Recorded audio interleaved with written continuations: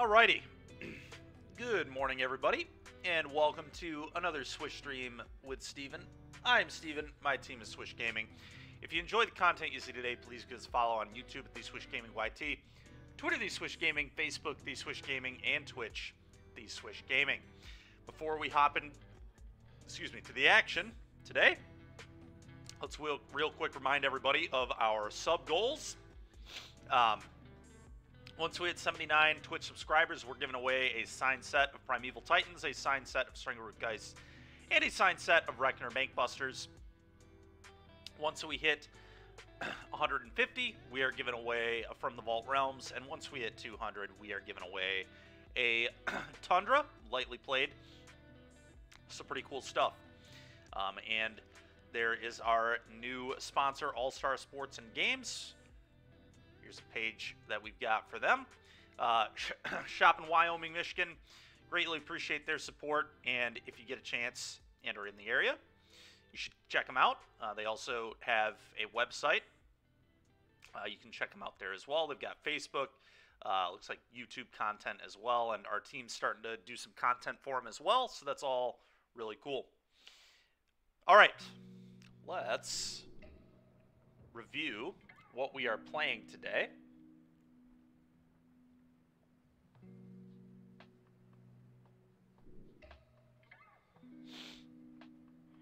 Where are we at here? Pioneer League. Oh, that's the issue. Okay. Let's say. All right. So, this is a build I'm going to play later this afternoon, but we are currently in a league. We're 1-1 with this variation of Rakdos Cauldron. The big idea of this deck is we want to discard Asmodeus the Archfiend. You'll see it's got an activated ability of 3 black, draw 7 cards. The 3 black doesn't even really matter because Cauldron ignores color restrictions. I didn't even realize this until yesterday where I was drafting this card in the Vintage Cube, and I had Golos in my deck, and when I had Golos under Cauldron, every creature could just activate Golos' ability, and it didn't even matter what colors of lands I had in play. I was just playing Golos to go get Urza's Saga, and it turns out I could just activate the ability in the deck because I played Cauldron, which was kind of unbelievable. It was a 2-color deck. But this card just continues to look better and better every time I play it. It's really something else. Anyway, the triple black, we can draw 7 cards. So the idea is put Asmodeus under an Agatha's Soul Cauldron, and then any creature that we have in play, we can just pay 3 mana and draw 7 cards, which is obviously ridiculous. There's a little bit of memeing going on in this deck because a few people in stream yesterday demanded that we add a Rotting Regisaur to the deck. I hate that this card's in the deck. This should either be another Bone Crusher Giant or another Thrill Seeker. Probably just another Thrill Seeker, honestly. I've been really impressed with this card. Another kind of meme card, but I think this card might actually be good in these kind of decks, is Hazoret the Fervent. Hazoret's just kind of a good card into a various amount of decks, so I think it's pretty reasonable. We're also playing a 1 of Mutavault. This should probably be a different land. It did have its moment yesterday where it was good. I do think Mutavault is very good in Cauldron decks, but it's just very awkward in this deck because we are pretty color intensive, especially because we're playing 4 Bloodtithe Harvester, obviously. But if we were playing more lands, I think we could get away with Mutavault. But on 24, it is really aggressive. I don't know. I mean, I guess when you think about it, Shota's Rakdos midrange played 3 Mutavaults and 26 lands. What's up, Garmok? How are you doing?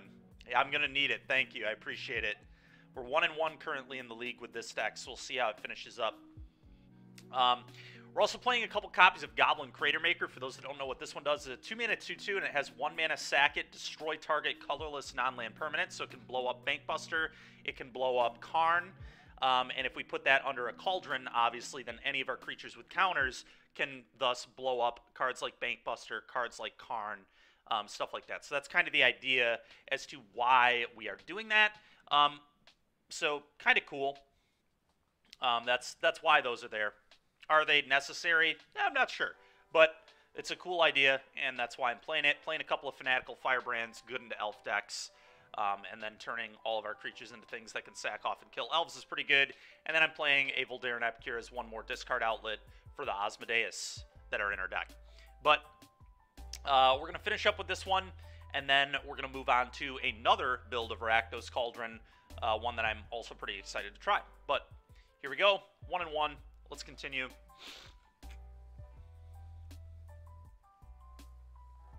That's good, Garmok. I'm glad to hear that.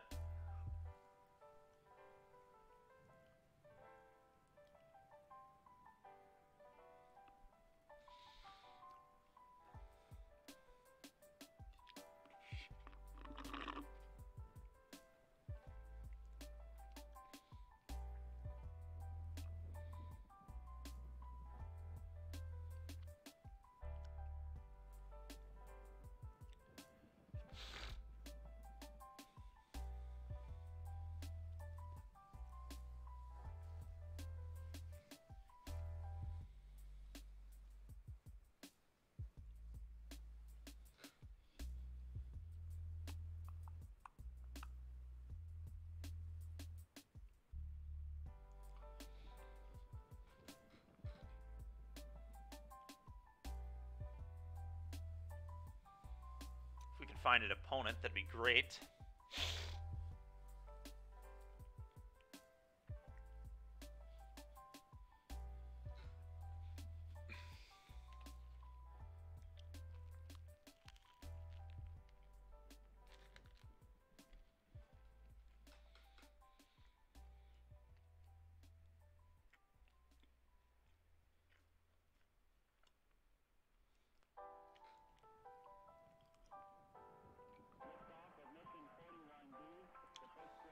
This is kind of nuts. Might cancel and refire. I think that's what I'm going to do.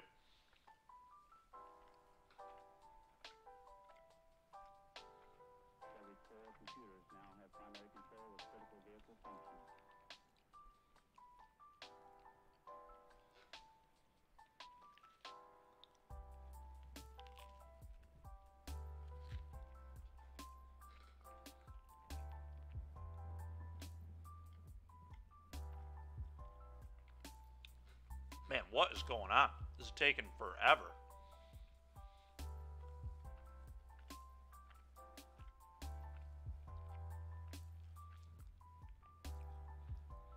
All our potential opponents must be playing the vintage cube. There we go. Finally. All right. Let's play some Magic. Here we go. Winning the die roll is nice. Opponent again on Yorion. I'm getting really sick. If this is enigmatic again, man, I will say our hand is pretty good. I'm going to keep. But okay, and it looks like Yuya's been playing blue-white control, so that's certainly better for me than enigmatic. Still might be a hard matchup, but not going to be nearly as difficult as enigmatic. That's what we lost to in round one. We also almost beat it. It was pretty frustrating.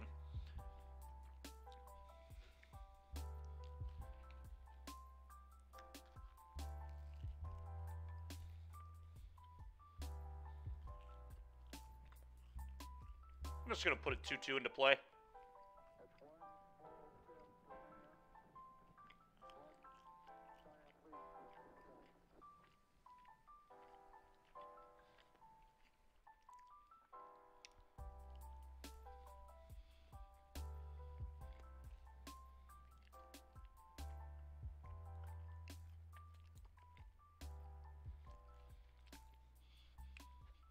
I think I'm going to make my opponent have a counter spell here and just play a Thrill Seeker.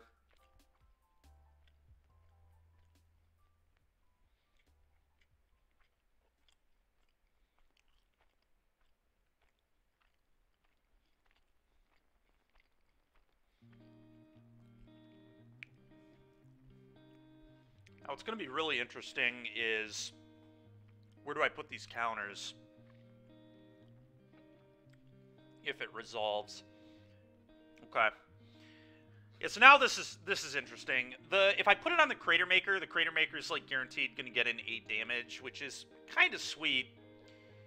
But I can also just put it on the Thrill Seeker, and then I'm a lot better against Wandering Emperor in 2 turns, I think. So, kind of a tricky one here.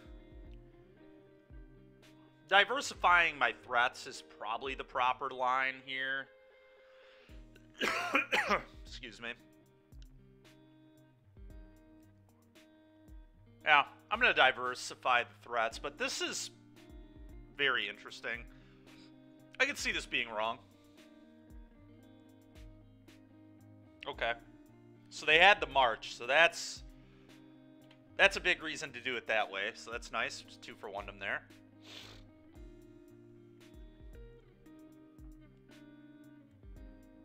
Huh. Alright, well, I'm going to get a Hazoret into play, I guess. Okay.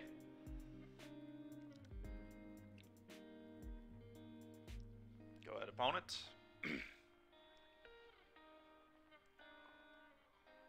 Hazoret can start pitching these Asmodeuses, which is nice. Yorion to hand, sure. Very awkward draw there. What's kind of crazy is I can maybe hardcast an Asmodeus.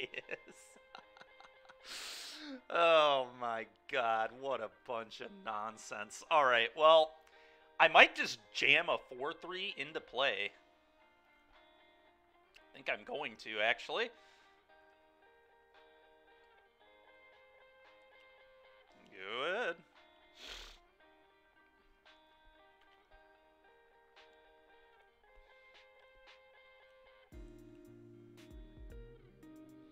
They just slamming a Yorion? Oh, God. Alright. It's kind of annoying.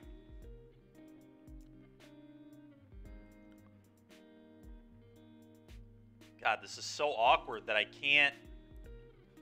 Our draws have really not lined up well here. Needed any cheap play. Just couldn't find one. I probably have to fire up Hive and just hope that they... God, that's also just so not good. Hope that they can't... Like, I need to kill this Teferi. The Hazoret not being able to attack is so bad.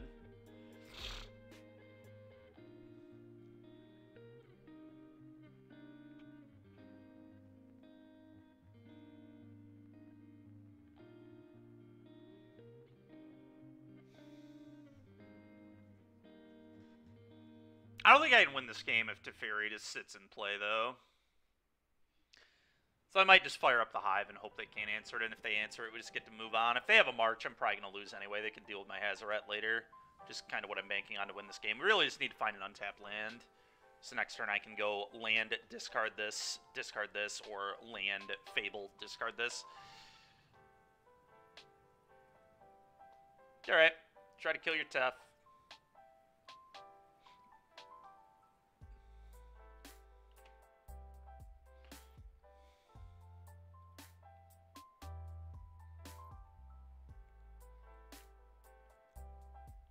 Alright, well, we got the Tef off the board. Step 1, I suppose. This Hazoret has been embarrassing. I mean, this is about as embarrassing as it gets. We played this on turn 4, and it's done nothing, and it's turn 6. So very, very thankful to my teammate Chris for making me put that in the deck with his channel points yesterday. It was really kind of him.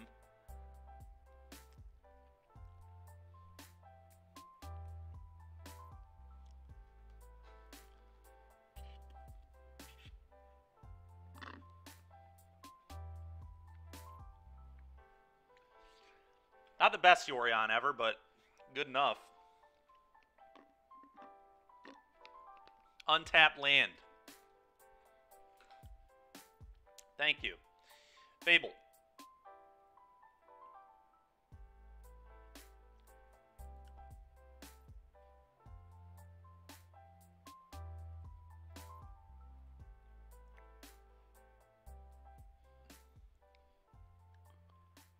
I think I just get in there for 5. 5 you. Go.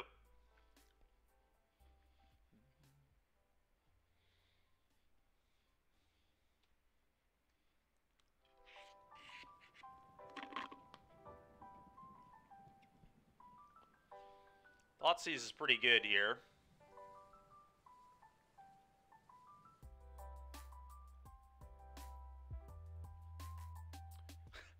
Okay, man.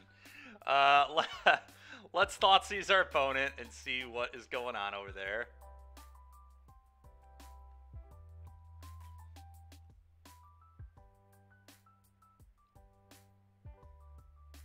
Okay.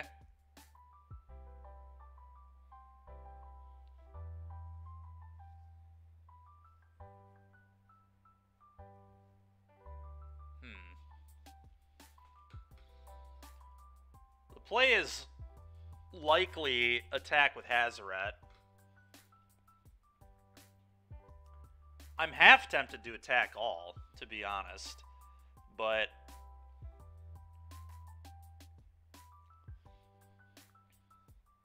definitely a little awkward.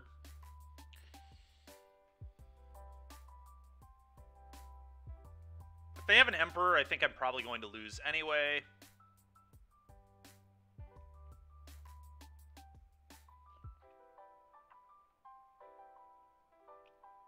Huh.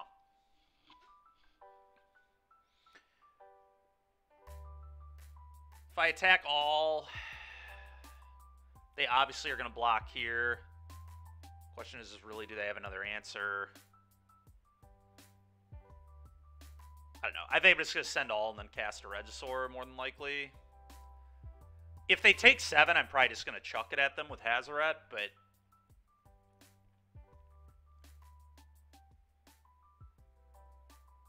Okay, it's a March. Oh, a Shark Typhoon. Okay, that's pretty bad, certainly, but... Really? So you're going to take 5. Okay. Alright, well now I might just discard things with Hazoret to try to kill them. That's kind of interesting. This is a really big body, though. Guess I'm going to play the Regisaur. I don't know. This is close. But I think Regisaur is a very good attacker, so we're going to make them beat it. I don't feel like just holding my cards and discarding them is going to necessarily win me the game. It's not that hard for them to deal with Hazoret. A Wandering Emperor. I mean, all they need is an Emperor. Who is this young man streaming? What's up, BJ? How you doing, man?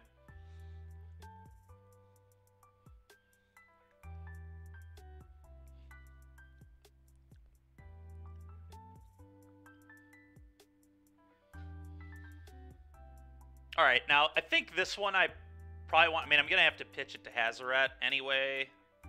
Again, if they have Emperor, I'm just going to die, so I think I just need to send both. Emperor's not super beatable.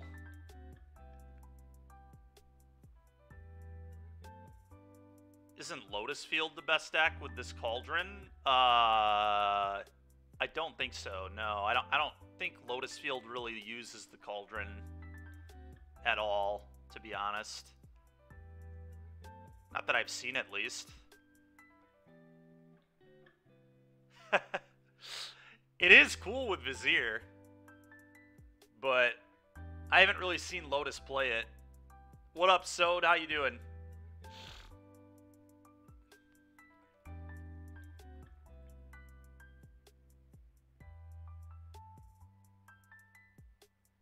I think I'm just going to hold this and pitch it with Hazoret. I think that's a better... Oh, that's so frustrating. Oh, that's so brutal, man. Another March.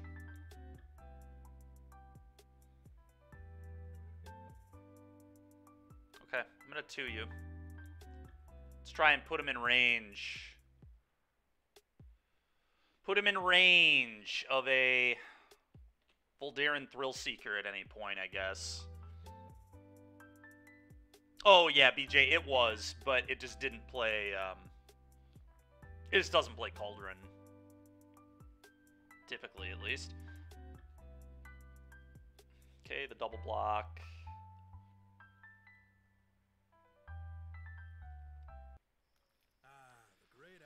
I think opponent's going to get us here, but we'll see. Luis, what was that? The cackle of a striped hyena. Don't love this position. Dangerous, aren't they? Sounds like they're headed our way. Okay, I think I'm just going to hold that. So I can run faster. What? Faster than hyenas? Of course not. Skip that ad there. I don't know what that was about, but... Alright.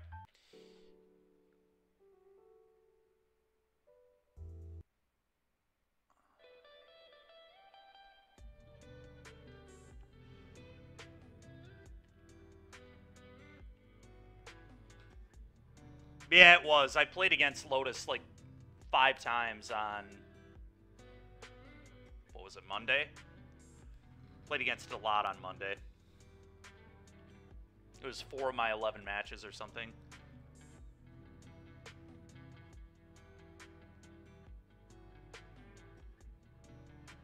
Alright, I'm not going to waste our time anymore. I think this game's pretty over. I mean, I guess, like, I could draw exactly Thrill Seeker and they not have Absorb, so we'll take a draw.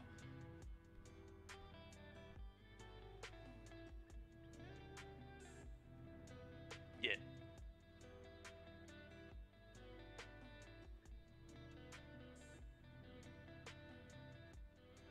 Oh, nice. Yep, that was Chris. Yep. Yep, he top 8'd both the events he played in this weekend. He lost in the finals to Zoe in Modern, and he top 8'd the Limited one, which is kind of cool for him because he doesn't usually play Limited, so kind of neat. All right, let's bring in all the Duresses. Let's bring in Shieldred. Let's bring in Shieldred's Edict.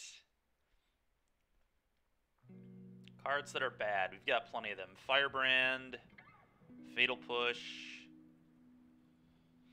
Crater Maker's not very good. Although it is just a 2-mana creature, I might just keep it in because it's a 2-mana creature.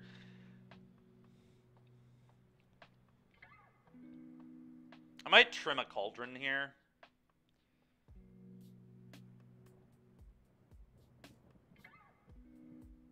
Don't really want to draw a ton of this, although they have plenty of answers for it, so maybe I'm supposed to keep 4. I don't know. I think this is probably fine. Let's just do this. Learning Lotus for the RC, yeah. I found myself saying the same thing. Definitely a good deck to know how to play. It's a pretty important deck to just be able to audible to and say, I'm going to play it this week because it's good, because a lot of times it is good. This hand's not amazing, but I do think it's a keep.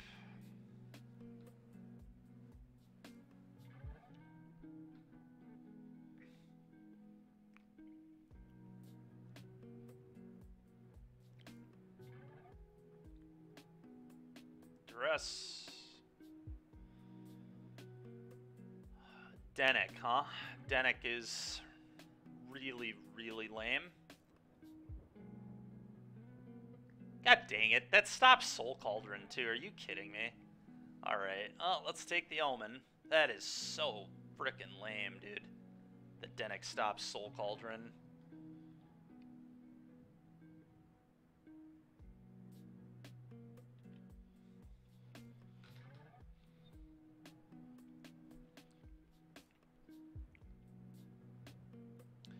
Well, whatever. Let's play Blood Tithe. Your turn.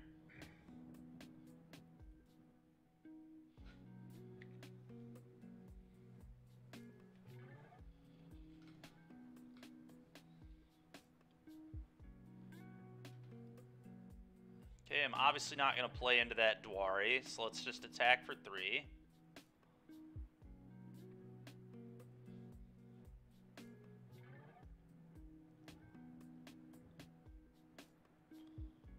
Okay, then I'm going to play land, cast Thoughtseize.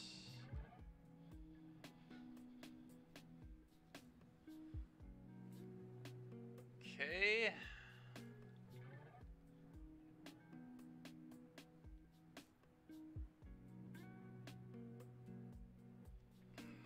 God, their hand is so annoying. I might just take the Dennick.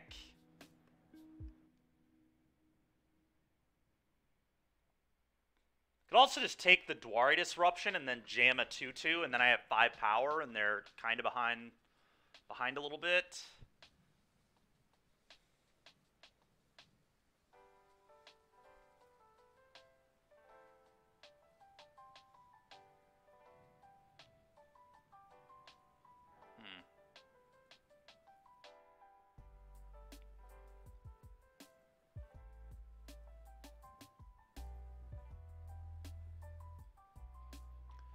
It's a tough hand.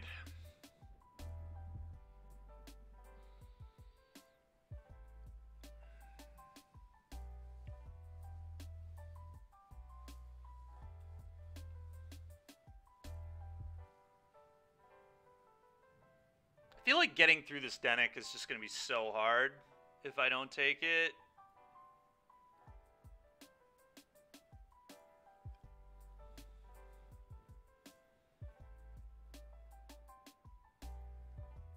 So I can take the Denick and then play into the disruption.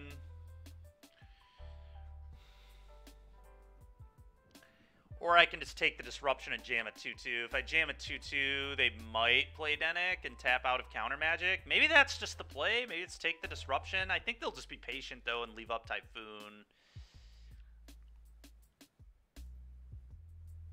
Is the issue. I don't know. I'm going to take this. I want to get on the board, but this might not pan out. We'll see. I want to punish their absorb as hard as I can. The issue, like I said, is they probably just leave up Typhoon. Probably just be patient. Yeah. That's not a terrible draw. Combat.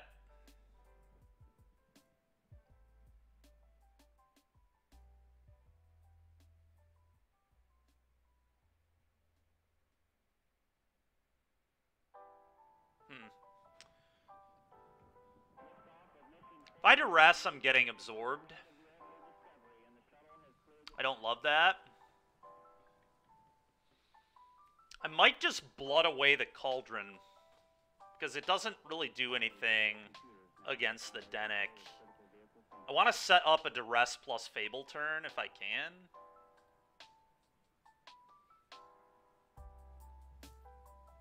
It's awkward. This is a nice answer to the Denick when it's in the yard, but I think it's really what I want right now. I'm gonna pitch it. Awful draw. So bad. Alright, well. This is exactly why my second build is just not playing Asmodeus. I think it's cool.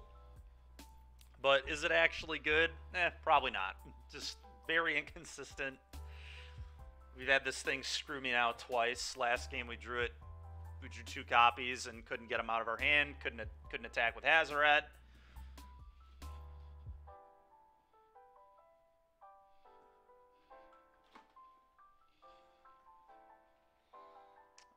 Go.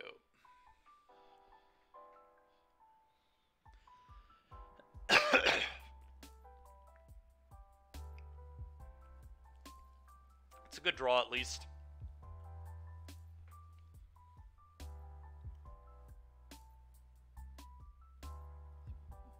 Might cycle Typhoon. They also might absorb. Okay. Play this Fable. Now we can at least discard the Asmodeus. A little sad I don't have Cauldron anymore, but like, we obviously didn't know we'd get to this spot. I think this sets us up okay.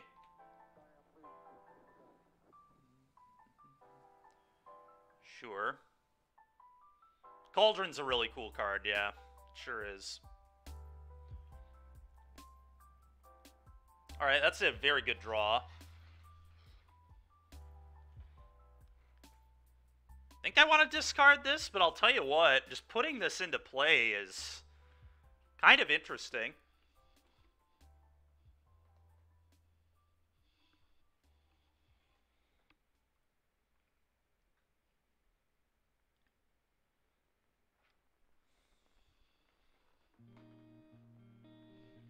But I'm probably supposed to pitch it.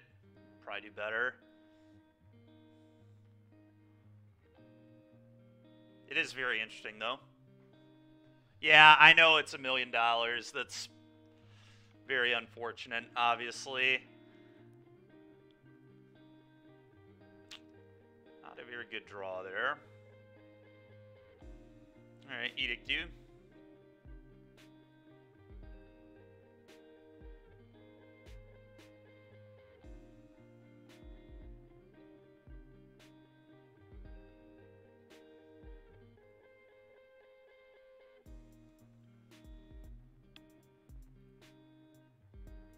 go.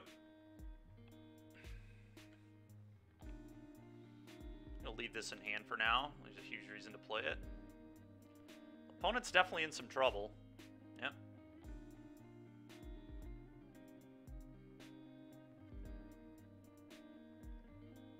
Two bottom. That's a good sign.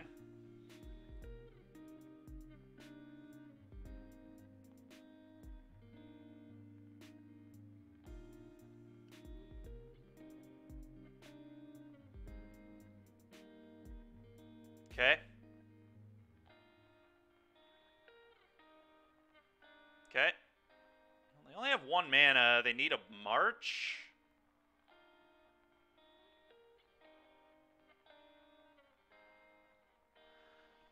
I could sack the Crater Maker to kill the Denic, and then they need March plus white card to deal with this, instead of just March my token. I guess I can untap and move it. Let's see what we draw. Alright, well that makes things very, very easy. I'm not even going to show them that, though. I don't need to. Combat attack all.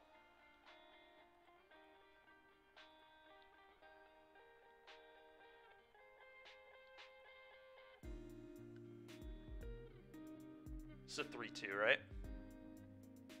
Okay, that's what I thought. Just had to make sure. I'll lose to something stupid. Whatever. Alright. Oh, we stole that one. Alright, so Denic is very annoying.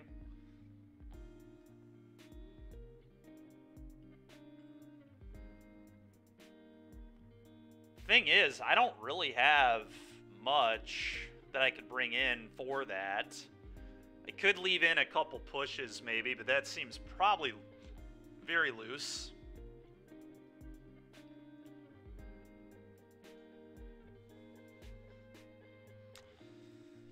Yeah, so what? Shieldred's Edict is kind of my only out to it. Voldaren Thrillseeker's like pretty... I mean, we have creatures that can punch through. It's just a very annoying card. But I'm probably not supposed to make too many changes. I think Cauldron generically is pretty good here. Let's just try this. At the end of the day, we just got to draw multiple hand hate spells. It's kind of how you win the matchup. Is this hand good enough? It's like fine. I am going to keep it. It's not the best, but hopefully we can draw into some hand hate. We still have a nice curve of 2-drop into Fable.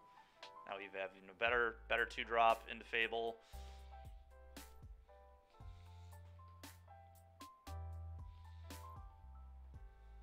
Okay, that's annoying, but certainly beatable.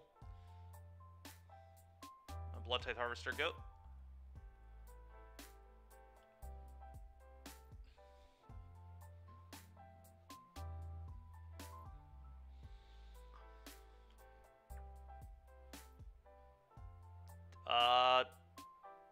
Do I block this? This is kind of a signal they might have another one to me, but...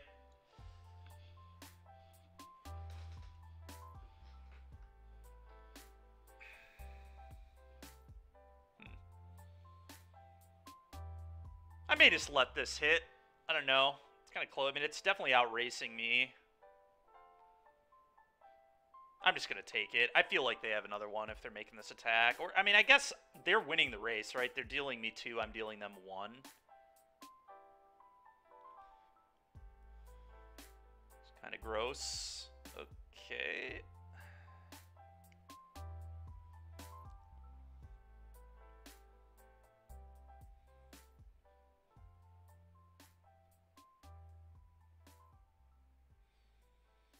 Well, obviously, I'm going to attack for 3.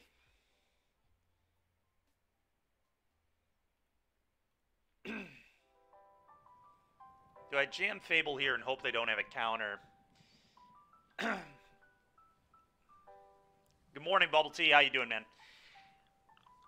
I think I might, honestly. It has to be Veto or Disappear. They only have 5 cards.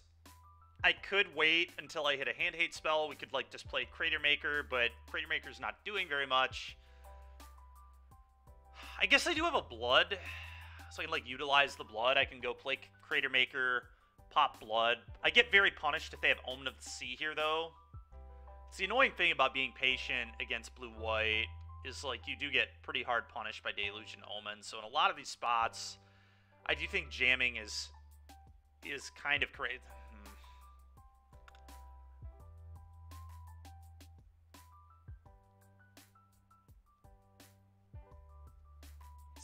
That's really hard, man. I don't know. Temp lockdown's good no matter what I do.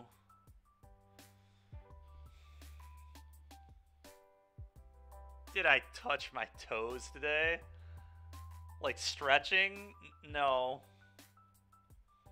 I'm gonna jam it if they. Oh god, they could have disruption too.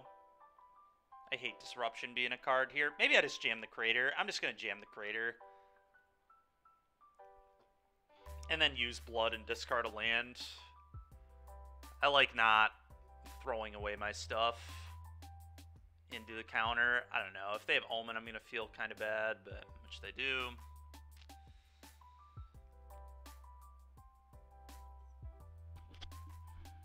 Kind of a damn. The problem is the Fable is the only thing I have going on. So if it gets countered, I'm in just such a terrible position. So I really want to try to dig to one of my 7 hand hate spells to protect it. That's why I'm playing it this way. Now I get to blood a land away and just try and find. Honestly, I might even. There's a world where I would blood away the cauldron. So again, the cauldron looks terrible. Okay, well they tapped out, so now I get to resolve this Fable at least. All right, well, we're gonna blood. It's probably pitching a land, but it is interesting. It's also notable that my 1 of basic is right here, which is pretty sickening. Means if they field me later, I don't get a land. So I probably don't even want to show them that.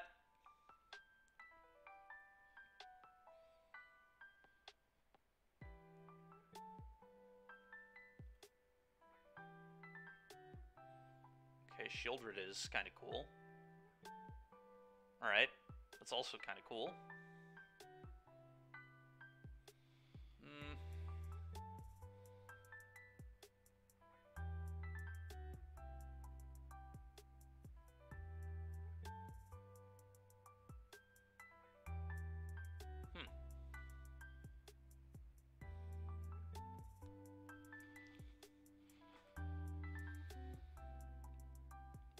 I think I want a Fable here.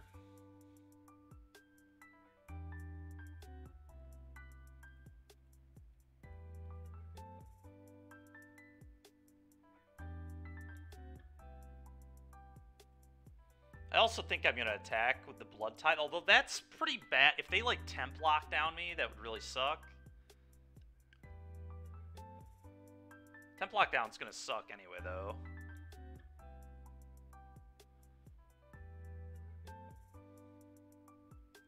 Whatever. I'm going to offer the trade. That way Shieldred Zeta can get the Yorion.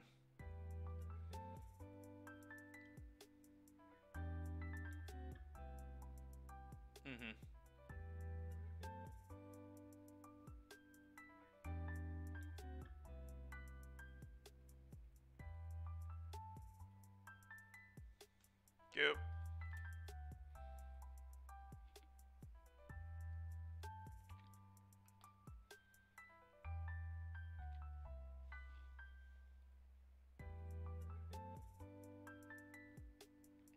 Curious if they just slam the Serpent here or what they're gonna do. Okay. Kind of annoying, but... Okay.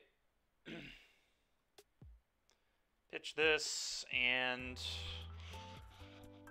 everything else feels pretty good. I don't know that I'm going to pitch anything else. I think I just pitch this guy. Could maybe pitch the land. It's definitely greedy, but...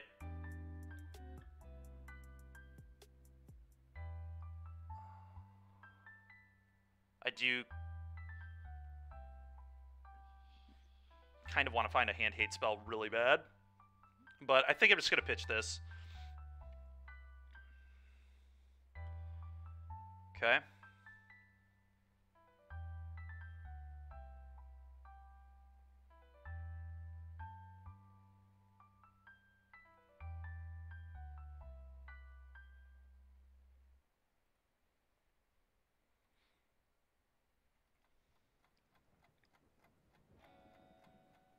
Oh, let's see if they have a counter.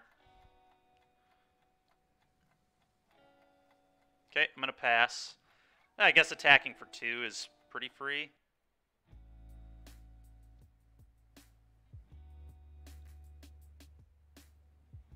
Go.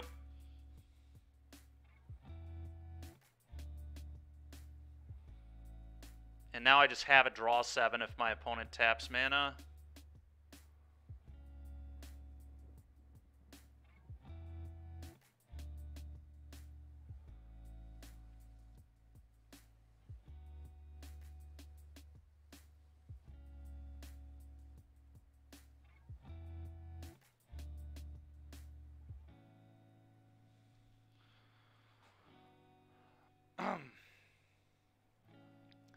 I guess I probably do it. Well, yeah, because they have a creature too, right? So it makes sense to just do it here. Yeah, I like this, I think. Yeah, it's pretty wild. Okay. I'll try to stomp this.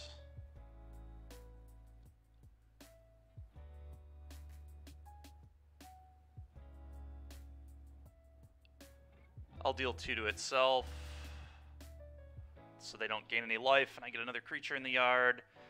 Now we flip the Fable, and we'll be able to draw 7 cards.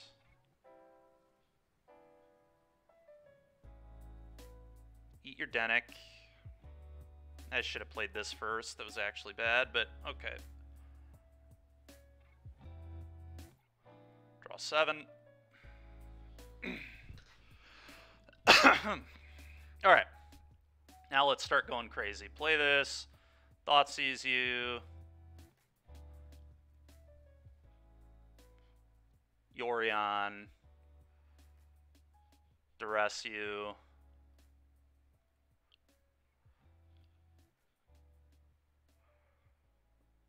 Verdict.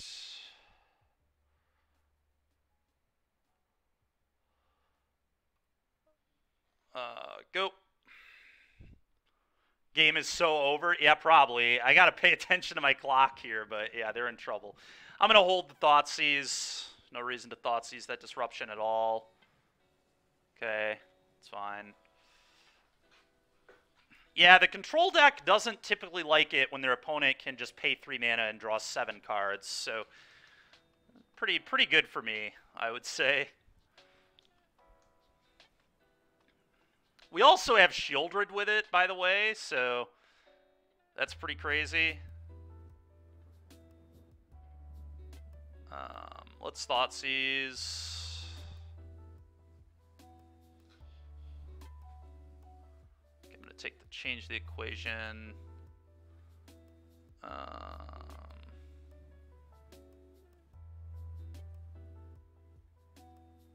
Just play this, play this. We'll draw 7 on their end step.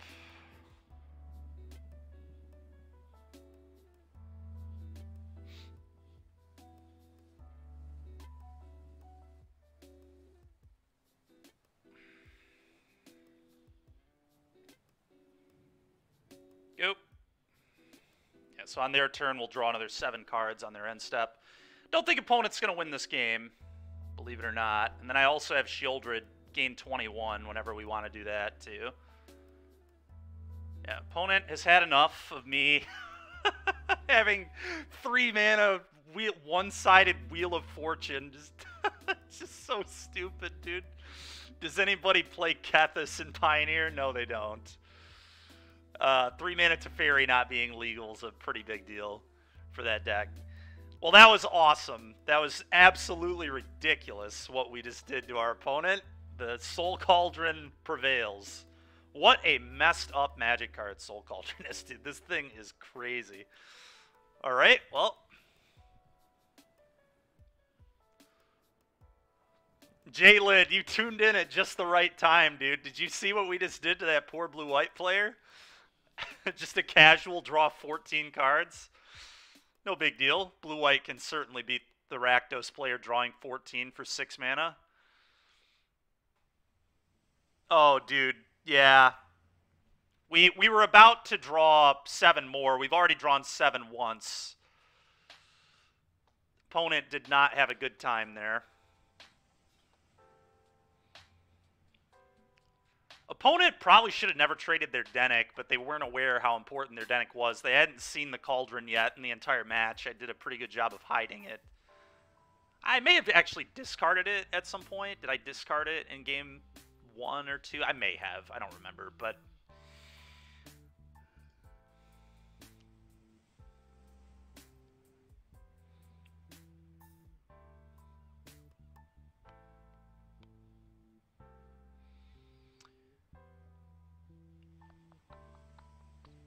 All right.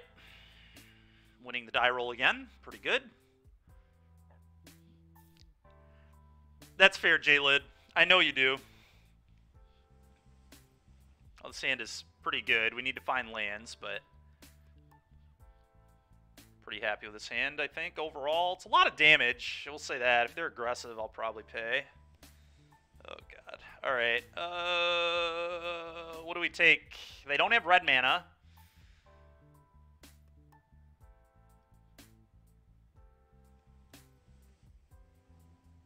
I'm not actually sure what I'm supposed to take. I might take an elf. Yeah. I think it is an elf. I think I agree with that.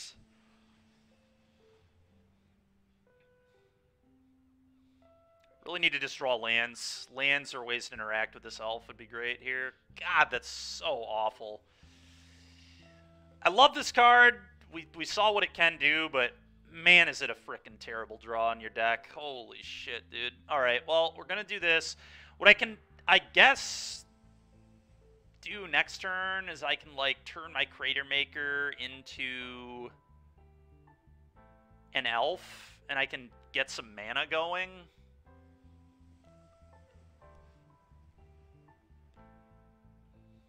They drew a red source. It's super bad for me.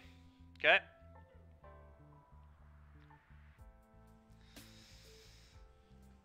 Yeah, it's pretty bad.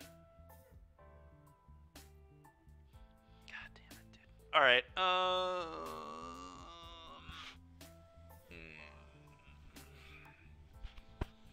All right. So the play then is we're gonna play Blood Tithe Harvester. We're gonna play Blood Tithe Harvester, and next turn.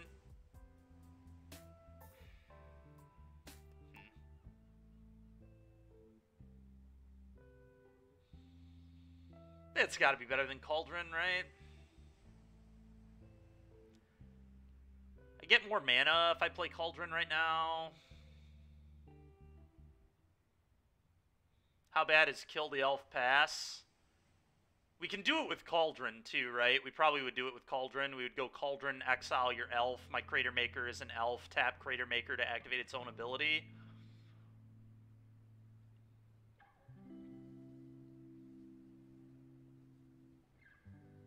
That's probably... I mean, if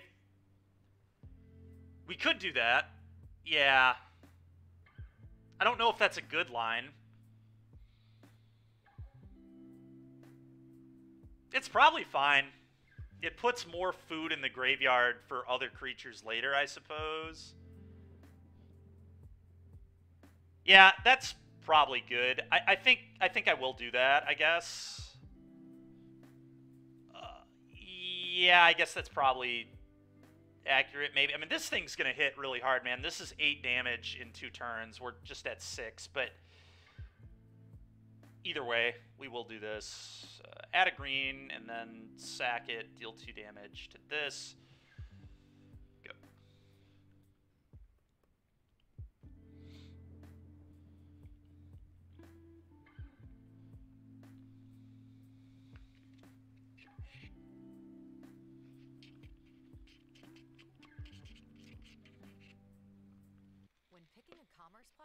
God, I'm so dead. Opponent's attacking me for 10, 10. I mean, they're hitting me for 20 damage in the next 2 turns. Yeah, Mutus mislands. It's a really classic way for me to lose a game. It's just don't draw lands and die. It's pretty tilting because my opponent kept a 1-lander on the I guess they were on the draw. $1 per month trial period. I kept the two-lander on the play. It's really not that much different. It's a little different. They had elves too, which... alright. Just gonna concede that game. I don't think that one's even remotely winnable anymore. We know they have Thrill Seeker T. I'm so dead. Alright, Shieldred might be good here. Hazoret and Rotting Regisaur seem like garbage. I think Duress is actually quite good against these new builds of vehicles, because now they play 4 Redemption, 4 Chariot, 4 a Crone War. So that's a minimum of 12 hits, and they usually have more than that. So we, I think, might want Duress. Crater Maker overall is pretty weak here. This is not really the matchup that I want it for. And I also think, again, I think 4 Cauldron is probably just too many. They've just been playing too many Cauldron. Got a little Cauldron happy in some of these builds. The one we're playing later has 3, but 4 is just so excessive. You don't even need the card to win. It's just very good in the deck, but, like, might not be necessary. Kind of want to do this, I think. K-Command is interesting versus vehicles, too.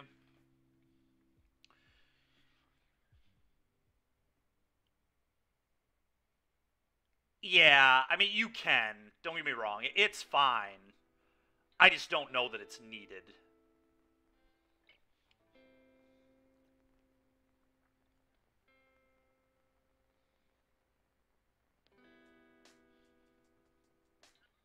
The real question is, how good is K-Command actually against them? It's very slow, which worries me.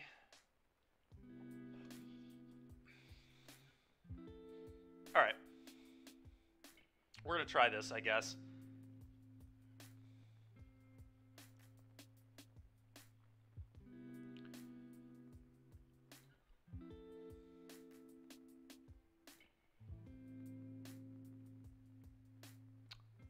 Okay, I'm going to keep... I'm actually just going to play Ridge on turn 1, I think.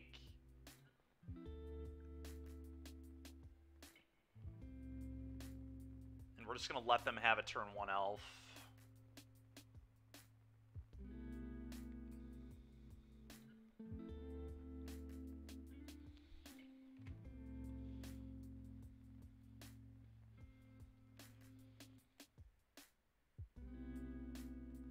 Okay, that's like best possible for me. Is that they did not have an elf, and then we drew a good one there. All right, Blood Tithe Harvester, go ahead.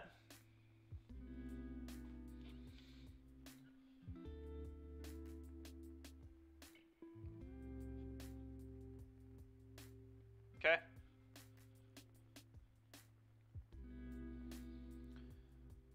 Fable, go.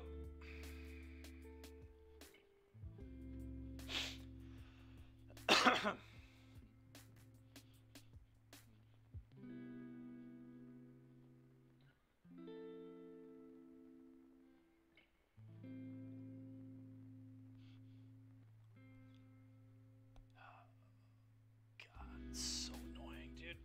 Alright, I'm gonna pitch 2 lands here, I think. The Sulkinzon is interesting because it creates more creatures for the Cauldron, but I think we can do better than that. Alright, that was a beautiful draw. All around perfect, to be honest. Let's put this into play.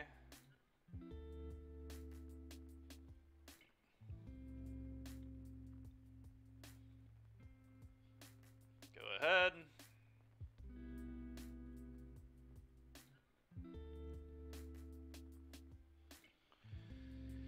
We're really seeing why the Gruul deck is, like, good into Rakdos, though. Every single card they've played this game has been a 2-for-1.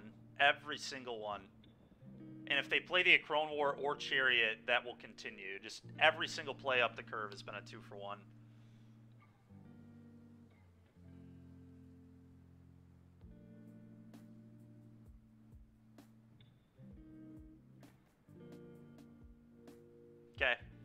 that is not a 2-for-1, so I'm fine with that.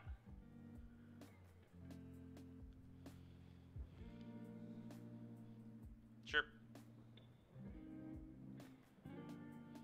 So, alright. How do I want to play this? I think I just leave this in play. I think I want this as a body to carry abilities and a good thing to copy with Fable. Yeah, so this is fine. Especially because when the Fable flips, I get to Fatal Push their Stormseeker, which is pretty nice here. Oh, baby. I don't even know if I want... Yeah, I don't even want that in play. They could just Crone War it, which seems so annoying. I think I'd much rather just Soul Cauldron, get this out of Stomp range, make everything Blood Tithe Harvesters for now. Yeah. Destroy this. Play this.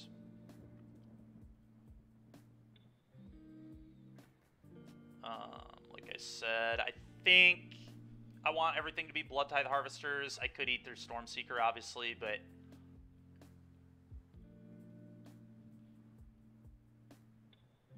Alright. Attack for 3.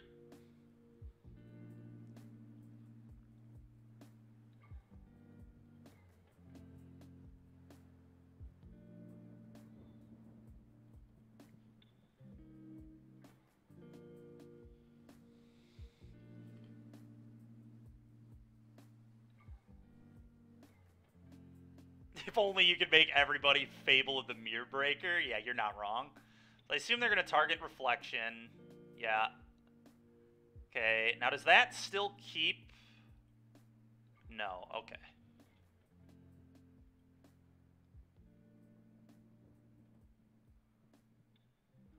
Well, now I've got their Crone War out of the way. That's kind of nice. So they can't at least take and do the nonsense of the Shieldred. It's a really annoying spot still. I can't actually play the Shieldred because it will kill itself for the next 2 turns.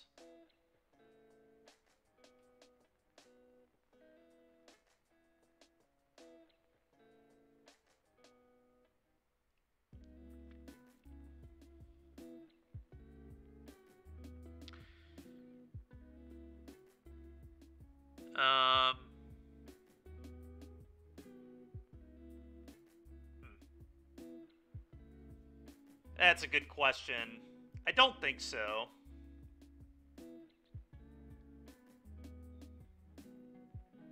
No, not really, right? I mean, if I attack here, they just block. They probably double block if I attack.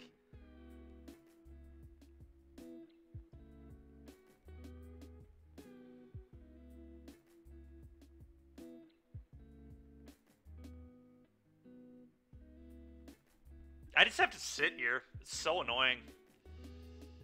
But I can't really do anything effective. 4 plus 5 plus 4. Well, they have blocks, right? I mean, here I would attack Thrillseeker. They likely block with Reflection and 1/1. They would double block. And then we could, like, we would just let the trade happen with Fable, I suppose. We would play Shelly. Over there, it's a task manager. Oh, no attacks. It's Asana, your work manager. Bring together everything your team needs to get work done Yeah. in one place. Visit asana.com to try for free. Regardless, I don't think it works.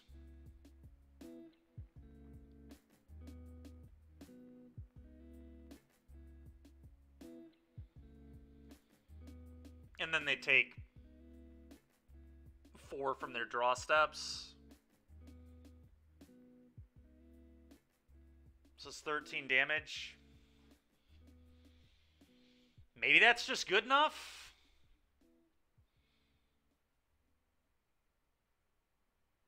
Do we just hope that's good enough?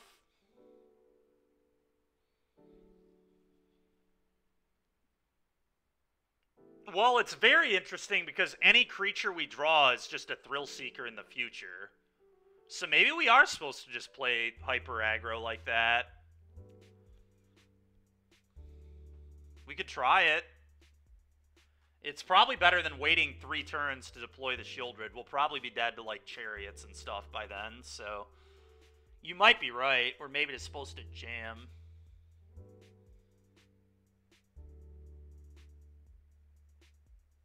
What really scares me, though, is the prospect of another Acrone War. And we'll be tapped out, so they just get to take this.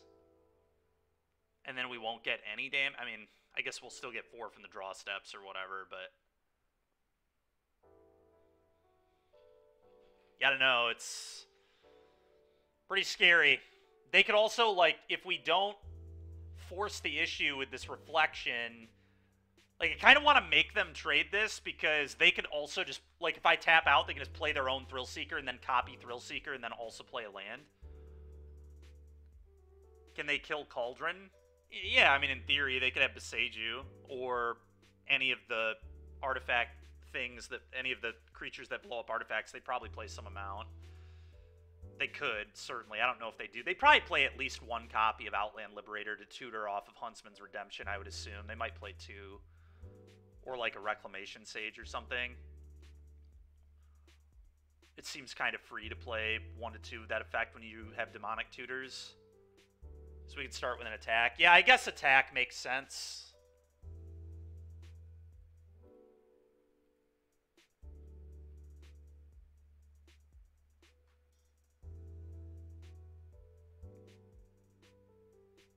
They did not block. Well, now I guess we just jam the Shelly and pray, because they're dead. They're literally dead if they don't answer these cards. This is the 4 damage that we needed. So I guess we'll just... This is really scary, though, because it's kind of a sign of strength. The no block is like them saying that they have something good, but I don't know if we win the game if we just sit here. We lose to, like, so many of their cards.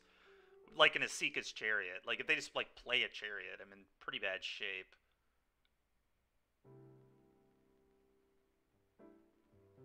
You could just kill Fable. And play Shelly next turn. Yeah, then Shelly doesn't have to suicide itself.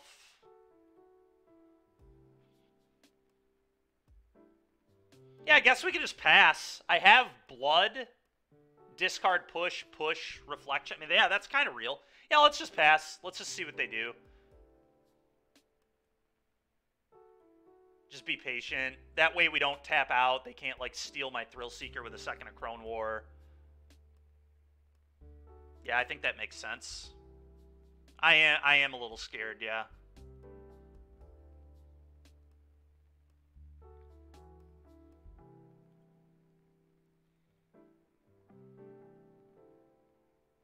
Okay, must attack. You got it.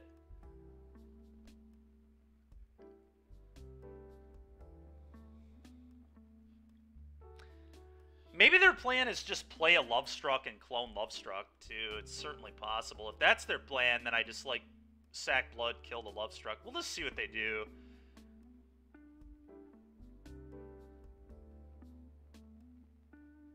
It's a very complicated turn cycle.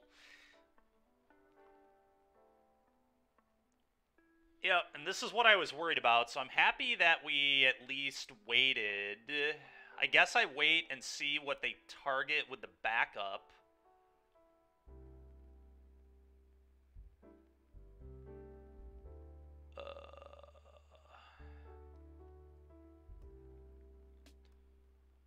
Don't wait? You don't think we wait?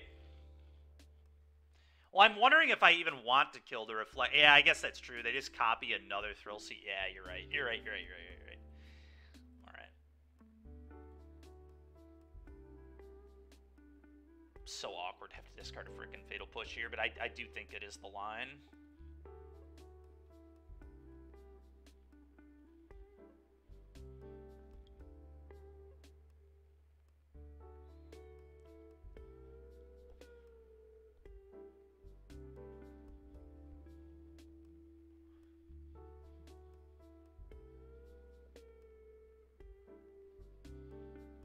Okay.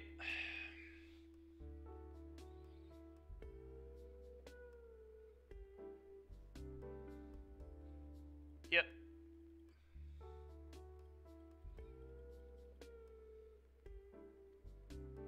Okay.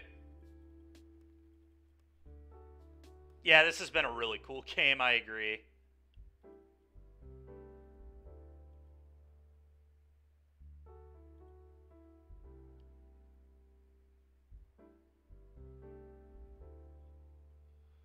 Okay, that's kind of sick, actually.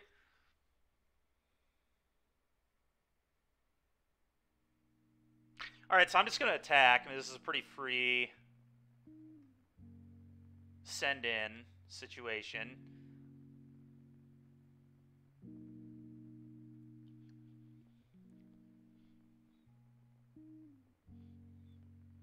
That's fine. I think they're going to block anyway, J-Lid. It's pretty free, right? It's just block, sack. They are being, yeah, they'd be being so greedy to not block here because I have a cauldron. Like, it's just so dangerous.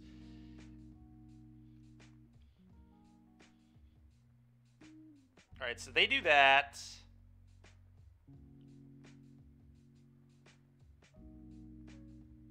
Alright, now... now we have to think about how we want to play.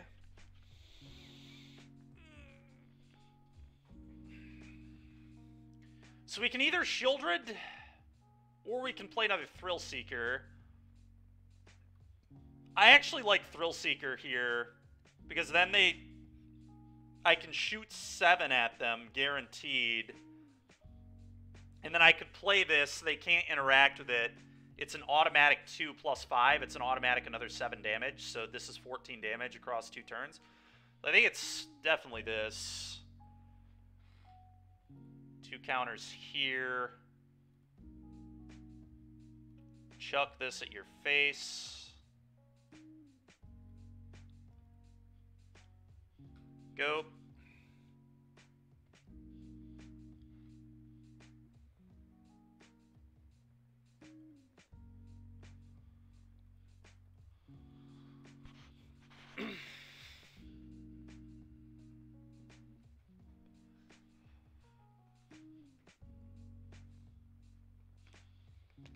Okay.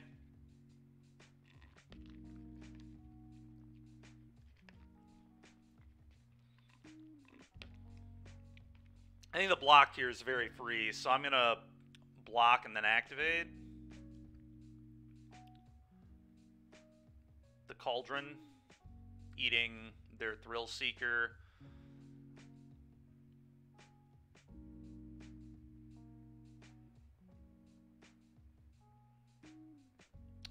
Do I even need the extra damage here? I think I would like the extra damage. I don't know that it's needed, but... yeah, this resolves.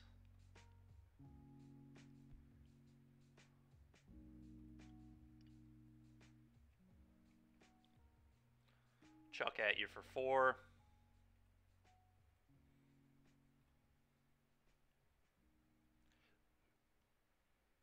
And then Shieldred kill you. Okay. Alright, we won't show them that goodie right there, but this is good enough.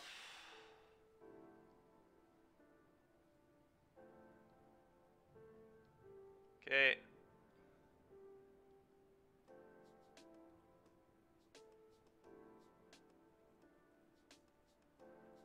Alright, sick.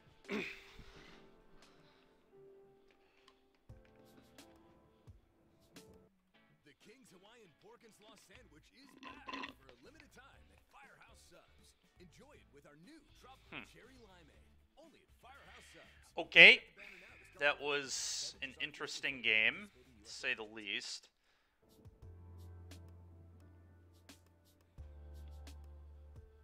I wonder if this Asmodeus stuff is just nonsense. You know, I'm gonna screw this. We don't need this against Grohl. I'm just bringing in 3 Kolaghan's commands. Let's just interact with them, especially on the draw.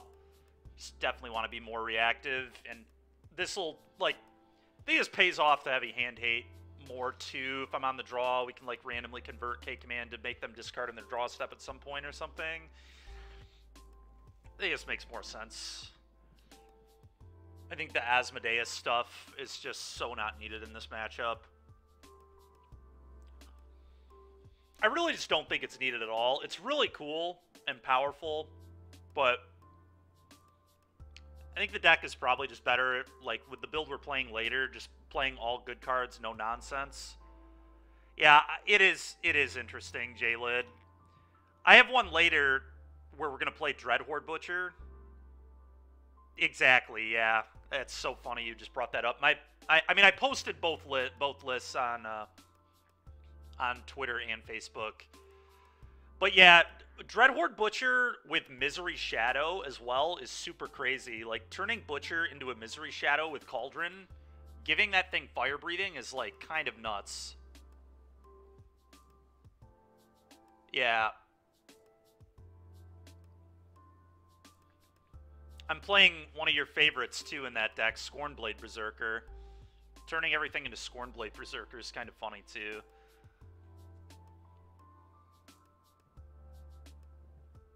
Well, I'm playing 2 of those as well. I'm 2 of each. I don't know, man. Mono Green's a deck. Like, I'm happy to have Firebrand when I'm playing against Mono Green. Yeah, we're playing 2 of each. I'm playing a lot of 2-ofs in that other list. 2 Shadow, 2 Firebrand, 2 Scornblade. Anyway, let's do this here.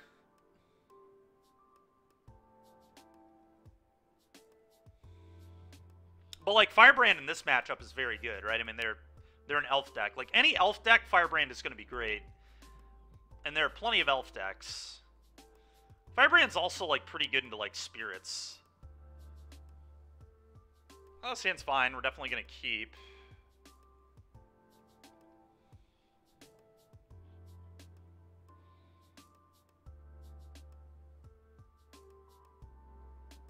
Thought sees you.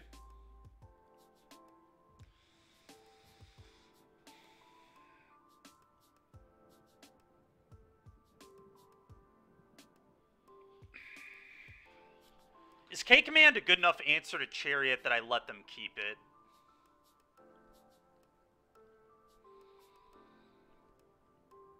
Their hand is really good. This is going to be a very hard hand to beat.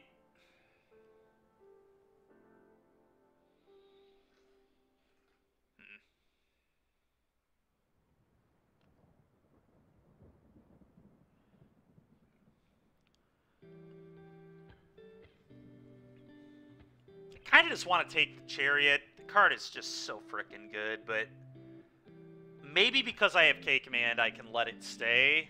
The problem is they still are, like, even if I K-Command it, they still get a 2-2 out of the exchange. I'm spending 3 mana to be behind on board still. Like, is that actually good enough? Maybe. My K-Command doesn't look great otherwise here. I mean, I guess it can pick up Blood Tithe later. Could also just take this Acrone War, because the Acrone War will also be insanely annoying, and I can't just answer this card.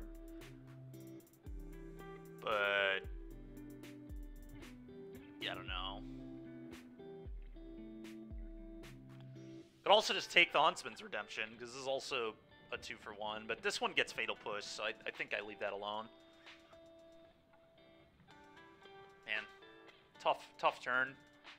I may actually just take the Acrone War, thinking about this more, but then I run the risk of them just, like, aggroing me down.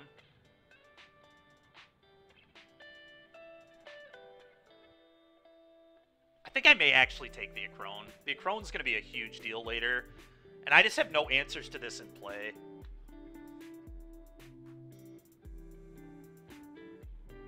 Oh, sure, J-Lid, yeah. Yeah, the ability is super mid, yeah.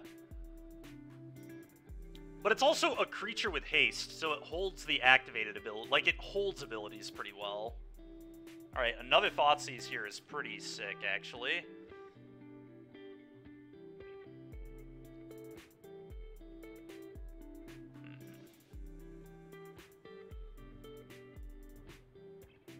Don't know what I want to do. Is Thoughtseize here even right? It might just be better to Blood Tithe Harvester.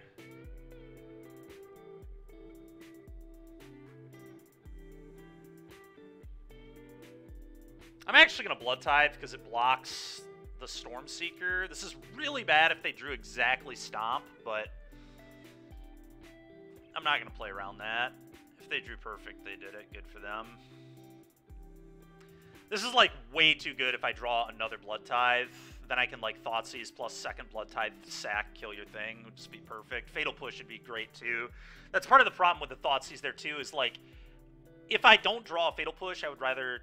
Yeah. I kind of figured they would lead here.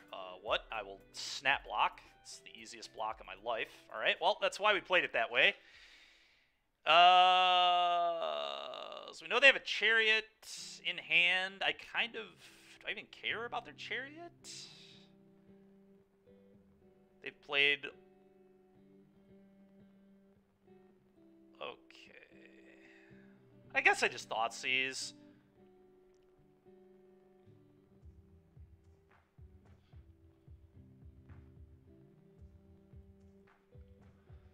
Jeez, oh Pete's.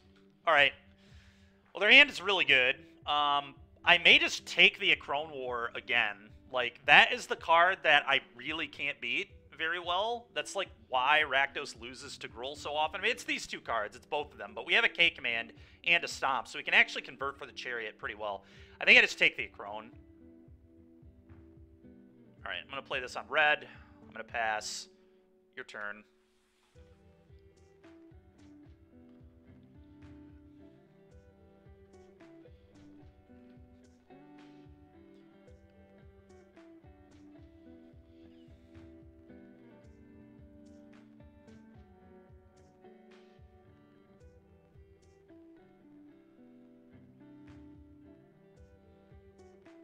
Okay, I'm gonna Blood the Blood Crypt away.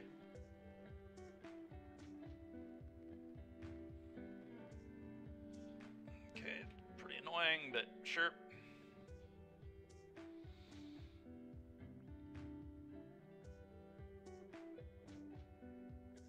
Okay, Duress can deal... Okay, this all worked out fairly well. Duress you... Take your Chariot. I think I'm just going to jam this as a 4-3 and just offer the trade. That makes sense to me.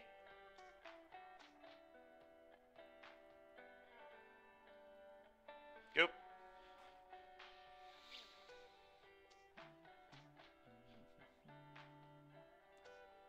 Yes.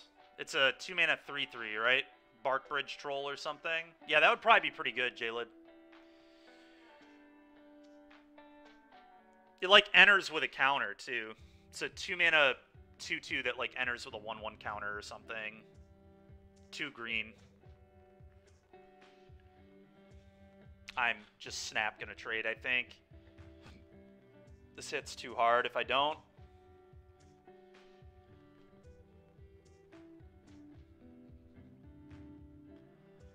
Mono green Cauldron, yeah, potentially. Definitely buy that.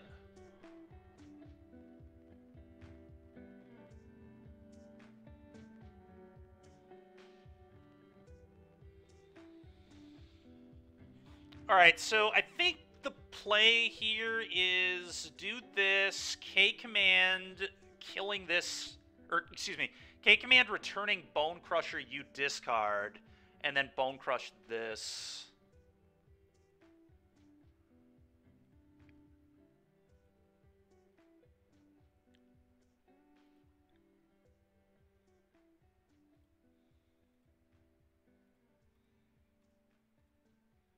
Seems pretty strong. See what we get out of him here. A Bone Crusher, sure. Do I want to stomp this? Probably. I just gotta start making choices. I gotta move.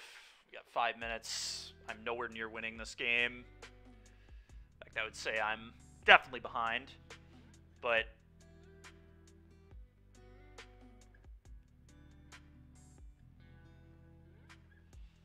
That's a really great draw from the opponent. It's frustrating. It's a pretty good draw from me, but I don't know that it... What a sickening game, man. My opponent has drawn 4 of their 4s in the top 12 cards of their deck.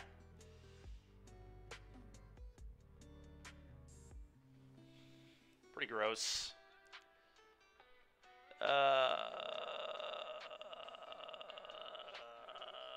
Do this. See, I don't really know how I'm going to win this game anymore. I don't really have sweepers, so... Involves another K command or something. I'm going to play this. I'm not going to play Fanatical because I would rather just pitch it to the Fable. We have to find something crazy. I don't really know how I'm going to get out, to be honest. Shieldred, I guess. Shieldred and they don't draw a 3rd copy of a Crone War. God, this is so ridiculous, man. Is that 3rd copy of Redemption, too? 2nd copy? And they've just drawn 2 of every single card. Except Elf. They just haven't drawn any Elves. Just 0. There's, like, no way they cut all their Elves, either. It's just they're not drawing them. No shot they cut Elves. Not all of them, at least. Well... God, is that even good enough? I don't think it is at this point. They have too much. Shieldred is always the answer. Yeah, the funny thing is Shieldred's not even the answer anymore. They just can... Now they can go get Thrill Seeker and put 2 counters on Lovestruck. They just Demonic Tutor for Thrill Seeker, put it on the Lovestruck. They can also attack with Lovestruck because Thrill Seeker's a 1/1. I think this game's just over. I don't really have any idea how I can win. I mean, their draw this game was garbage. It was ridiculous. They kept a 3-lander. They've drawn 1 land in 7 turns. And they've just drawn all of their 4s and 3s. They just haven't drawn any elves. Yeah. Just a sickening game, dude.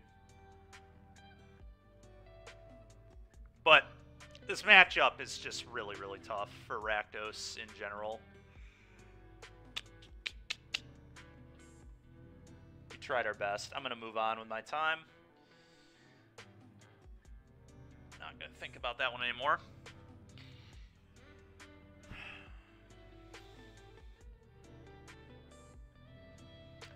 It's really annoying.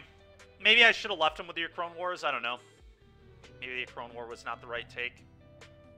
I was trying to just play to eventually finding like Shieldred or something, but I only played 2. Maybe that wasn't the right way to play there. This hand looks good. I'm going to keep this.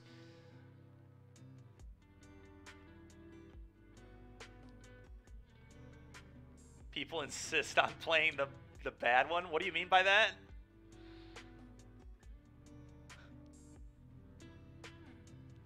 I don't know, man. I think Groll is totally fine, dude. I think that deck's totally fine. It has some bad matchups, but it definitely beats people like me who just play Rakdos almost all the time. We're going to play a Blood Tithe. I'm going to do it off Blood Crypt, actually.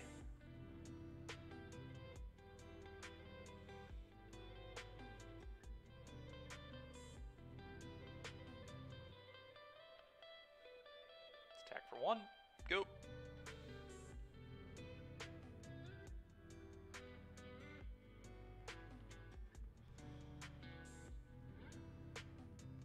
So I wonder... Okay. Are you gonna stomp my Blood Tithe? No? Okay. I'm gonna play a Mutavault here. Mutavault actually looks kind of good. And I'm also, I guess, going to play a Soul Cauldron. Seems fairly free to me.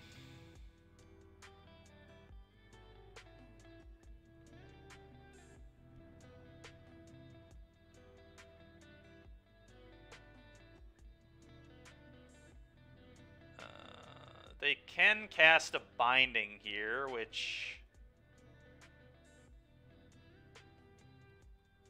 would be certainly annoying.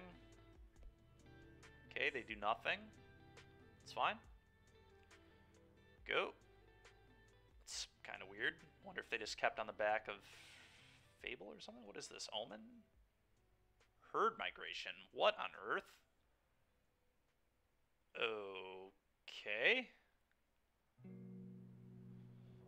Alright. Probably... I don't really know what the... Like, maybe a Bring to Light deck, I guess? Opponent might be doing some Bring to Light stuff here.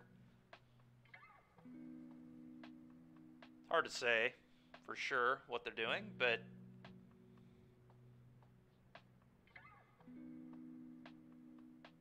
Okay. Opponent is going on an adventure, I guess. What it is, do I want to activate this blood yet? If I'm patient with the blood, we could draw an Asmodeus and just, like, auto-win the game. If I'm greedy on it, I can get pretty hard punished. We also just, like, have...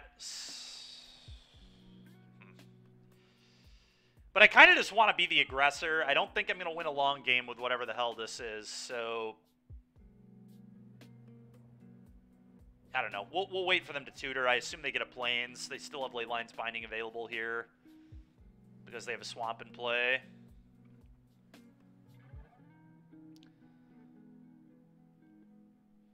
Yep.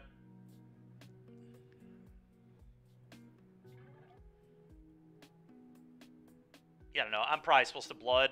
There's too much of nothing going on right now. I guess I could have gotten rid of the push. That may have actually been better. Sokenzan's interesting.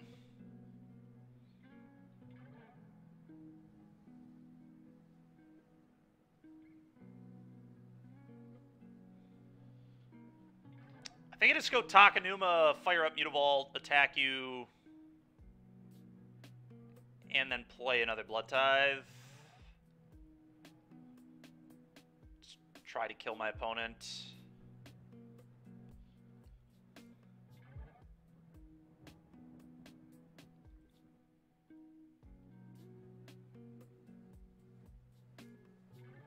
Okay, so they were just bluffing. No, they weren't bluffing. They do have it. It's so annoying, man. All right.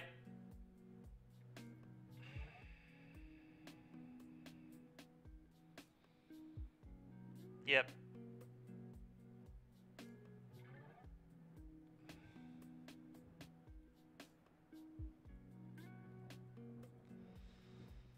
I do not think we'll be winning this game, but we'll see. A terrible position to be in.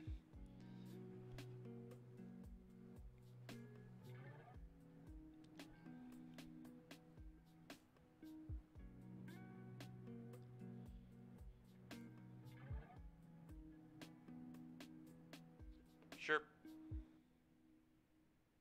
Okay. Thoughtseize is a pretty okay draw there. Maybe I should be using this to eat their herd migration, but I don't think it matters enough.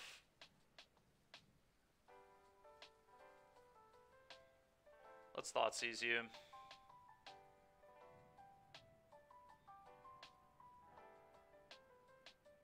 Bro, what the hell? Alright, sure.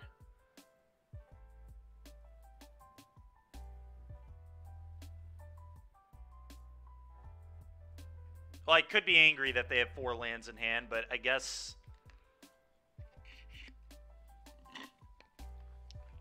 it's fine.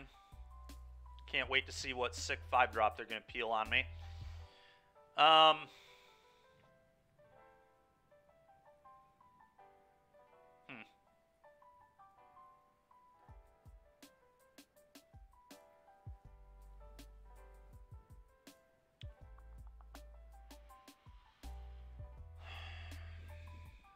send both the Emperor.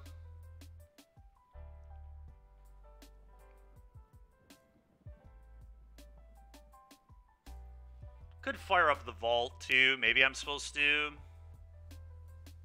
I don't love losing the vault though, is the thing.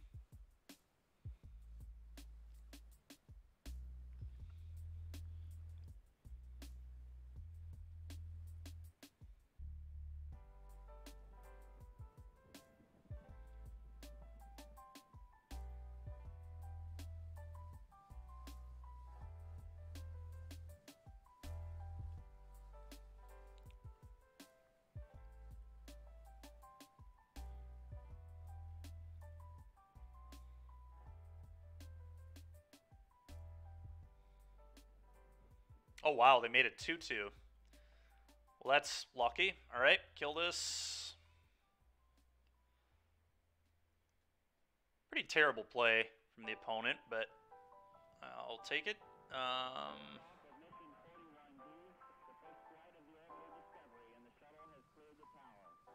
Okay. I believe I'm just going to pass. Sokunzan could be good enough here, so I think I keep it, but...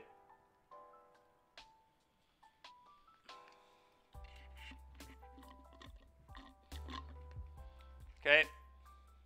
Oh, nice. What'd they peel? Alright, that's very beatable. That is acceptable, I think.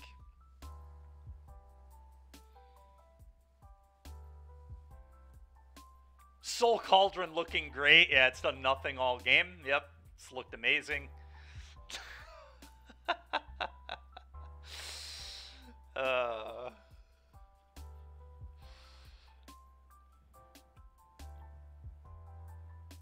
Alright, I'm just going to channel. And we're going to get in there.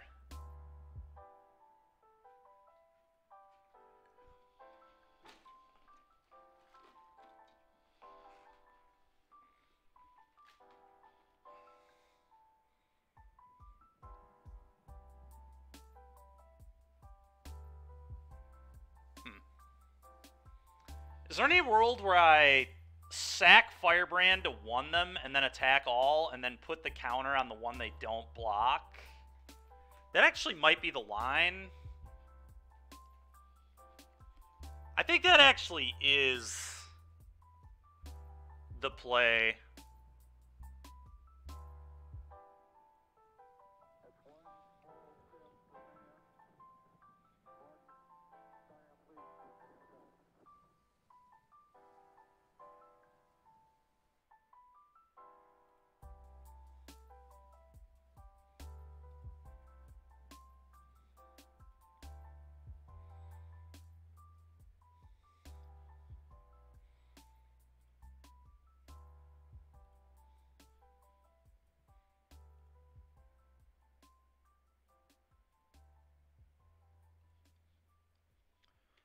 Okay, you take 5, go.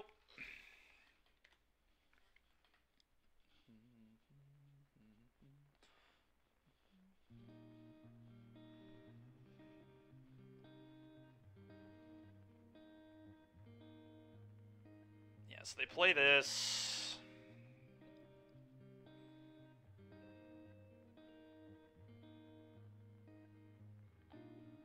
Okay, well I can blood that away. Because it just does actual nothing here.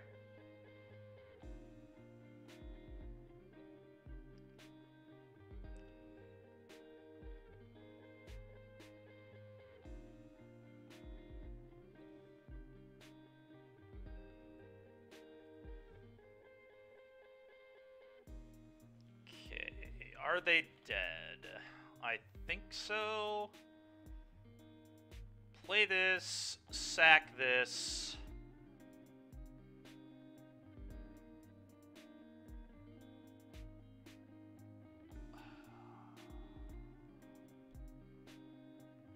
I guess they might not be dead this turn cycle.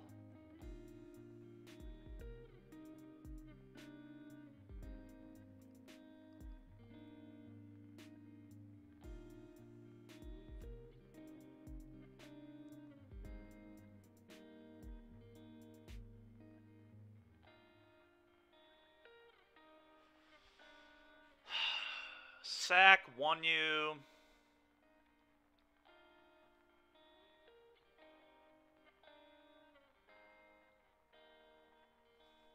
If I fire up Mutavault, attack all. They have 2 blocks.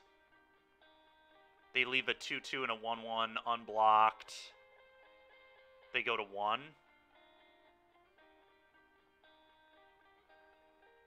Like, no matter what I do, they go to 1 here.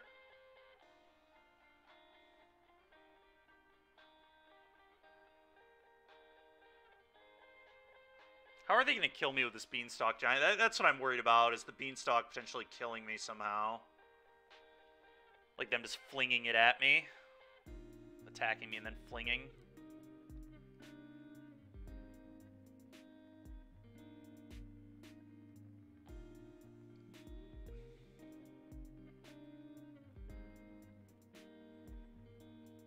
What if I do this? Leave this back and then see what they do. This probably makes things considerably harder. Not really. I don't think it really changes much.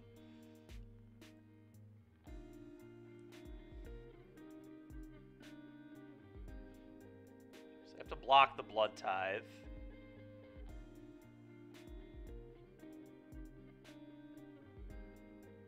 Vintage cube. Not right now, Mac. We're doing this, man. We're doing this. All right, this worked out pretty well. I'm just going to let all this happen. Go ahead. Because I really want a blocker for that beanstalk, just in case they can fling it at me.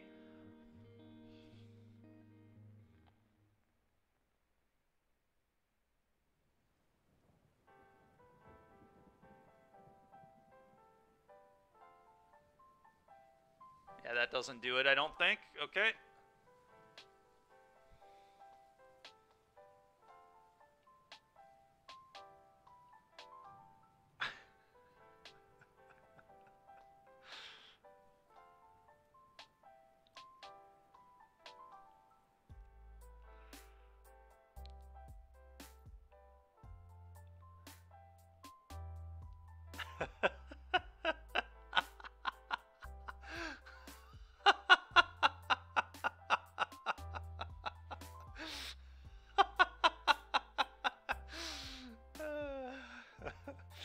Oh, that's so funny, man. Chained to the rocks. It's fine. I don't care. What are you targeting? Okay, yeah, sure. Yeah.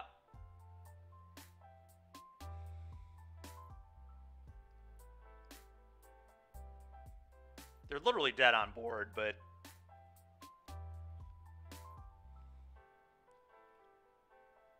I guess I'll make everything Sylvan Carotids here, too. Why not? Opponent sees the writing on the wall. We can turn Mutavault into a Firebrand. We don't even need this Bone Crusher, but... Alright, opponent's deck is really something. Edicts are good because they're playing Carotids. They're just like playing a ramp deck, I guess. I'm going to go down to 3 of these again.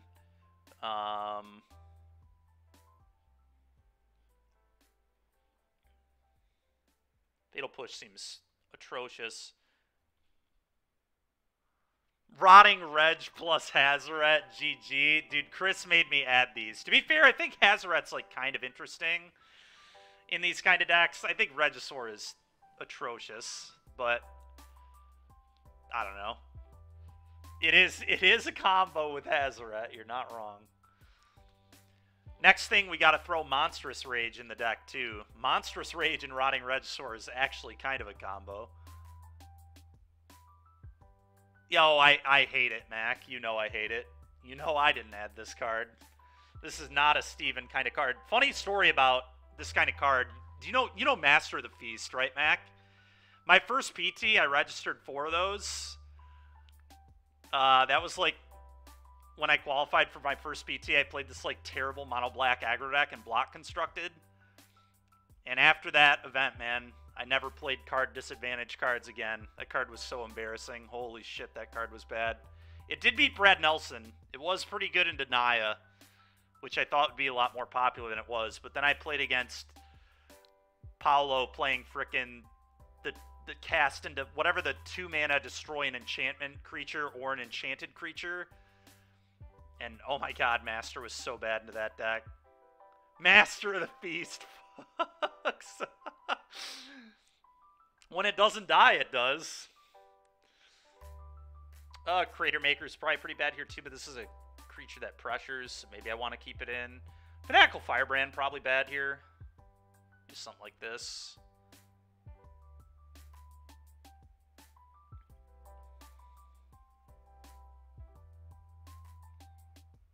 I don't know, Firebrand was, like, okay that game, but... Don't know that... Oh, my God. Well, we can discard one of these, but...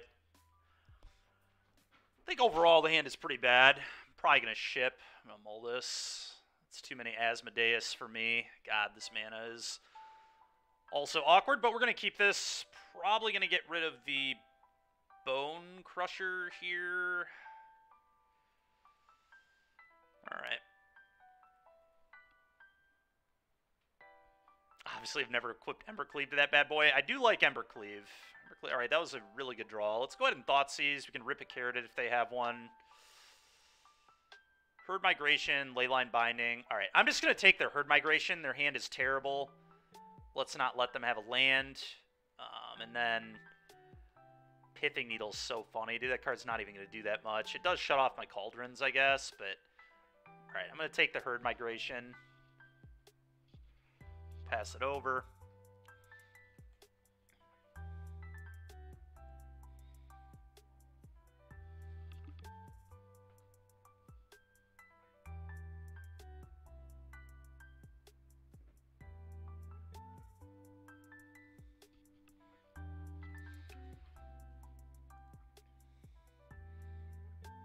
Okay, them top decking Carrot's a little annoying, but it could have been worse. I think I just Duress. I'm gonna rip. That's kind of close, actually. I think this has got to be Leyline Binding. Go.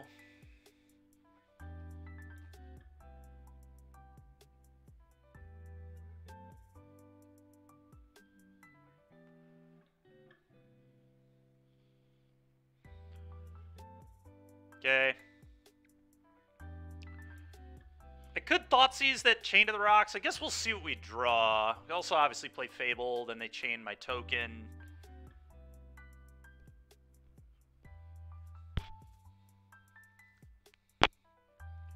Now I might just Thoughtseize into Shelly and then Fable later. I think I like that more. Like, Goblin Shaman just doesn't matter. I mean, they might not even chain it, to be fair. They have it carroted, but... So maybe I do just jam it now.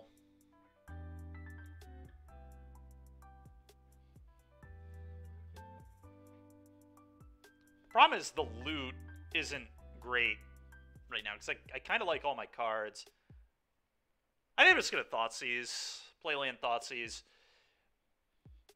get that chained, and then play Shieldred, and then play Fable the following turn. Just gives me more information.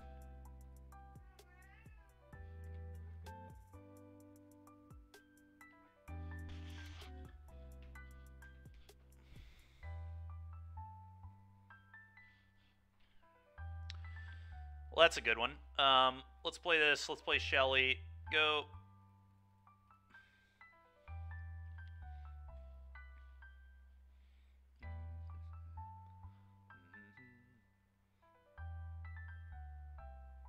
Yeah, probably not. It seems that most of their impactful spells are 7 mana. I'm not convinced this isn't also just a Bring to Light deck, but...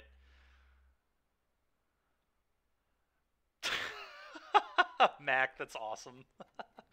Alright, Up the Beanstalk is a good one, but not particularly good into Shieldred. Yeah, opponent in a lot of trouble now. Okay, that's going to stay in hand. I'm just going to attack, and we're going to play a Fable.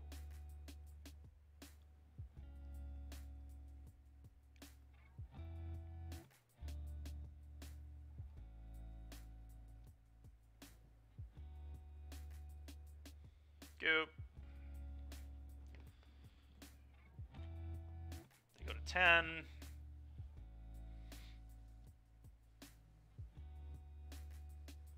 Okay, they go to 8. Even if they can Binding my Shelly, they go to 4 off the triggers at this point. So they are really in trouble. Yep, opponent has had enough. Yeah, I agree. We probably can just beat Atraxa there because we can just Thrill Seeker onto the 2/2 and for them. Yeah. All right, not bad. Not a horrible end to that league. A lot of back and forth. That was the only person we 2-0'd. Every other match was 3 games, but... Alright, time to try our other build of Rakdos Cauldron here.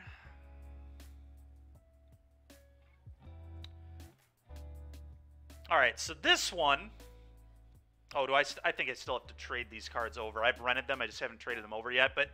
The idea with this one is we're going to be less gimmicky. We're not going to have that random 6-drop in our deck. We're going to play less than 4 Cauldrons. Just going to play 3. Going to try some Misery Shadows. Going to try Dread Horde Butchers again. Kind of see how this works out. But we also get to be a Giganta deck, which is kind of cool. Not sure if having Giganta is better than just like playing some number of Shieldreds, but...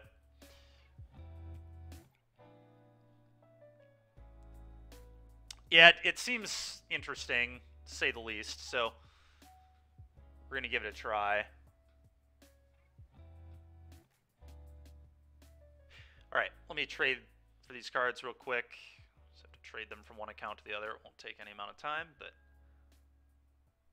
It is, yeah.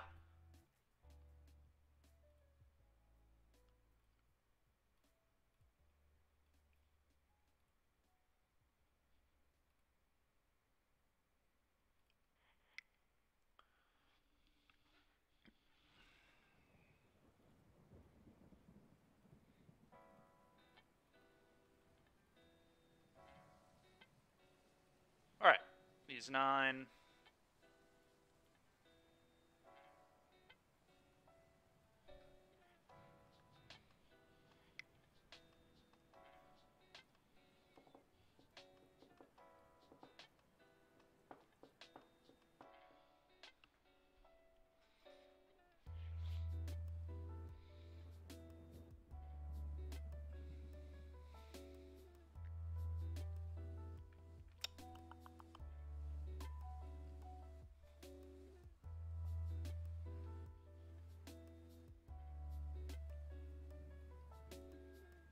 Alright.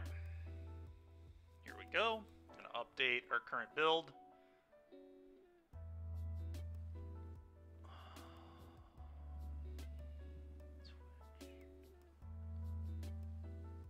Stream Decker, Dex, my Dex. And this is going to be our current deck. Alright, cool. Here we go.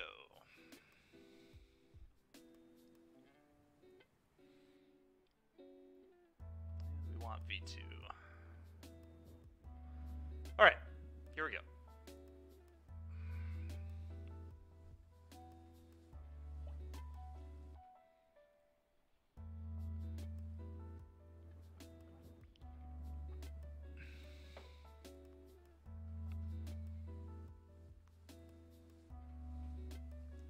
It'd be really nice if there was some creature that just was like an activated ability to Doomblade something, but I don't think that exists in Pioneer.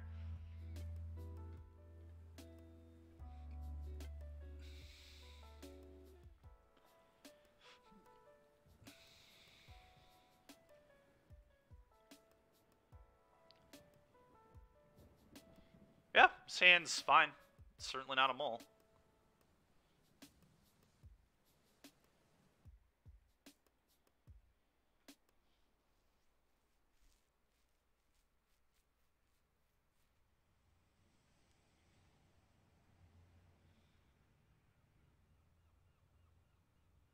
Greasefang, probably. Huh. Is that better than Scornblade Berserker?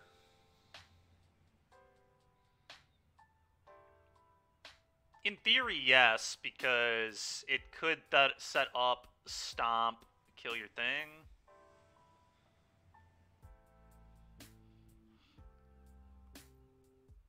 Could also leave it up to potentially kill a Rafine's Informant. If I do think it's Greasefang, which I kind of do. Courtyard, Mold of 6. Kind of feels like Greasefang to me, but... Their last deck they played was Mono Black Discard. So maybe they're just playing some value pile. Or some black discard deck.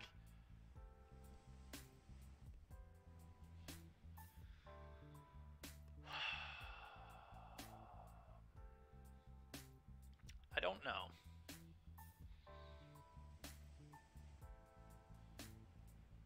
I guess I'll just get in there.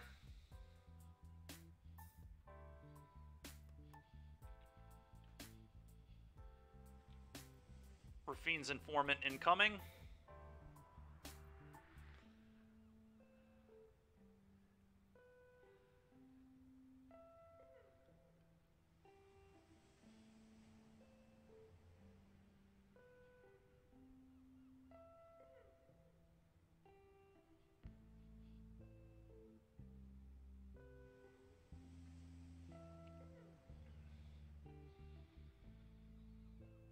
Maybe not.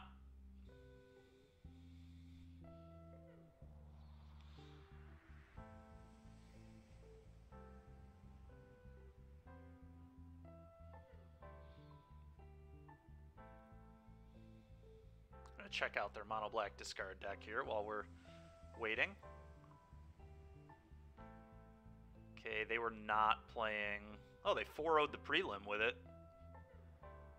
I don't love their build because they're not playing Beseech. I felt like Beseech was really good in mono black Waste Not, but...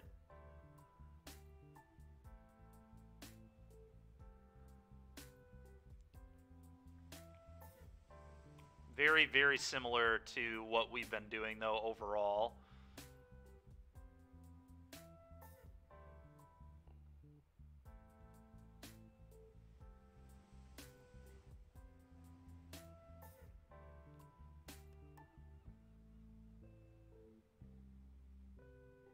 Playing Maze Mine's Tome instead of Bankbuster. Not a huge fan of that in this deck, but I guess I haven't played Tome in this deck, to be fair, so maybe it's fine. You do, J-Lid, yeah.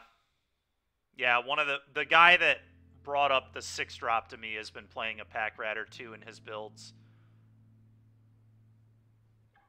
Yeah, Tome, I mean, Tome being able to tap is, like, good for sure. God damn it.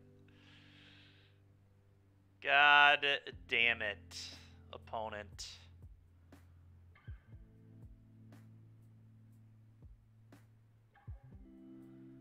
Well...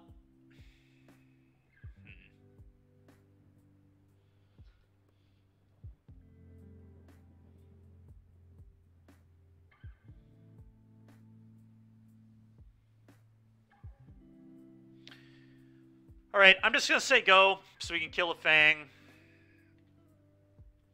Not in love with this, but...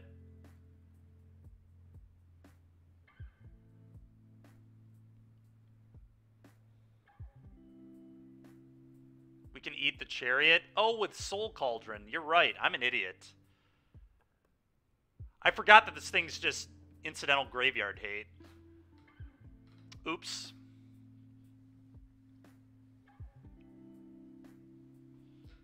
You are definitely right. Bit of a whoopsie there from me. Now they take the Cauldron for sure. I imagine. I will give them the opportunity to take something else, but... Yeah, it's my bad. Whoops. So stupid. Like, I knew that too. We like played against Phoenix multiple times yesterday, and I knew to eat their spells, but for whatever reason, I just wasn't thinking about it. Wow, they take Bone Crusher. Okay. It's very interesting. Well, that's pretty good for me, I guess.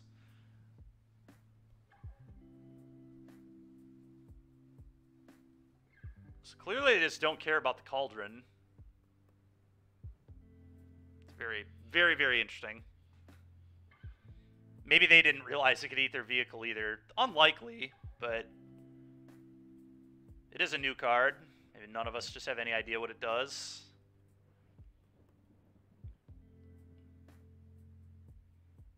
Jesus, dude. Alright, well, I'm going to play Cauldron. And I'm going to play Berserker, put a counter on Firebrand so it can trade.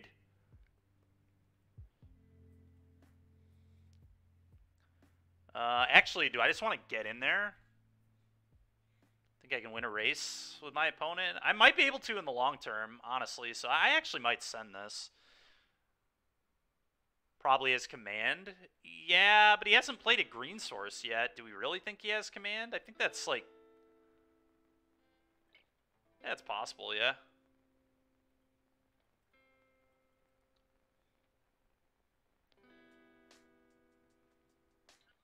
Okay. Assume they uptick. Okay, well, I'm just going to turn both of my creatures into Misery Shadows. This was kind of awesome. Now I get to pitch Shadow, and then they just don't have a block to protect their Liliana.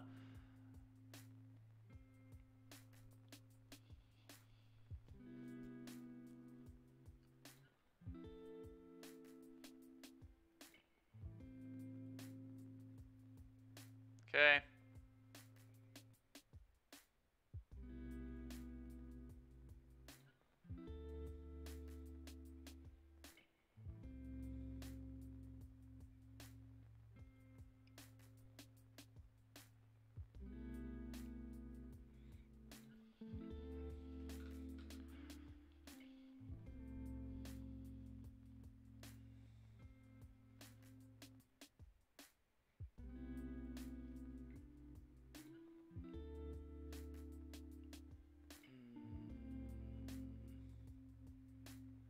Yeah, I mean, I just send both at Lily. This seems super simple.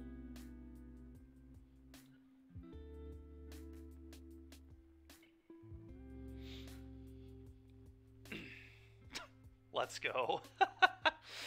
Alright, let's pump this, I guess.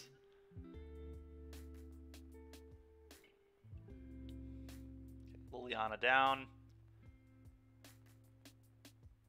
Now I'm going to play a Fable.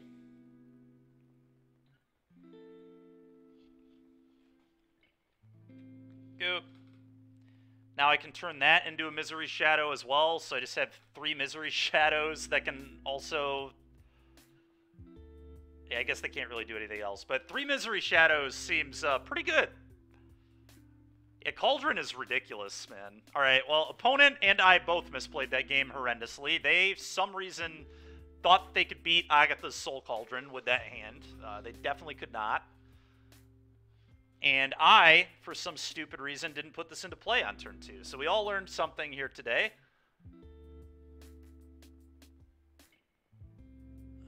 Duress is probably good. Rending Volley, probably good. I love Cauldron. I love Cauldron too, dude. It's a fun one. Dreadhorde Butcher on the draw is probably not very good, but I definitely will bring it in again on the play, but I think it's a little too bad on the draw. That's typically what's going to happen with this card in a lot of matchups, I think, is on the draw, board and out, and I always want it on the play.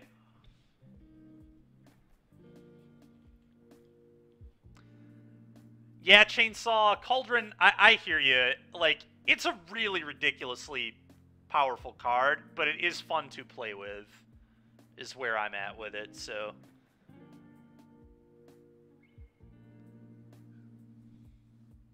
Crater Maker.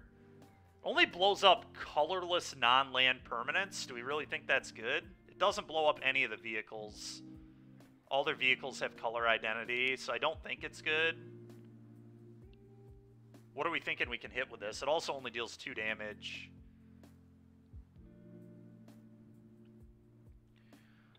Crater Maker is there for Karn decks, mostly. No, it's any colorless permanent. Colorless non-land permanent, so it can blow up Karn. That's why it's there for me, is like, I want all of my things that have a counter to be able to sack and kill Karn so I can keep activating Cauldron. Is the thought process behind that. It also blows up Bankbuster against, like, Rakdos. Turns all my things with counters into things that can pop pop Bankbuster, which seems good. Could also blow up Pithing Needle if people try and Pithing Needle us. It's just kind of a nice card for a lot of hate for Cauldron.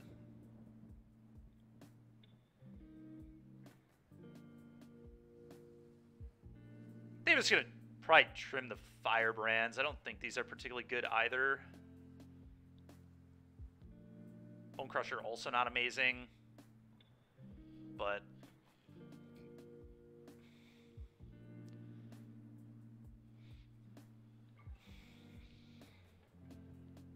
yeah, it's definitely worse here. Alright, I'll definitely keep this. They're on a mold of 6. Okay. Well, the nice thing here is my hand is somewhat insulated from a hand hate spell, too, because it's got hand hate and removal. So, not terrible.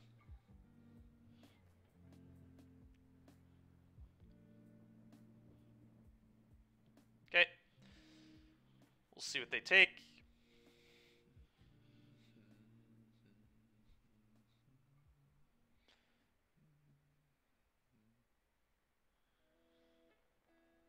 Unlucky. Alright, I'm gonna play this, I think. Go ahead.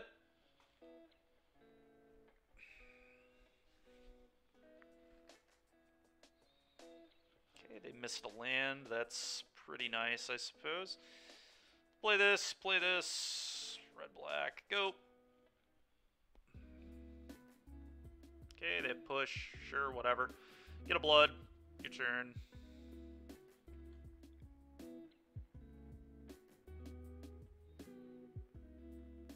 Alright, I'm a little sick of drawing lands. Be nice if I could stop doing that. I guess this is more threats, which is cool, but... Is there any reason to even blood now? There's kind of not, to be honest. I think I just play this, play Shadow, pass. Hopefully they don't have second Fatal Push.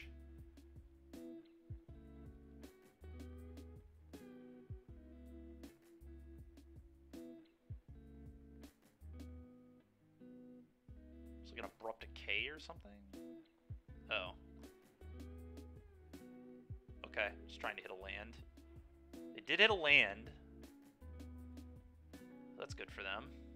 It's not a white source, though, notably. Jeez, dude. Alright, I've drawn 0 spells. Dude, I do not understand why when I play this game and I get hand hate spelled, I can't draw a spell in 6 cards, and my opponents just draw 5 spells in a row. I don't understand. It's sickening. It's so ridiculous, and it seems to happen just at such a ridiculous rate. It's unbelievable to me.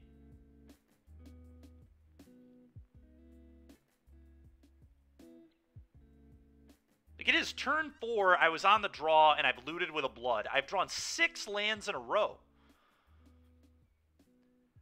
Yeah, podcast, absolutely. I'm down. I'm down. I think I'm just going to channel this and attack. I mean, I don't know. This is ridiculous. Fuming, honestly. They have no vehicles, at least, so they can't fang me here. They don't have white mana. I don't know. We'll just do this, I guess. Maybe a salvage incoming here with a Bloom Command, sure. Okay. They did hit vehicles, but they missed their... Okay. What do I want to do here? Probably just play, like, untapped land.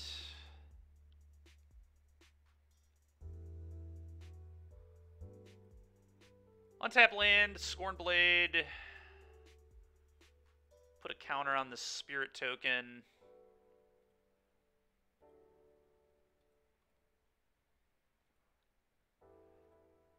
Pump this multiple times.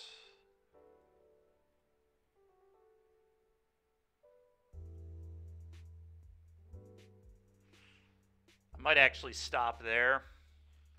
That way I could pop this into a Fatal Push. Yeah, I'm going to stop there. That's fine. All right, damage. Go.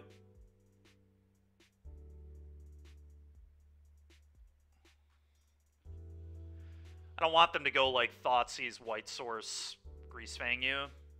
Try and play around that a little bit here. Okay.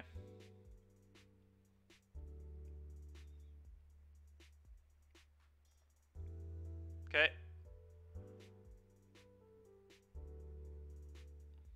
Not sure what this does, the salvage. Sealed courtyard, sure. I mean, it does give them a white source, I guess. Pop this, draw a card.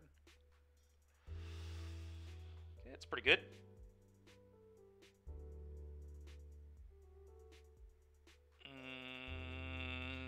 How do I do this? Okay. I think I was just going to Thrill Seek onto the Spirit token. I guess another option was just Thrill Seek onto itself. Thrill Seeking onto itself would have been interesting, because then, like, I just attack and pump once on the Shadow. Doesn't get got by Fatal Push. Yeah, that may have been the line. I don't know. Whatever. Alright. Well, that was sick. Oh, hold on. Before I do this, Dragon Party wanted me to check out their deck. Princess Abash, huh? Alright, let's take a gander at this thing.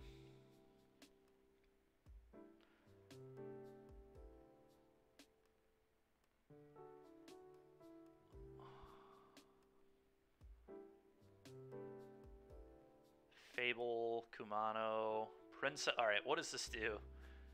Exile up to one creature. Target creature gets +2/+2, gains flying. Return the exiled card to the battlefield. I see. So you're using this and then you're bargaining it away? Okay, that's kind of cool.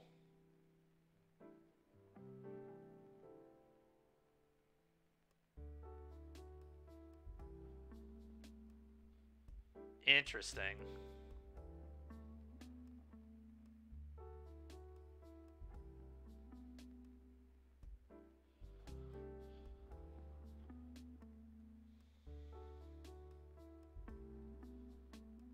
That is pretty cool. Wouldn't this be a good Swift Spear deck?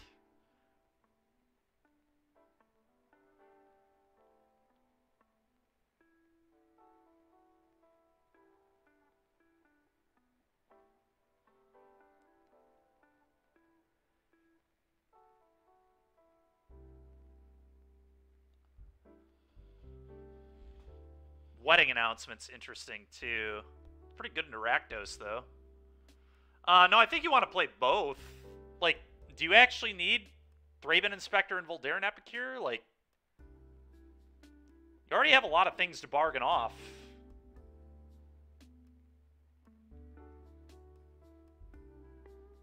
We've got, let's see, so if we cut one of these, it would probably be Thraben, because this one's more aggressive, but I am a fan of Thraben. But, like, let's say you didn't play Thraben, then you're, like, less reliant on white mana in the early turns, too, so it makes the mana base a little simpler.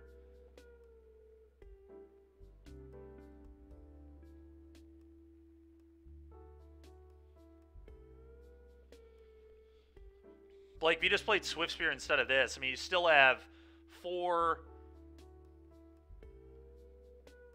8, 12, 16, 18. I mean, you still have 18 things to bargain off. That seems like plenty.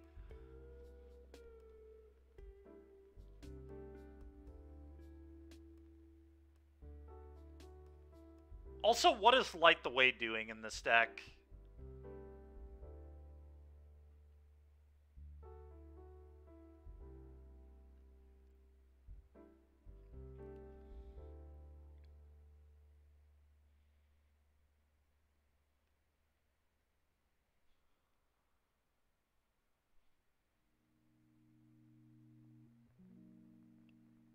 How is that? Oh. Yeah, okay, that's pretty cool. So it's just really good with the Princess Takes Flight. I see. Huh. Yeah, that's kind of neat.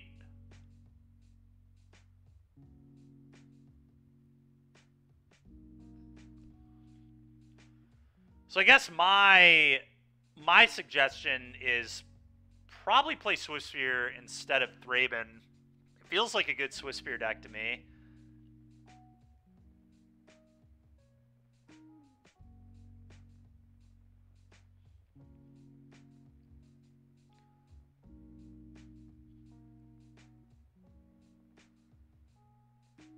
The rest of it looks kind of good, though, honestly.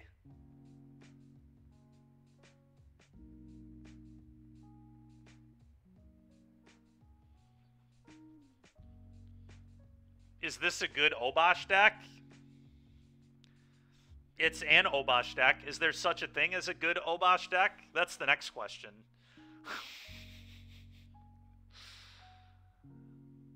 Let me look at the board. Raidane is definitely good. Rending Volley is good. I would maybe play more, but it's a lot of End the Festivities, but I can respect it if you expect a lot of green and like Convoke and stuff. I would probably play more Volleys than this. But I mean, it all looks pretty reasonable.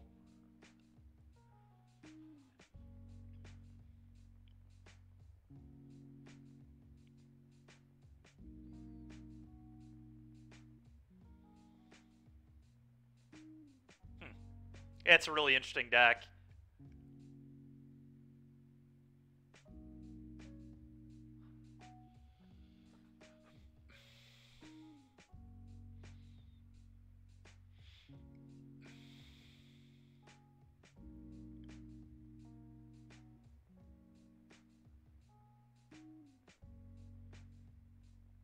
I think most of this makes sense, though. Wedding is for Rakdos builds.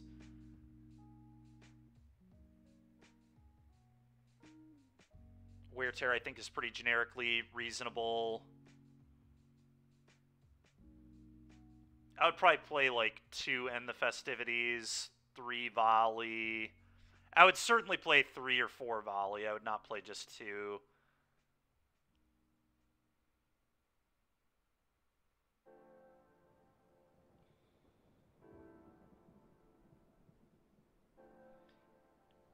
You could also play Chain to the Rocks. Chain to the Rocks would be an interesting card to play too in just red-white in general. Chain to the Rocks is like one of the reasons to be Boros.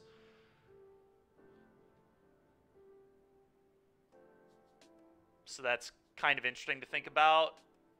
Like, I don't know if I'm a believer in Stone Splitter Bolt. This card seems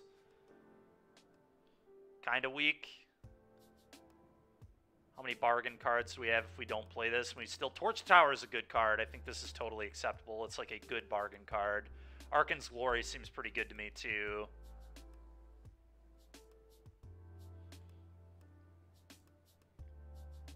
Yeah, it's tricky. Because you want enough bargain. Which is probably why you're playing the Bolt to begin with. Huh. Yeah, it's a really interesting deck.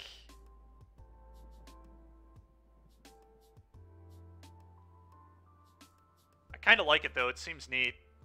How good is Wedding Announcement? Well, it's really good into fair decks. I've thought myself about playing plenty of Wedding Announcement decks, but I can never figure out how to beat the unfair decks like Mono Green, so I just scrapped most ideas with Wedding Announcement. That's always the problem. It's the most annoying thing about this format is, like, it's really not that hard to beat the Rakdos decks, like with fair grindy strategies, but it's so hard to beat the unfair stuff because you don't get hand hate in non-black decks. So, like, the black mid-range decks just reign supreme because they get to play hand hate spells. Or the blue mid-range decks get to play counter spells. Or control decks. But, like, white mid-range decks just can't... They just can't compete with, like, Lotus reasonably. It's so hard. You can't pressure well. And, like, you can play a million Damping Spheres, but they can be ready for it. You also can't really Damping Sphere in game 1. It's Yorion Woes. Yeah, I mean, it's just, like... It's just white card woes, man, honestly. Like, that's really what it is. White just doesn't get instant speed removal very easily, so you can't, like, interact with broken creatures like Greasefang. And you can't interact with people's hands efficiently. You can do it for like 2 and 3 mana, but they're all stall tactics. They don't even get rid of the cards permanently. Anyway, Dragon Party, I would try playing, I think, Swift Spear instead of Thraben Inspector. Maybe adjust your mana accordingly. And I would consider not playing Stone Splitter Bolt, but I'm not sure on that. And we may play Chain to the Rocks. Chain to the Rocks is just such a good card.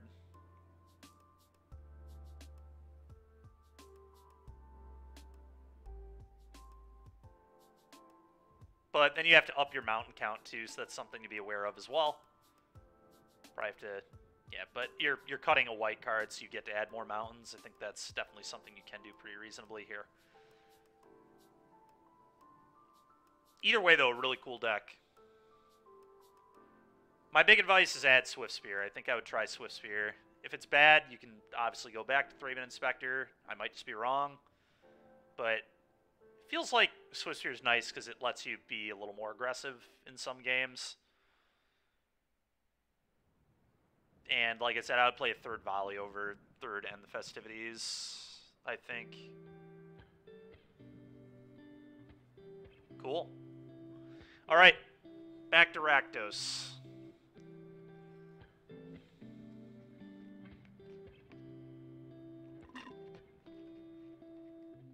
Okay.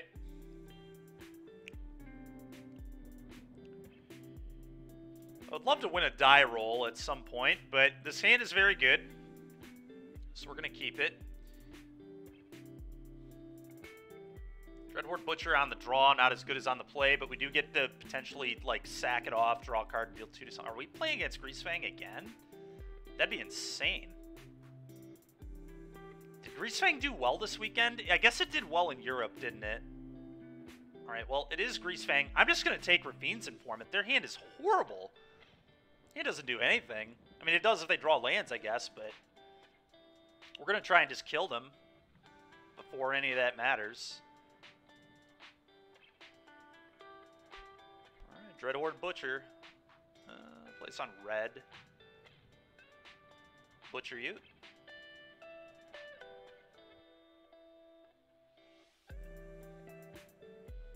One ya. Go.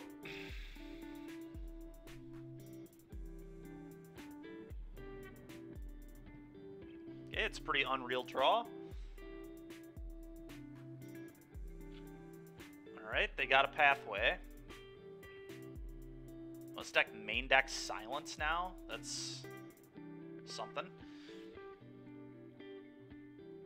Alright, Fanatical Firebrand.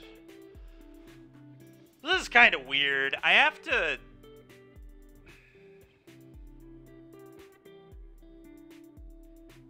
I think I have to hold the Scornblade Berserker here because... I guess maybe not. I had Scornblade onto the Dreadhorde. Play Firebrand.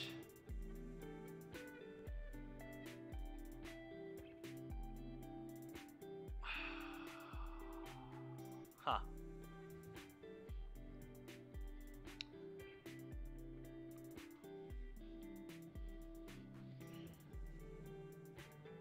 If I were to play the Scornblade, I hit them for 3-4.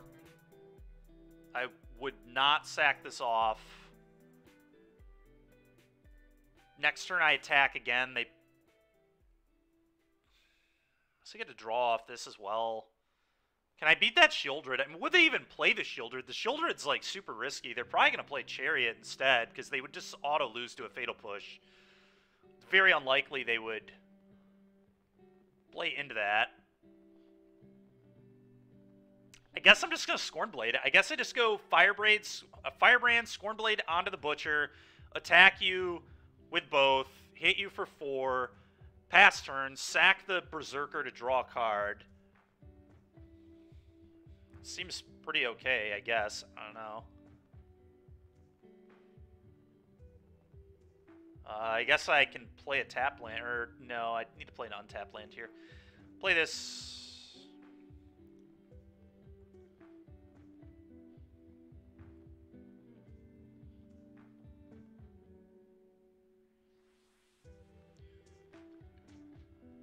Play this.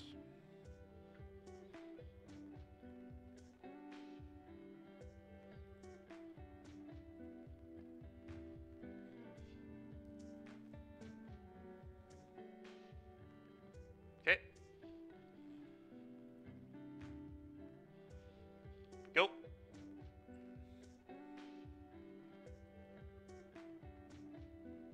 Dude, are you kidding me? Their 2 draw steps have been salvage? What in the world, man? Okay.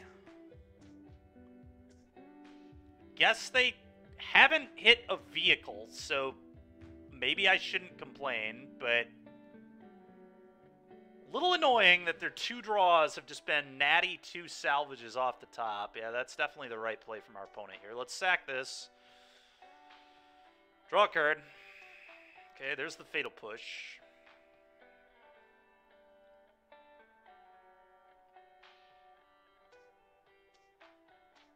God, man.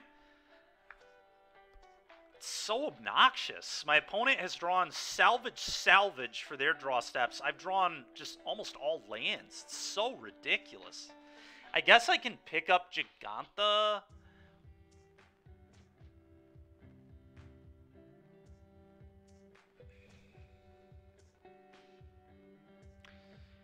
Alright, so what if I go... I need to hold the push for Shieldred is the annoying thing. I think I just need to leave this in play, because if I find a Thrill Seeker, they're actually dead. A Thrill Seeker just kills them. I can launch this at them for 12 and then shoot them here for 1s. They're just dead to me top-decking a Thrill Seeker at any point. So I guess I need to play to that.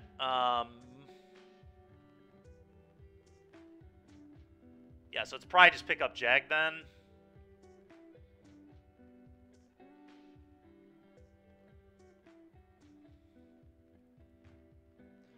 Go.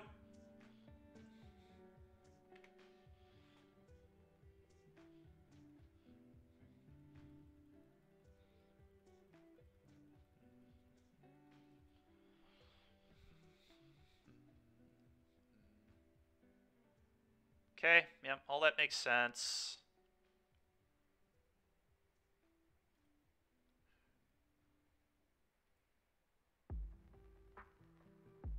I'm pretty surprised they didn't attack, to be honest. Alright, can I draw a Thrill Seeker, please? I only play 4 of them. It's not like I'm asking too much. Alright, well, I'm probably just going to slam a Jag.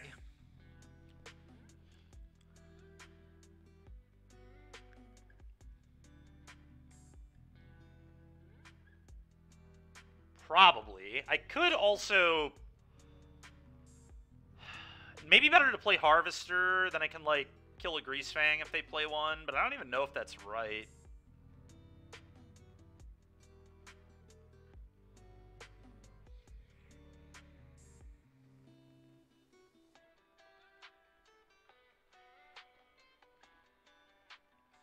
So I know they have Shieldred and then just 2 unknowns now.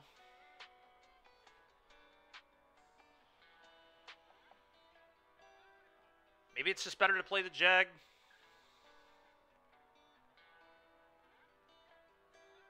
Use my mana effectively. The thing is, I'm kind of locked into... I don't know, maybe it's the Harvester. Harvester, we can then blood away a land. Still just dig the Thrill Seeker. Maybe that's good enough.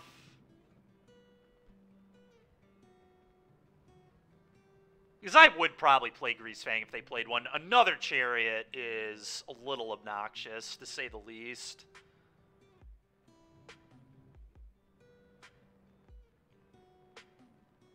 Yeah, alright. I'm going to do this. I think this lines up very slightly better.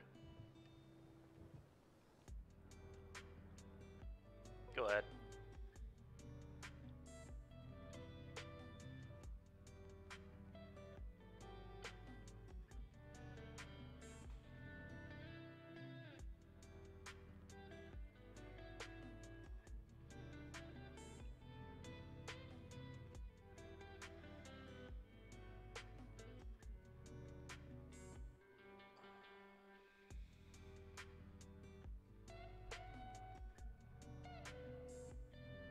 That's pretty fucked. Alright, yep, you got it. There goes my fatal push. Can I please just find a 4 of to kill my opponent? That would be amazing. Play 4 Thrill Seekers. Can I just find one, please?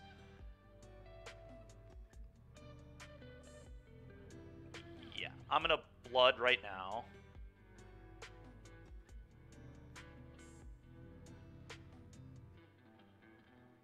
Okay, that works, I guess.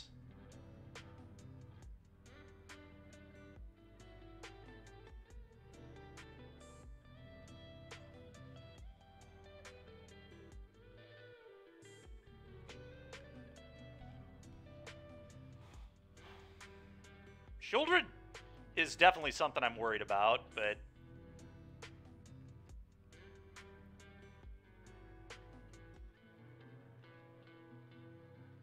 I think I block sack with Firebrand here.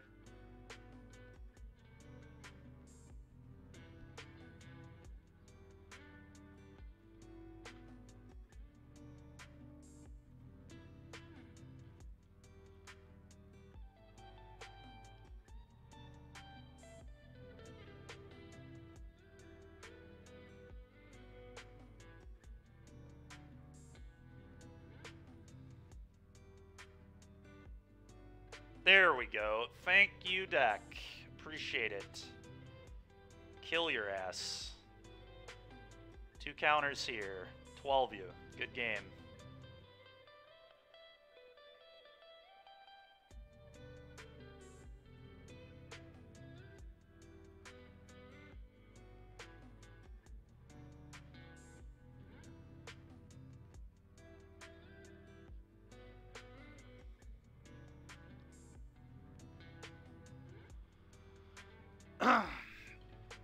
Yeah, pretty nice. Pretty nice. Dread Horde Butcher and Thrill Seeker is some fun stuff. We did that on the draw, too, which is nice. Yeah, it's nice just having 3 mana 12U in my deck. Not the worst. Alright, well, Duresses coming in. Rending Volley coming in. I think we brought an Edict last time. I don't even remember, to be honest, but I think we brought it in. We cut Firebrand. On the draw, I still don't really love this. We cut it last time. I still think I'm going to cut it again. Maybe I didn't bring an Edict. I may have not brought an Edict last time. I probably didn't. Let's try this. That looks right. On the play, I'll bring the Butcher back in, but I just think it's super unlikely it'll work. On the draw. Oh no, though, maybe it still is good enough. It's interesting. How that game went makes me definitely second guess if I want to cut it or not, because I mean, that game it did just get brick walled and it just didn't matter. We just found a... Oh, Duress is excellent against Fang, yeah. Their best card is Grizzly Salvage. I mean, it's literally the best card in their deck, in my opinion. Their next best card is Asika's Chariot. You want to take either one. There's some games where you just like lose to them hard casting Chariots, which is almost what we lost to that game.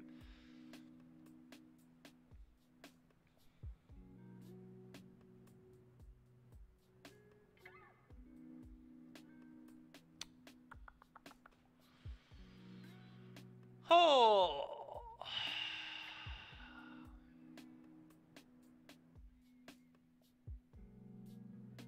It's going pretty good, man. How about you, dude?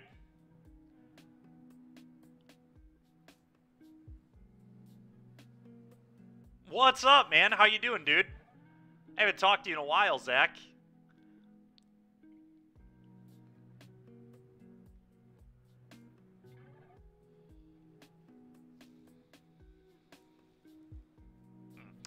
I think this is what I'm going to do. On the play, I may exchange some amount of Bone Crushers for Dread Hordes. It's possible I should just do that anyway, but... Do I have RCQs this weekend? Yeah, I do. I think we'll just do this. Let's see how this goes. Very possible I'm just supposed to leave the butchers in. I don't know. It's kind of interesting. God, this hand's awkward. I don't even know if this hand's good enough. You're on rhinos? Nice. Very nice. If I'm playing, it sounds like I might... Well, we have a limited one on Sunday, which I'm almost 100% to go to.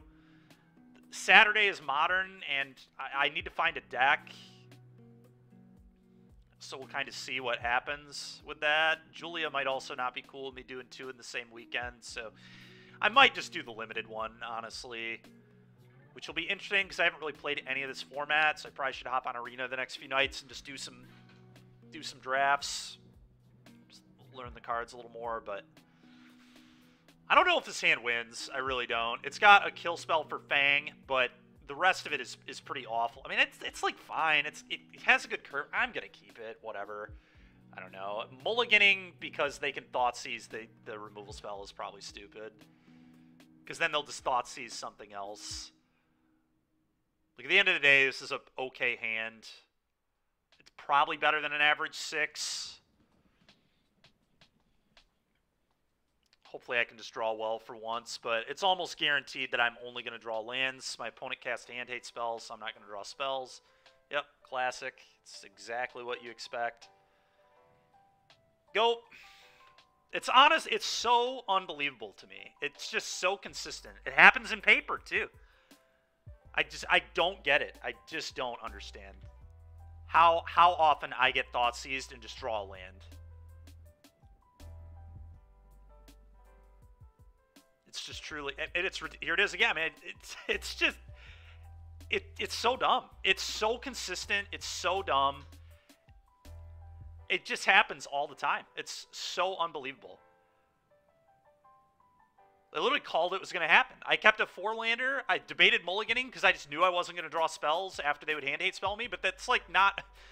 That's not statistically reasonable. It's just I know how I run, but it's so dumb. Like, it's so unlikely that I would draw 2 lands in a row, and they would keep 7, and they would have the hand 8 spell, and they're going to Grizzly Salvage, and they're probably going to Fang me on turn 3. But it's just, I don't know. I don't really know. I definitely do not think it was a mull.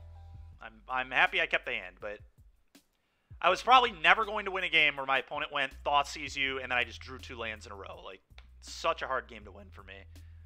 Fortunately, they did not have salvage, so that is good.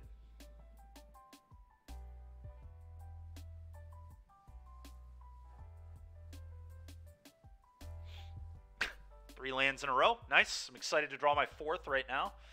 I'm not even sure that I'm not supposed to just, like, pick up Giganta here or play a 4-3. It could just jam a 4-3. I guess I'm just going to jam a 4-3, to be honest.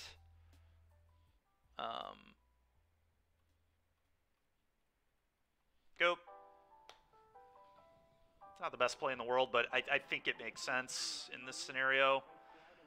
I don't believe they have a salvage because they would have played that instead of go for the throat, I think, on turn 2. So they would have had to top deck salvage in the last 2 turns. I'm not even convinced they would have... Yeah, I don't know. You would have cracked blood. I don't think it's right. It's too much of a spew of mana. There are too many bad hits. I can't play any of my 3s. I don't get to pick up Giganta that way. And then I just get hit for 4, assuming that they draw something, you know? I just don't think that's good. I don't know.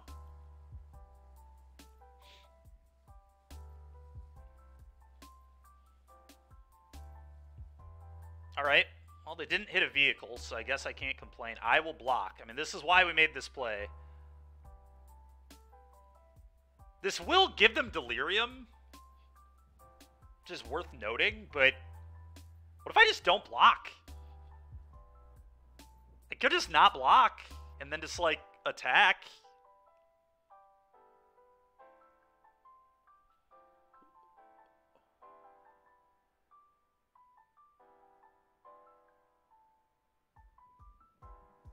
They have 2 traverses in yard. Huh. This is actually really interesting because if I don't block, I'm pressuring their life total somewhat hard. And I don't give them Delirium for another Traverse. They could have, like, Can't Stay Away in their deck, too. So it doesn't... They're clearly okay with the trade. Yeah, they're clearly okay with the trade because they made the attack. I'm just not going to block. Screw it. No blocks. We're just going to try and win the race. I get to, like, channel this and 6 them, I guess. It's pretty embarrassing, but probably going to be... Okay, never mind. We're probably going to do that instead.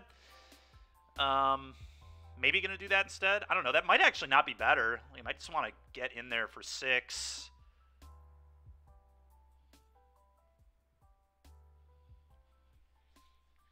I guess now I probably just pop Blood. Let's just pop Blood and see what we hit. I'm going to pitch... I guess I don't really want to give them Urborg. Screw that. So I'm going to pitch this. All right. Well, that was, like, quite good. Although I am concerned that they may have, like, a Parhelion in hand or something. So this, like, doesn't do anything. We know their card is not good, right? We know their cards in hand are not good. But I would bet that there is either a Traverse or a Can't Stay Away in their hand. I would almost bet money. The concern, though, is that if their hand is just, like, Parhelion land, if they're just, like, drawing dead, and then I put a Parhelion in their yard, I just, like, lose the game. Yeah, I know. I still think I might do it anyway, though.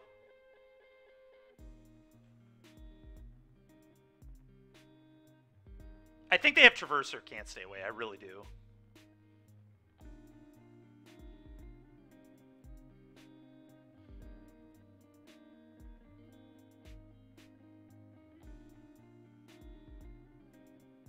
Would wait so the Harvester is online. Oh, to kill the Fang? Maybe that was better. I wanted to see if I could hit, like, a Fable or this Hand Hate spell is why I did this. Jesus, dude. That's so brutal. I guess it's not, like, the end of the world. Them hardcasting this was, like, almost equally as bad. So they had second Grease Fang is why they made the play they did. Alright, whatever. I don't even want to play this now because they get 2 triggers, so I guess I just attack. Alright, that did not go well at all. I guess we didn't consider them just having second Grease Fang. Obviously sucks. Like I said, though, them hardcasting this was pretty bad if they had a land here too, but I get it. I also questioned it, but I don't know. It's tough.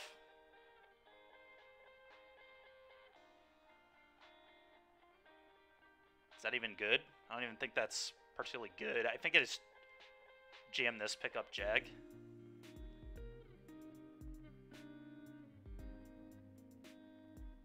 Yeah, I mean, I just drew all my hand hate just too late is really the story of this game. I didn't draw spells for the first 4 turns. Like, we're trying to work our way back.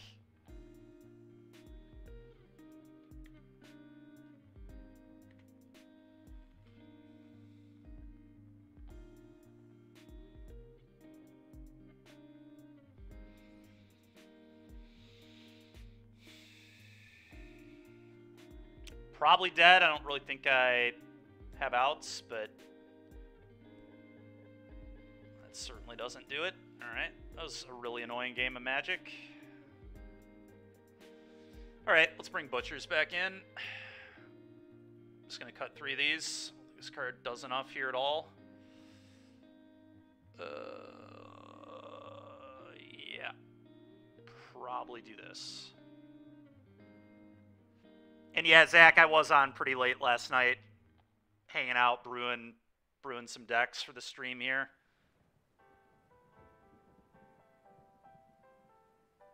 Is it possible that I just like Shieldred's Edict better than Bone Crusher Giant? It honestly could be, but I don't want to go too low on creatures. We're already very low, honestly, for these Soul Cauldrons. It's like, Fable is a creature as well, so this is really 20 creatures, but yeah, J-Lid, I think it was fine. We had a bad read. We didn't read the second Grease Fang. Alright, well, this hand's good. Okay. Cool, dude. Nice. I don't actually care that much about these salvages. They just have to take their duress so I can resolve Soul Cauldron. Soul Cauldron's going to be so good. Yeah, no thanks to that duress. Get out of here with that shit. Go.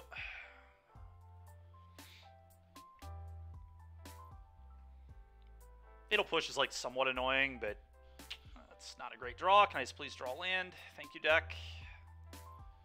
Go ahead, opponent.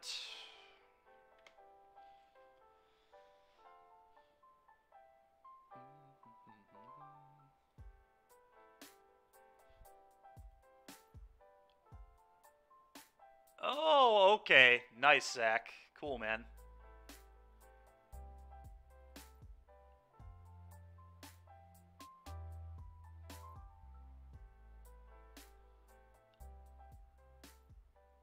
I agree.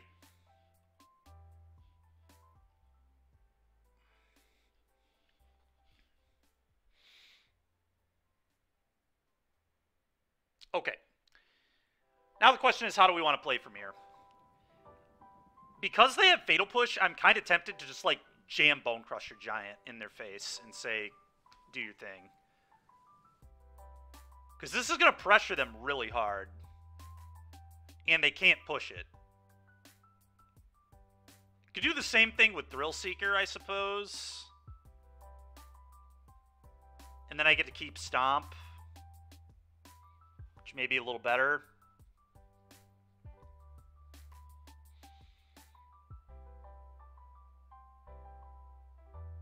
Yeah, I mean, I guess I just play a Thrill Seeker. Maybe that's good.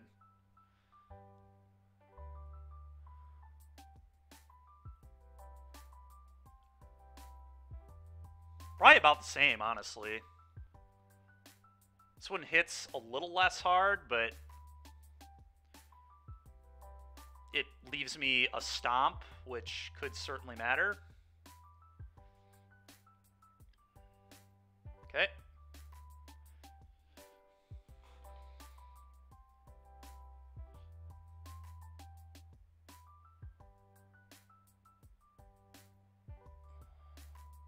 Okay, they picked a Rafine's Informant. That's fine. We can kill that with Bone Crusher.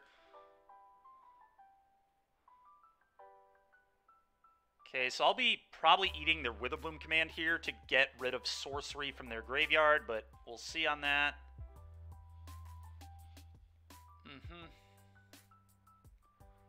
Yep.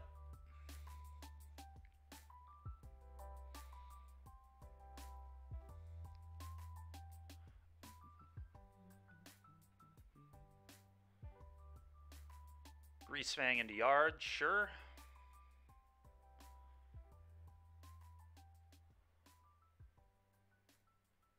Well, now I might just eat their Fang to get a counter, but maybe that's dumb.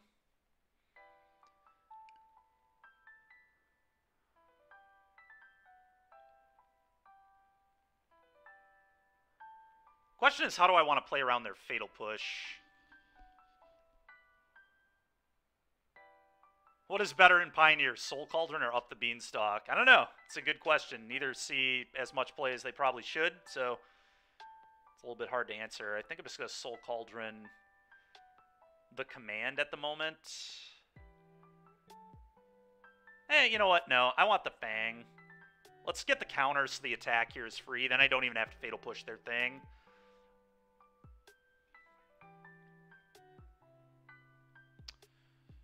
Okay.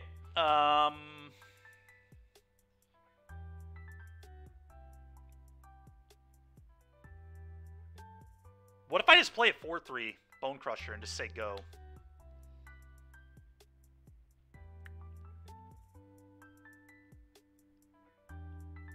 I really do not want to give my opponent Revolt. I'm very against that at the moment. I do not want, and I just don't want them to be able to convert the push right now.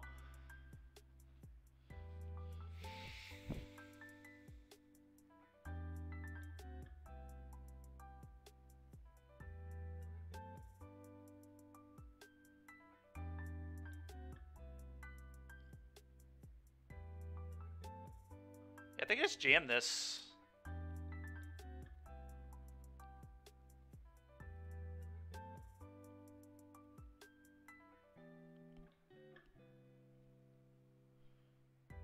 Go.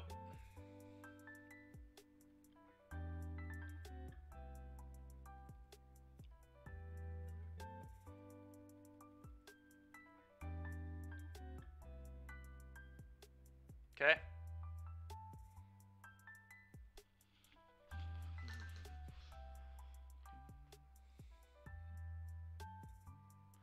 It's kind of annoying. They can besiege you, the cauldron, but like, I don't even know if it's that bad. Get to eat that vehicle.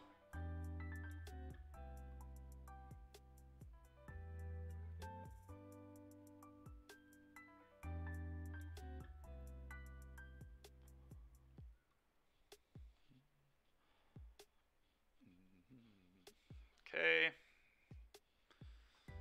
Okay, interesting.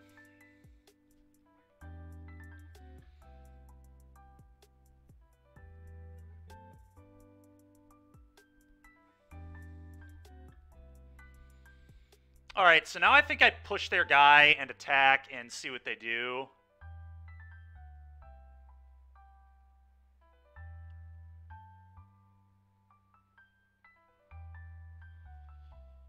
It's like, yes, they can push, but push is going to be really awkward for them.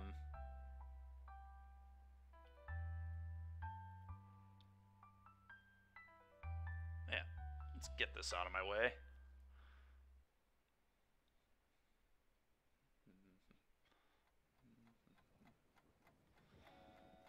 Attack.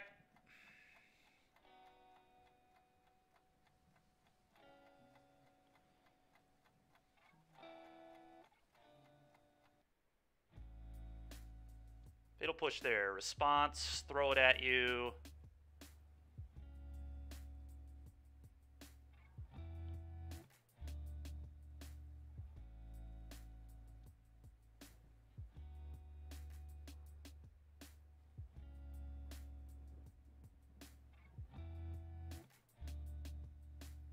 Huh.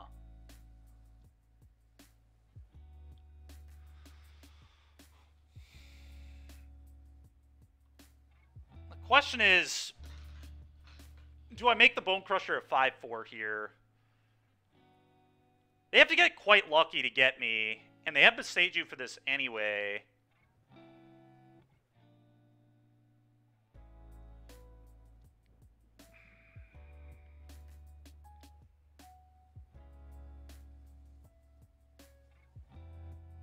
How many salvages have we seen? We've seen 2. We've also already seen a command.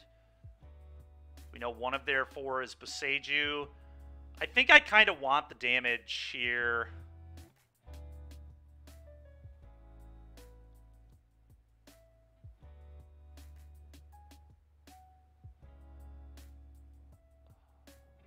Huh. I don't know, this is pretty difficult, actually. Also, if I eat their creature, then they don't have delirium. Instant, land, sorcery. Yeah, I'm gonna pump. I think I want to eat their informant because I don't want them to have delirium for traverse. Does that seem reasonable? Or do we just make it a thrill seeker? We are. Alright, screw it. Whatever. I'll eat this.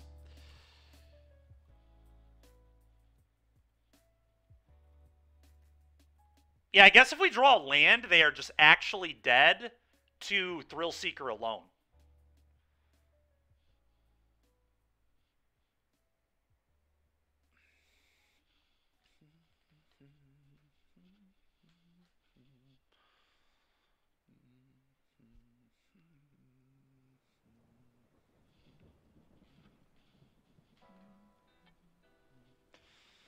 Okay.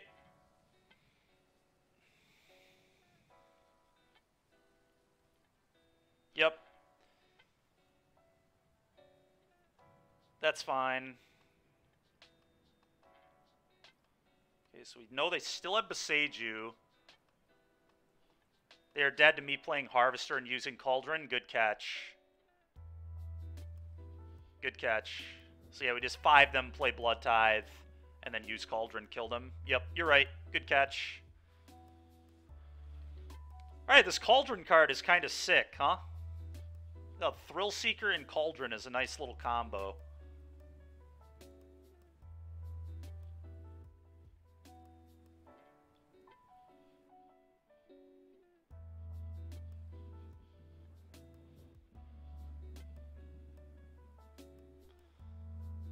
With the godly assist, I agree. It was a very nice assist.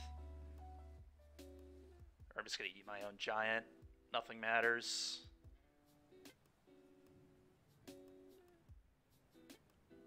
Kill you.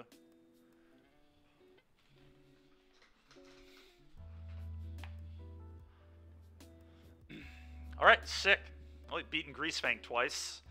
I don't even think that matchup's like particularly good for us either, so it's pretty nice to get a couple wins. Wait until you get to pump it with Shadow, then fling it? Yeah.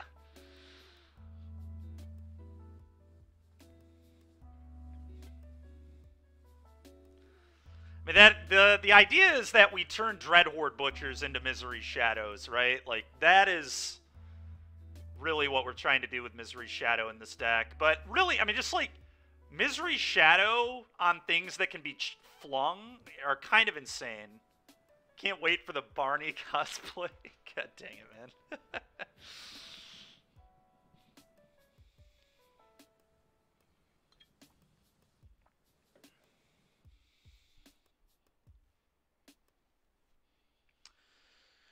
Well, I don't know that this is better than typical Rakdos, but it is definitely more fun. Cauldron is a really, really wild card. It sounds like it might be Chainsaw. I mean, they've got to redeem their points. And the Barney costume needs to be provided to me, but if all these things are done, then probably will happen at some point. I don't know. You'll have to keep in... Kyle's the one who's trying to make it happen, so... Alright, this hand's good. We'll turn 1 Thoughtseize. They're also playing Giganta. Makes sense. Molded 5? I wonder if they're playing Heroic. I can't imagine Vehicles would just aggressively Molded 5, but maybe their hands just were terrible. I don't know. Thoughtseize you. That's what I do know. Thoughtseize you. Alright, so they're on Ascendancy. I guess I just take Carroted. Pretty easy take Carroted situation, I think. The thing I can't interact with. Goodbye. I also get to turn all of my creatures into Sylvan Carroteds now. That's kind of awesome.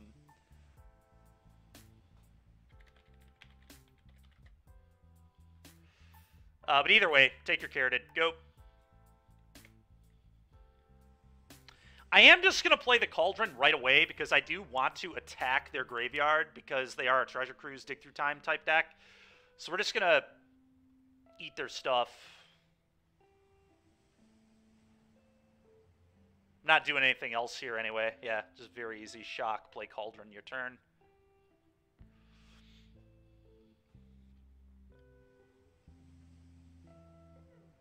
Sure. Okay, I'm going to leave it all there for now.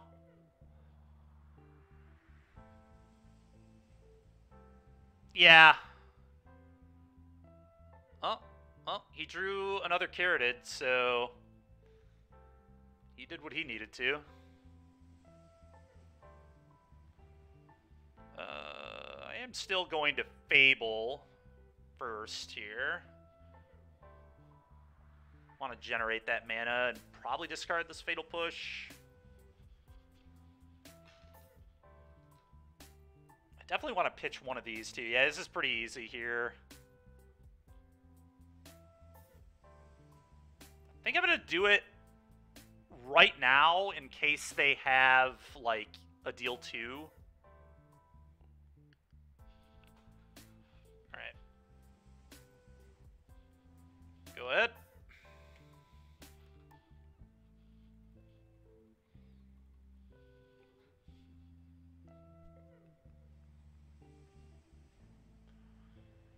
Sure.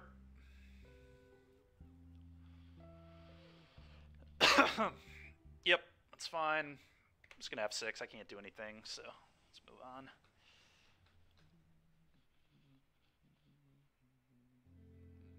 Sure, Mana Confluence, you got it. Community Spirits again. Okay. Seacrum Coast. Mana Confluence, 1 unknown. Alright, well that's a free pitch.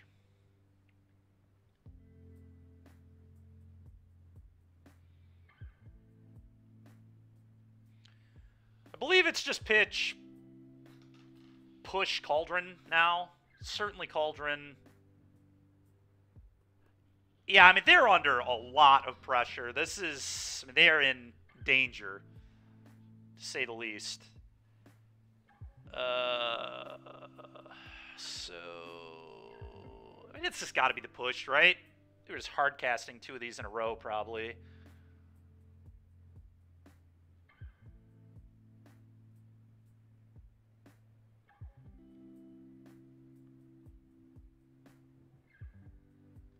Pitching 1 does allow me to eat 1.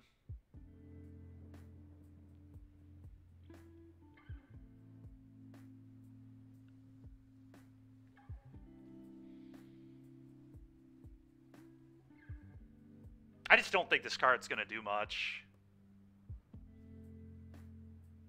I think I just want to be able to hardcast both these. I'm just going to pitch this. I don't know. Oh, baby. Okay.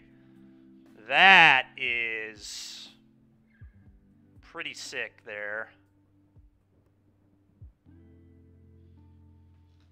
Well, now I kind of wish I would have pitched a Thrill Seeker, but we didn't know we were going to draw the Butcher, obviously. We can still do a little bit of everything here. I mean, I can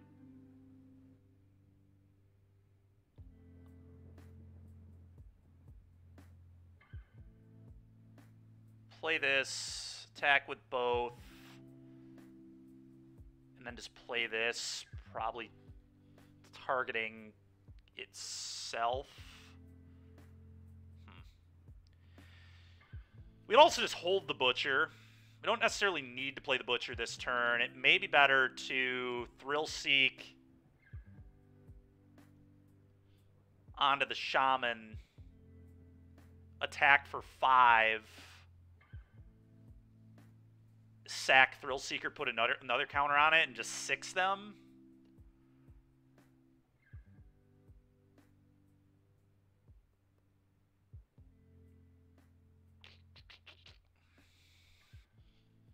Not sure if that's better.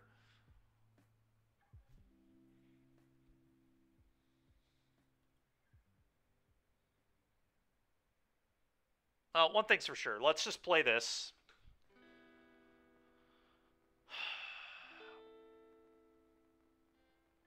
Yeah, I'm a little worried about a Radiant Flames if we did that, though.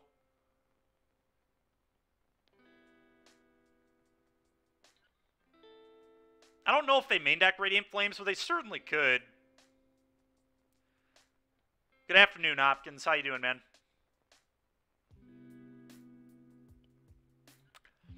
We just need to try and find 2-turn lethal here. They don't usually.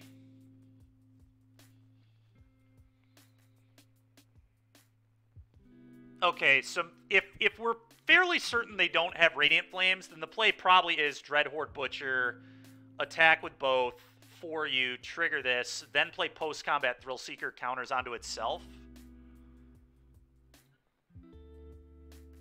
And then all of our creatures are also Sylvan Carrotids, so we'll have a ton of mana next turn. Alright, if you're, like, sure they don't have main deck Radiant Flames, yeah, this is why open deck list is so nice. It's so annoying not knowing if they have that or not. Thank you very much for the raid, by the way, BCS. Appreciate it. All right, let's do this, I guess. Let's play this. We'll do this. We won't play around Radiant Flames.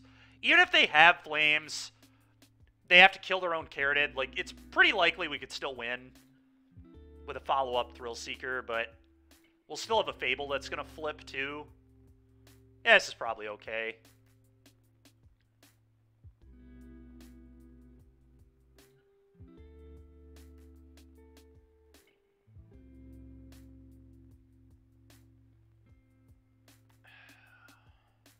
problem is that's so bad against portable hole chainsaw. They definitely main deck that. I'm just going to put counters on the Thrill Seeker, dude. We don't need to be too crazy here.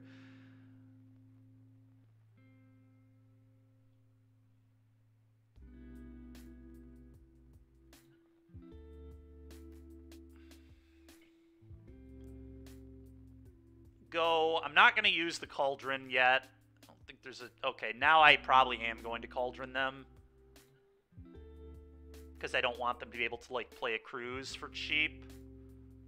I don't know. Maybe I don't care about... I guess let's let them untap, perform an action, and then I will cauldron. Because if they play a dig or a cruise right now, it's not good enough, I don't think. I think they lose. So, I'm not going to activate it quite yet. If they do literally, like, any other action, I may do it. But, okay, here comes Ascendancy. They still have a Mana Confluence. I mean, it's possible I lose.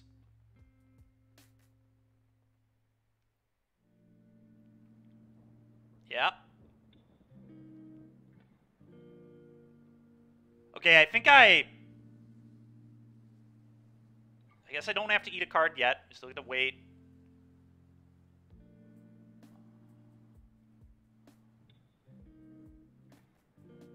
Alright, now I have to do it. Because they can treasure cruise me.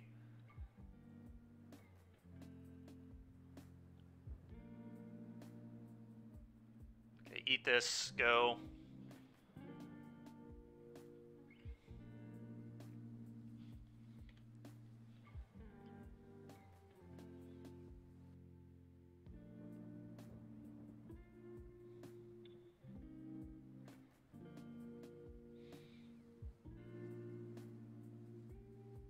Okay, here comes the cruise, but I was able to make them pay 2 mana for it. I think that's a pretty big deal.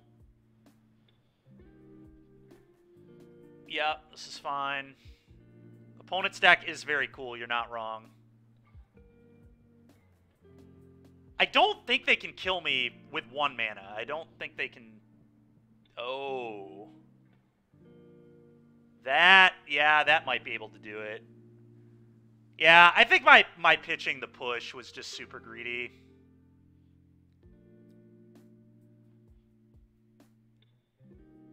God dang it. I thought about keeping it too.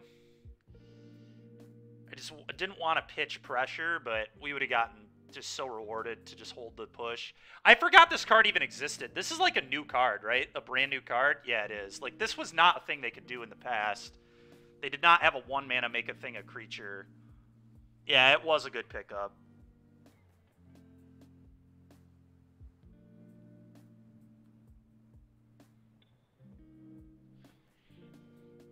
I think I'm just deterministically dead now.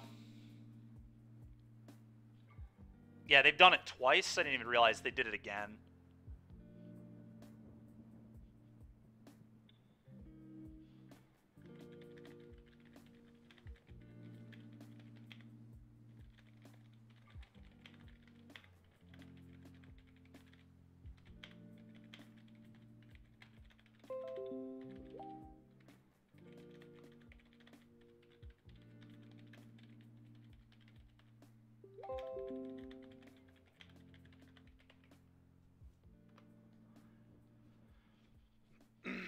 All right, I'm probably just going to concede, honestly, and not waste his time. I think I'm dead here.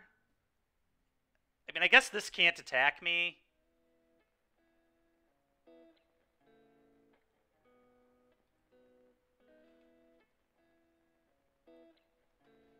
It's basically deterministic at this point, right? I mean, I'm so dead. There's no way.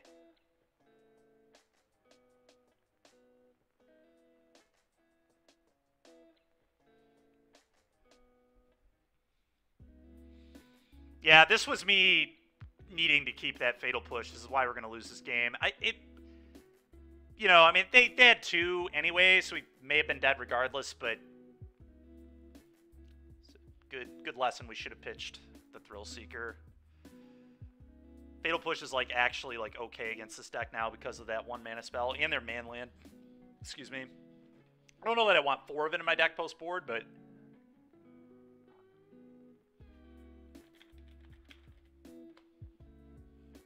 All right, well, there you go, Chris. JZ Lot 1 on Twitter posted something like it.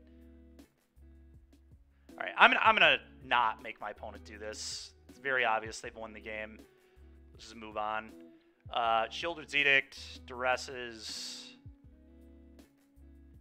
Is Damping Sphere good against this deck? It probably is, right?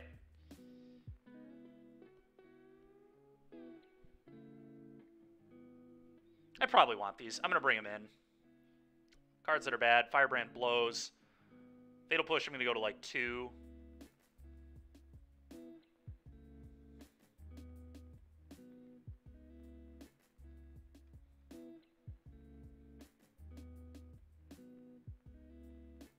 Scornblade Berserker seems pretty unnecessary. I think I'm probably going to cut these two, honestly.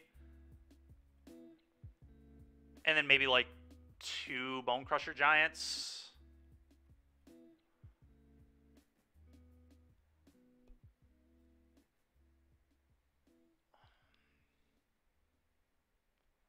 I can't decide how much I like Fatal Push, but I do think it kind of... You kind of want, like, some amount for the man land and the 1-mana spells. So they don't just kill you.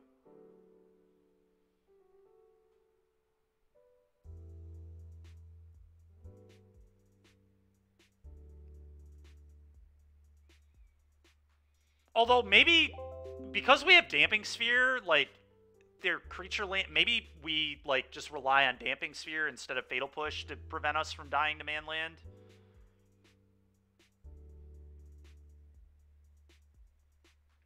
And that is keep in more creatures. Scornblade Berserker is somewhat appealing because it is another way to allow me to sack Butchers, but...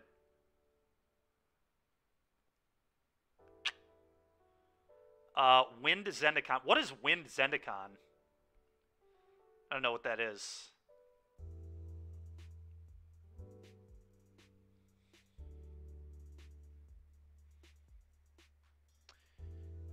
Huh.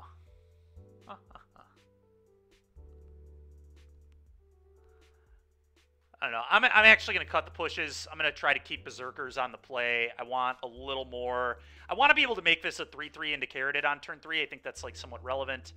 Even like Cake Man could be good against them because we know they're going to have Portable Hole, but...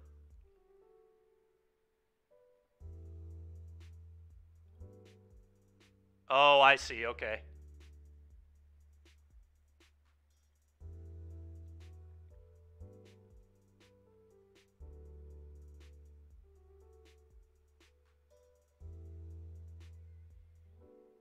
I mean, yeah, I'm going to keep. Hard to get rid of double Thoughtseize into the combo deck.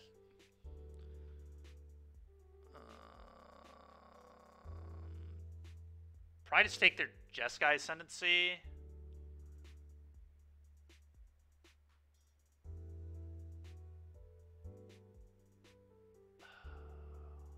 It's got to be the Ascendancy, right? And then the next one probably takes Paradise Druid.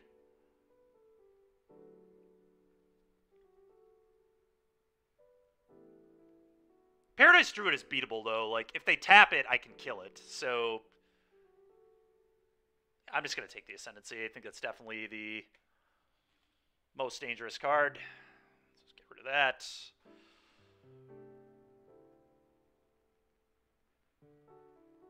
Okay.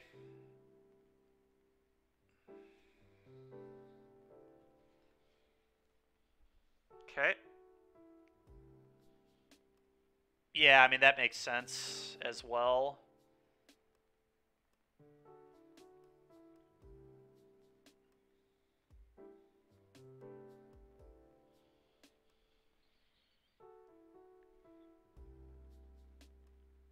I mean, I almost wonder if we just get the Cauldron going and just let them have the Druid.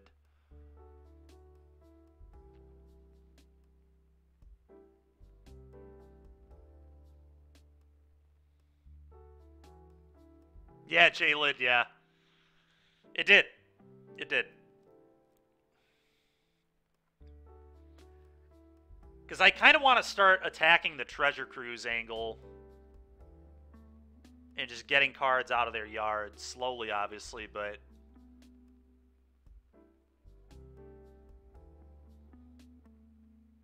Pretty good, Teddy. How about you, man? I think I'm going to play the Cauldron. I don't know. I don't feel like Thoughtseize here is particularly big game into their hand of all cantrips anyway. And I think I can beat a Paradise Druid, especially with a Stomp in my hand. So I'm just going to let them have the Druid and to start getting cards out of their yards so the impending Treasure Cruise doesn't wreck me. Yeah, that's fine. E-Descendancy. Okay, I'm going to play a Fable.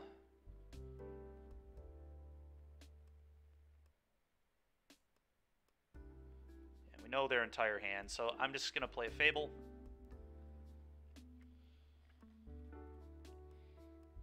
Alright, this game I'm not going to be a Greed Lord, and Thrill Seeker is just going to go right into the graveyard, and we're just going to set that up.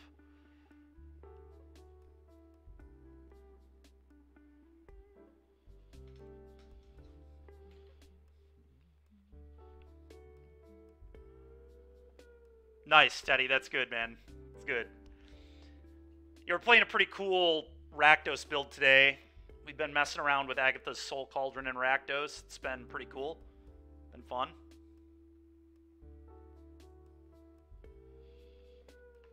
Okay.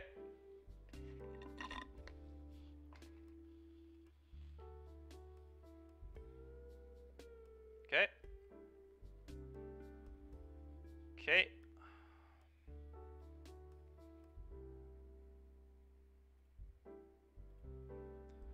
Eat a thing from their yard.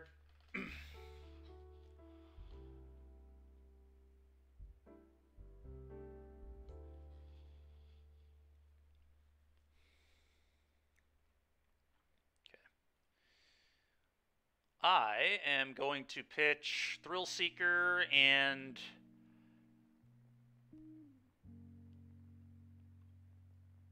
honestly, I made his pitch the Bone Crusher here as well. I don't know, maybe being able to interact with that matters. Maybe I just pitch these two. Probably fine to just pitch both these, leave interaction for this if they tap it. Thoughtseize, still have interaction. That's probably the right way to play this.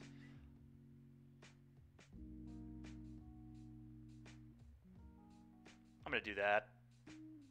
All right, that's a pretty sweet draw, actually. All right, let's Thoughtseize first.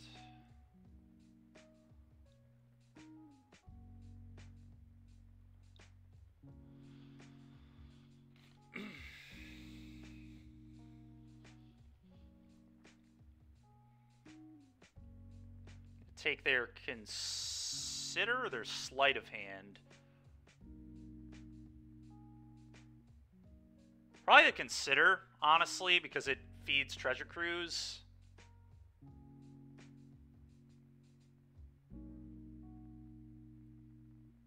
Alright, I'm just gonna... It's so awkward playing this. Well, no it's not, because I have a mana, so I can chuck this if they don't block it. Alright, I'm gonna play this.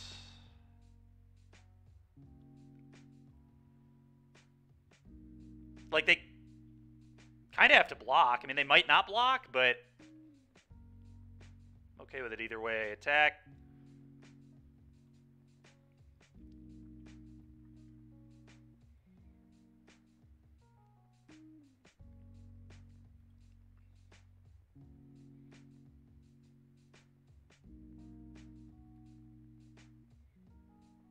Okay. Not quite lethal, but we're in good shape. Play this go. Currently can 6 them.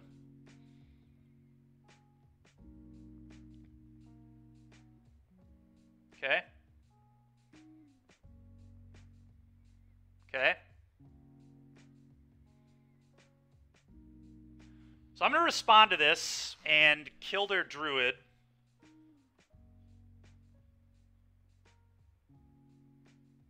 So I guess target here with the first one.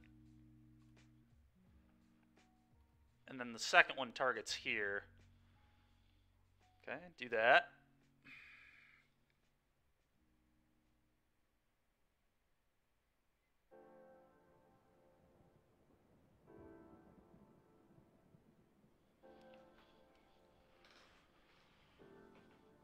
Okay. So...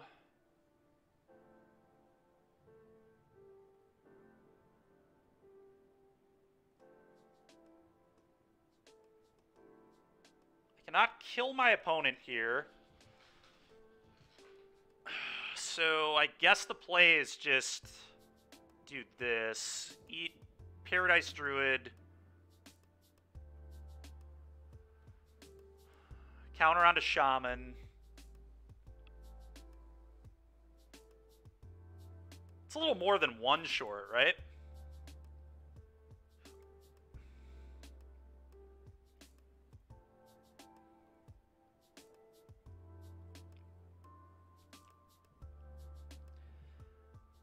And I'm just going to leave up all of my interaction here. I'm not going to play anything else. I don't think there's any reason to. Go ahead.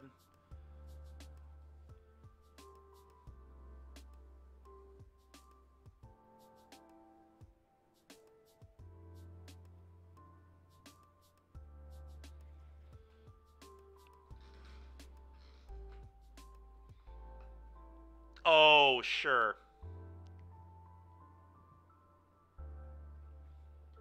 Okay, this resolves.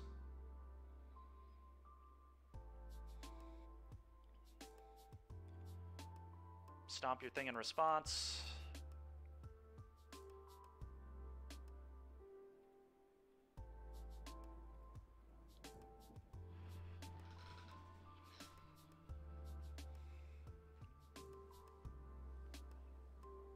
Okay.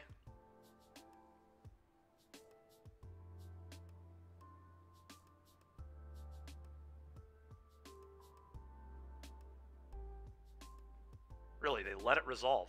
Okay, I did not see that coming. I thought they would sack this off too, but it's interesting.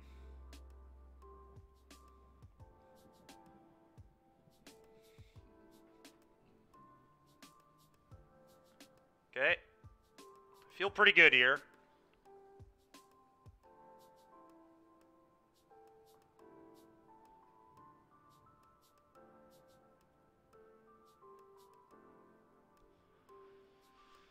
All right. Game 3. Maybe Scornblade Berserker just sucks. Bone Crusher is like kind of real because it can kill the blue-red land, and it pressures their life total a little bit, but...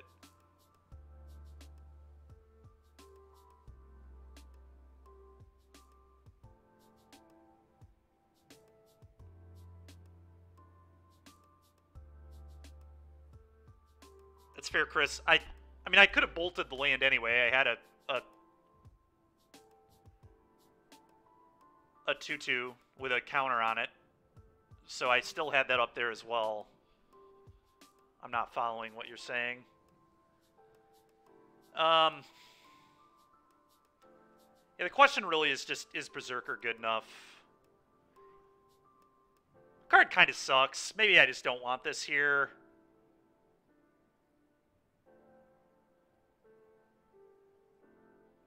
I really don't know. Oh, okay.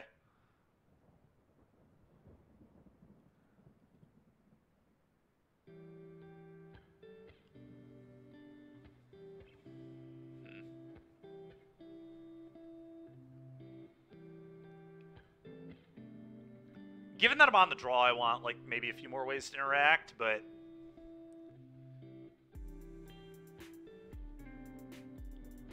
I don't know. It's interesting. This just doesn't seem very impactful. Means I probably don't want it. It's probably either more Bone Crushers or a couple Fatal Pushes. Because at the end of the day, they do need creatures to go off. They need creatures in play. And we've got a couple edicts for Carroted. We've got Thoughtseize for Carroted. So you have a few ways to beat the Carroted reasonably.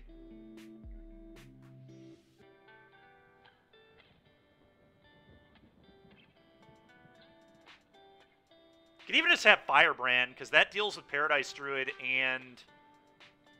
It deals with Paradise Druid and it deals with the blue-red land, but I don't think it's good enough. I think I'm just going to have 2 pushes in. Don't know if I like it or not. It's a lot of interaction, but I don't feel like they interact with me that much, so I think this kind of makes sense.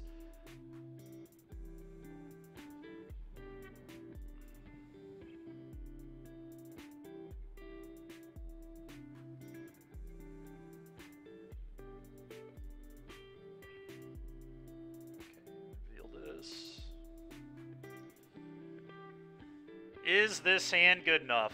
Double Thoughtseize, Soul Cauldron, lands. I think I might actually keep this hand.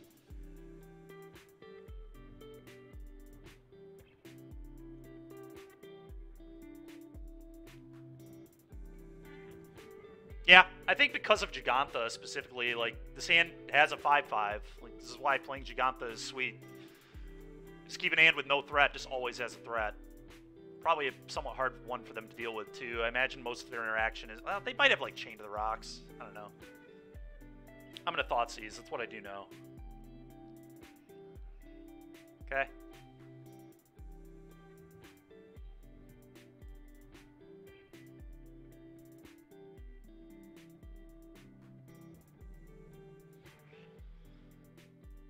What in the hell does this do? Oh, sure. Okay.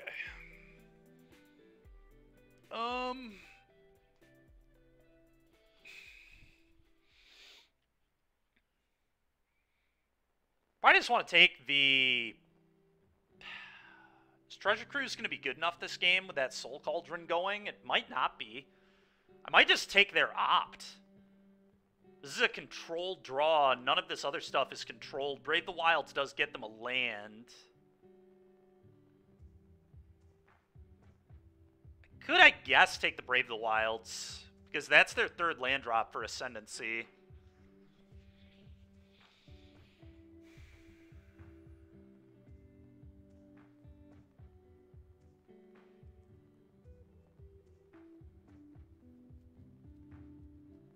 That is a really hard hand to navigate through here.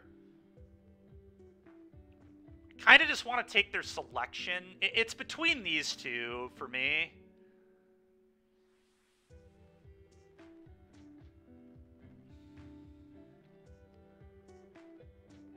I think I'm going to take... God, that's... The thing is, though, this is kind of looking for a land, right? Like, I said, it isn't looking for a land if they draw a land, which is...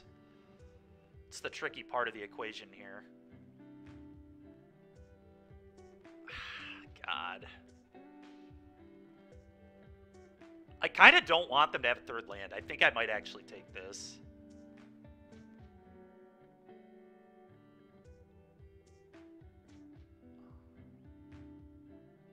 Yeah, I'm going to take the Brave. No, I went 3-2. The deck was fine. I think it was a little too gimmicky. I mean, I think the 6-mana guy is too gimmicky in itself. It really didn't have that much to do with the cards you had me put in my deck. In fact, Hazoret won me a game or two. Mutavault was okay. These are the Thoughtseizes that win or lose games. Yeah, I know they are. That's why we took, what, a minute and a half, 2 minutes on that Thoughtseize. But I think you take the guaranteed land drop there.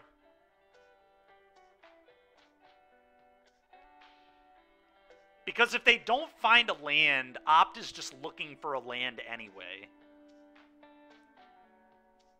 Okay, well, they drew their land. I'm just going to get the Soul Cauldron going. We've seen this movie before. Okay, and I'm just going to start eating away at their stuff.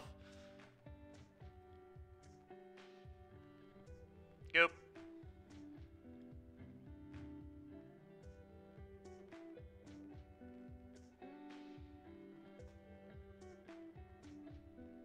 What a... Just... God, that's sick. Alright, well... I get to strand them with treasure cruise, I guess.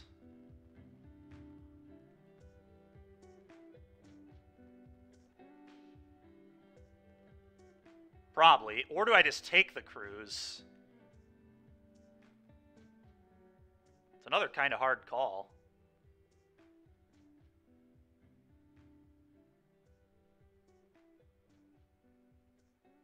Yeah, I might just take cruise and a growth.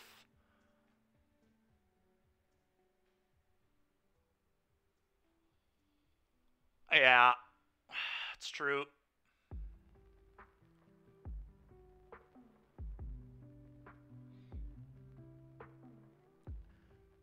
The question is, do we even cast this other Thoughtseize? We probably do.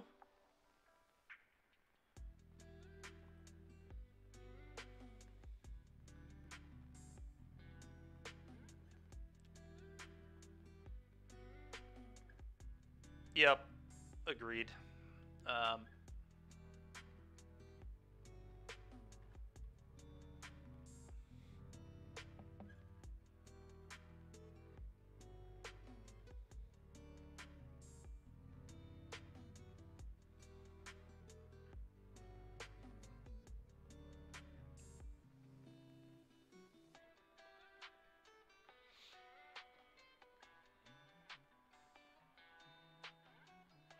Pick up Jaggy. Interesting. Okay.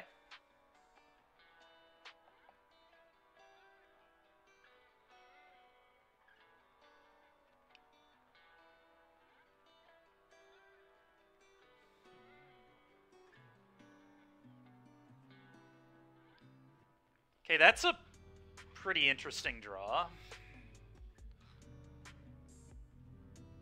I gotta just play this tapped, attack you for 1, pass.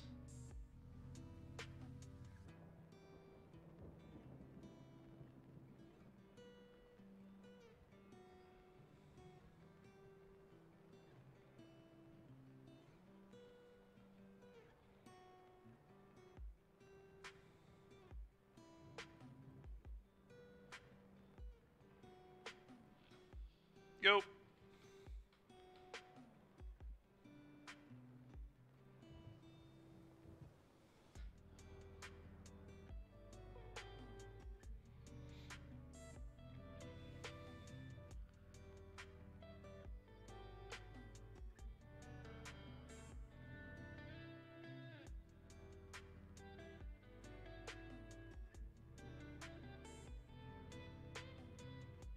Yep.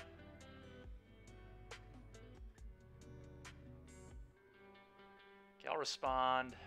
Fatal push this.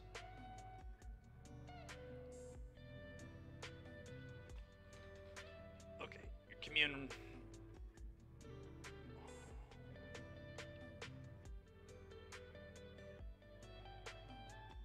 Gigantha. Okay, I'm just gonna eat the Jaggy here.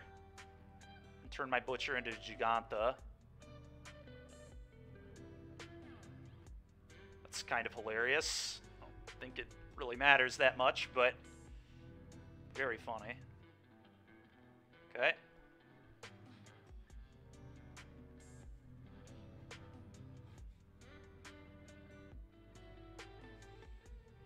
Okay, I think I just fire up Hive and we attack their graveyard.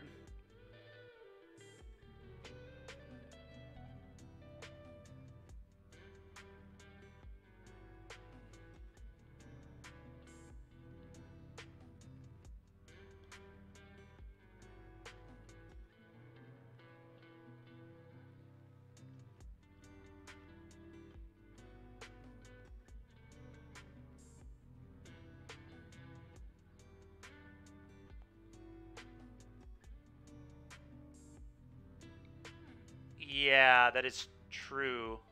It's probably because they want to loot it away.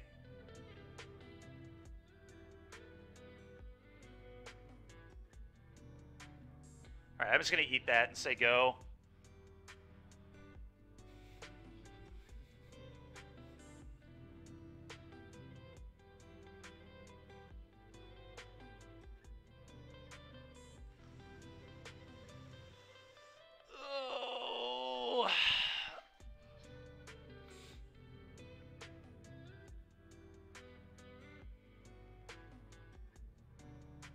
So I guess I just Takanuma and try to hit Thrill Seeker here. Might be the best line. I can fire up Hive, but that's probably not going to win the game.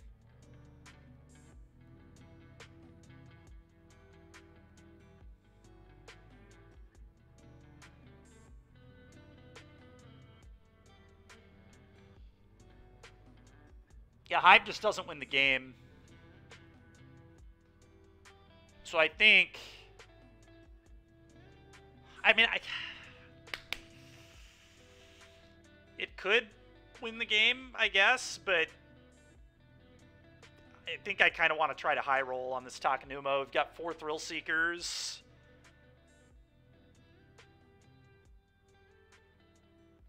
It's the only thing that can sack.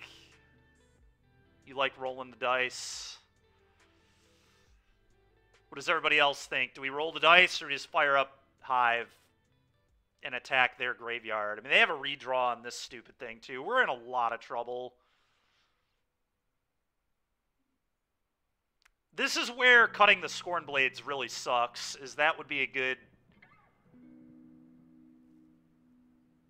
You lose in these situations, so no input. That's fair. The problem is, like, it's very likely I die if I let them untap, right? It's just so high odds I lose the game. All right, I'm going to play this. I'm going to attack.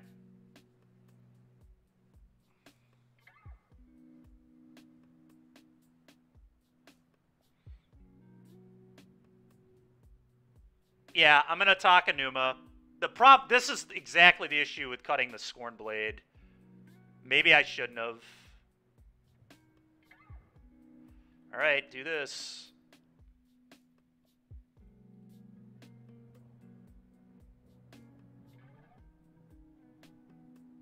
It's the wrong one.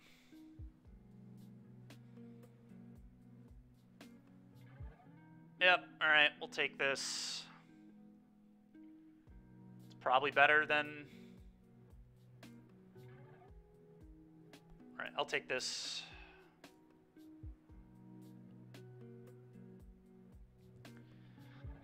And...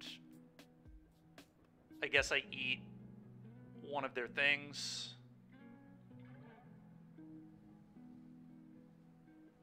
Go.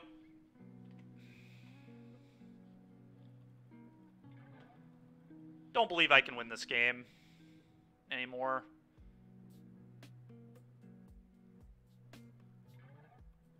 But I think we did what we were supposed to do.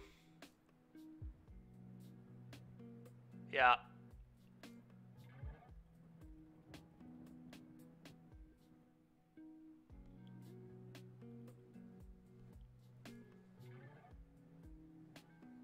Okay, second Ascendancy.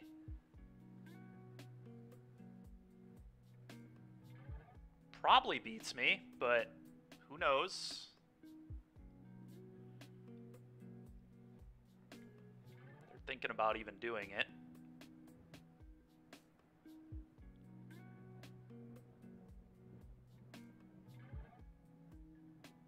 Tap that. Tap it for white. Yep. Sure. Uh-huh. Yeah, but now the Carotid just generates 1,000 mana.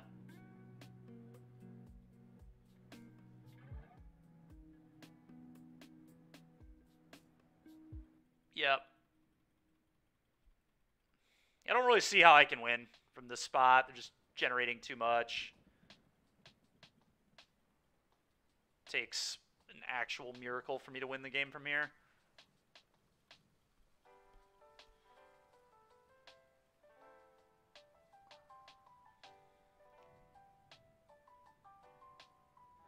Yeah, Treasure Cruise. I think we can call it a day if they cast a Treasure Cruise here. That cruise? Yeah, let's move on.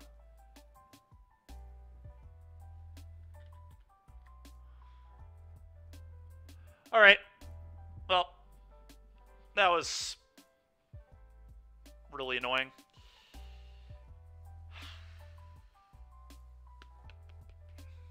Maybe you're not supposed to cut the Scorn Blade. I don't know. The Fatal Push was, like, pretty important in that game, though, too, right? Like, we had the push. It was very critical. If that would have been a Scorn Blade instead, we may have just died to the 2-1 a long time ago, so... It's tough. Maybe Bone Crusher is supposed to be Scorn Blade, but Bone Crusher was really big for us in Game 2.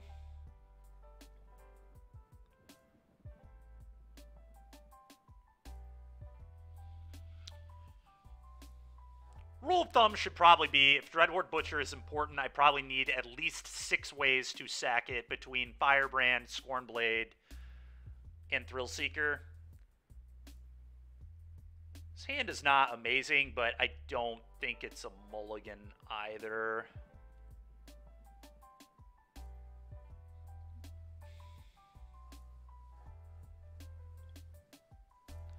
That's scary. That probably means Spirits. It's like awful draw there as well. Thought sees you.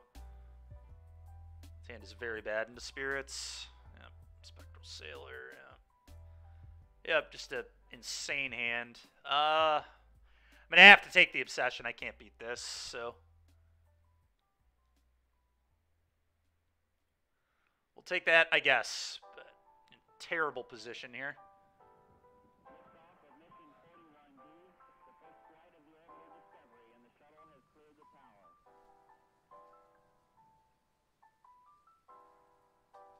That's a pretty good top deck. Okay. Really need a spell. That was not quite what I wanted, but I guess we'll take it. Thoughtseizes you. Probably has to take Queller. It's just too much pressure, I think. Too much tempo if they hit the land. I mean, I could, I guess, take the Snare, too, and then if they miss a land, I get to resolve the Thrillseeker, which can then buy me a lot of time. So maybe I actually just take the Snare and hope they miss on a land. Their clock is not that meaningful, although I am at 15. Problem is, if they draw a land, I just can't beat Spell Queller, I don't think. But I might not be able to beat the Snare either, is the thing. Like, if they just go wander, go, like, land, wander, or leave up Snare, can I beat that? Like... So I might just have to hope that they miss on a land.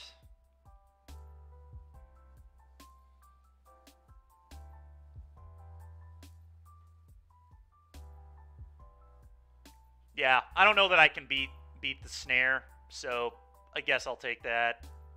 We'll play a tap land, we'll pass. If they draw a land, I lose. It's kind of what we just said, but it's fine.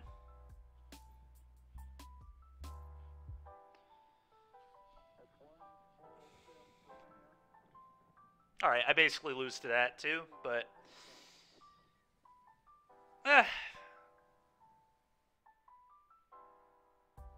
Theory, there's a chance, I guess. Super unlikely. Honestly, yeah, I'm just going to concede. I can't win this game. There's no way. They get to hit me again, draw another card. 1, 2, 3, 4, 5 damage. Puts me to 6. They're almost certainly going to hit their land. I just don't even want to show them that I'm playing Thrillseeker, I don't think. Probably not worth my time. Like, what top decks can even beat them in this scenario? Like, I go to 6. They're like 0 outs. Actual 0. Like, maybe if I drew, like, a Fatal Push. Just so unlikely. I know they have Queller.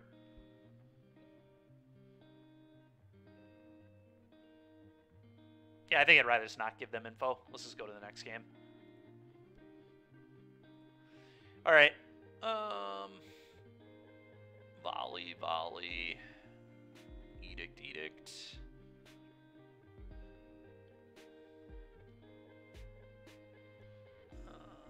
Definitely don't like Berserker here.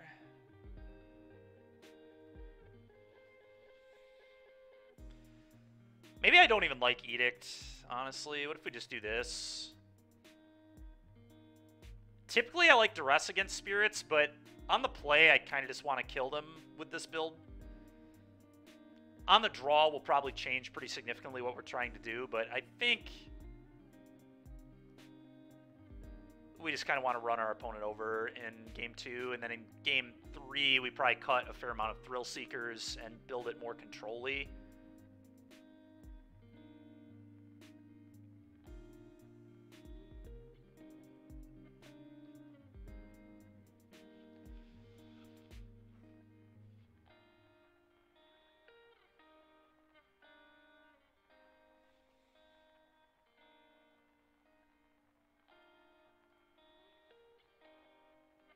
Yes, sand is excellent. Keep.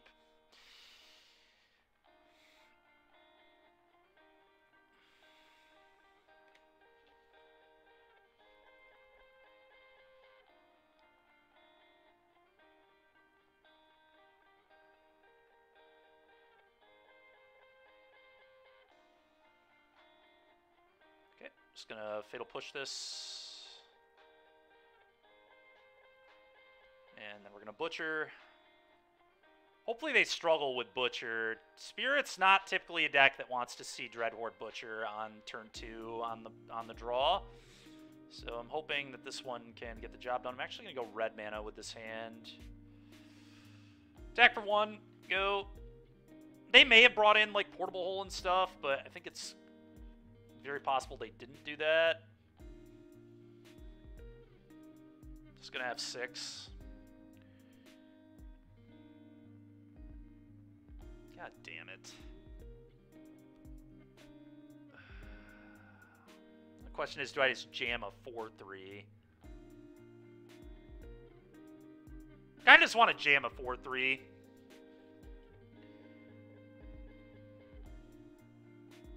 I wish we had Rotting Regisaur. I do not wish that. I'm happy to keep my spells here, I think. I'm just going to cast a 4-3.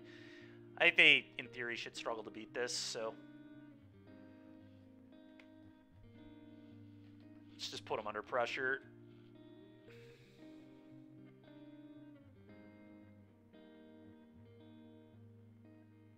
God damn it, dude. They just have the perfect card every turn. It's so frustrating. Ah, God. This is exactly what I didn't want them to have. Like, even an apparition isn't that bad there.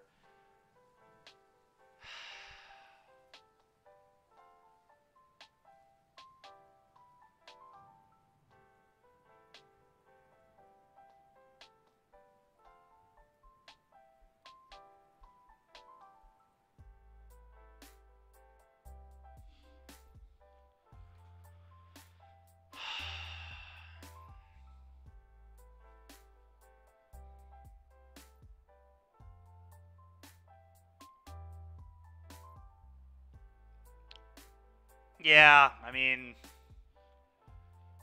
it's definitely fine. I guess that is still the play, but we're just really far behind now.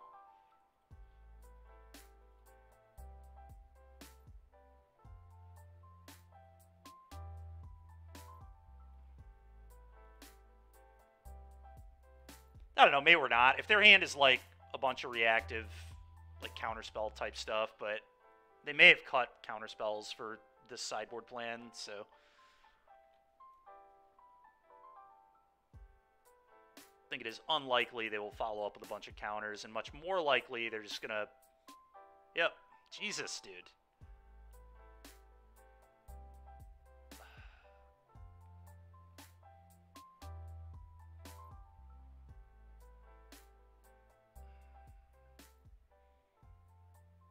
I guess I just slam and then rending volley a token so I don't lose a blood tide, so I keep all the attackers, probably.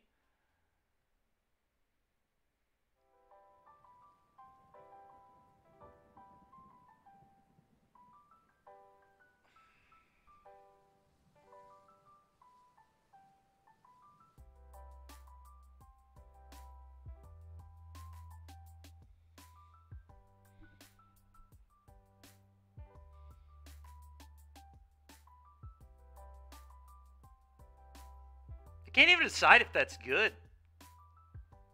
Well, I mean, their blocks are pretty... Yeah, I mean, you're right. I mean, their blocks are pretty obvious. I think they just double the Blood Tithe, but I have no idea why they would not do that. Greed, I guess.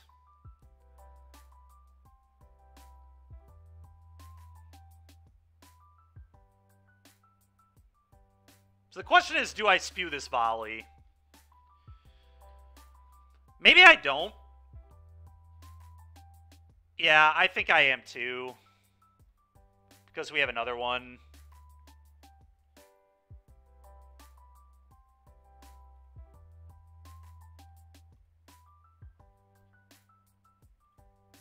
Go. Could have picked up Jeggy there, I guess, too, but I think the Blood Tithe here makes sense.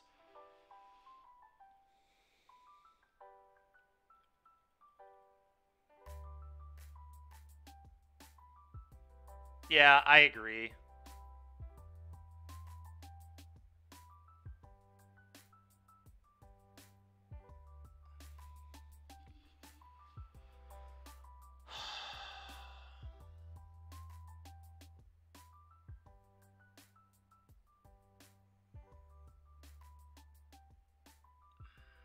Do I go for the kill on this thing? And if they have rattle chains, I like can't win.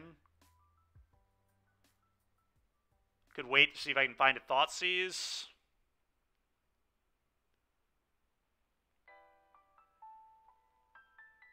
I really don't know what I'm supposed to do.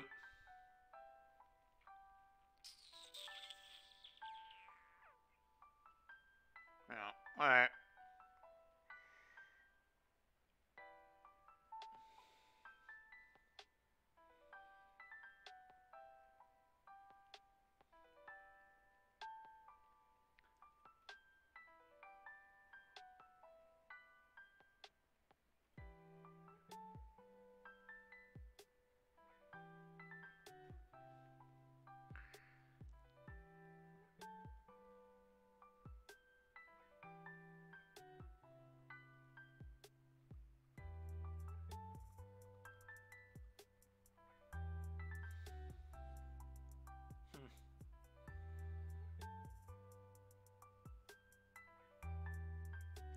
I could use Blood Tithe to just try and kill the Lord.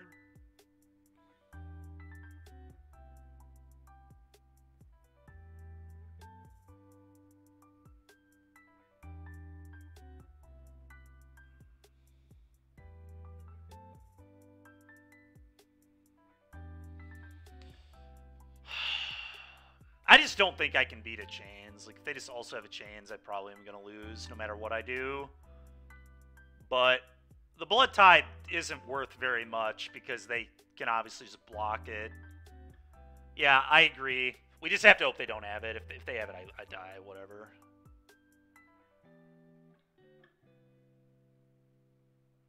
What a bullshit hand, man. It's so ridiculous. Spirit into hole, into announcement, fourth land, Phantom Chains. Like, get the fuck out of here.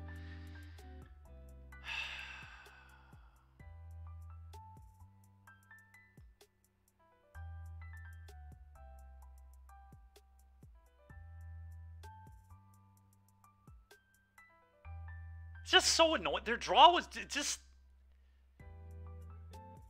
They didn't even have a Spirits draw. They just had this, like, stupid frickin' mid-range draw that was able to beat me. Me either, J-Lid. Me either, dude. Like, they didn't even...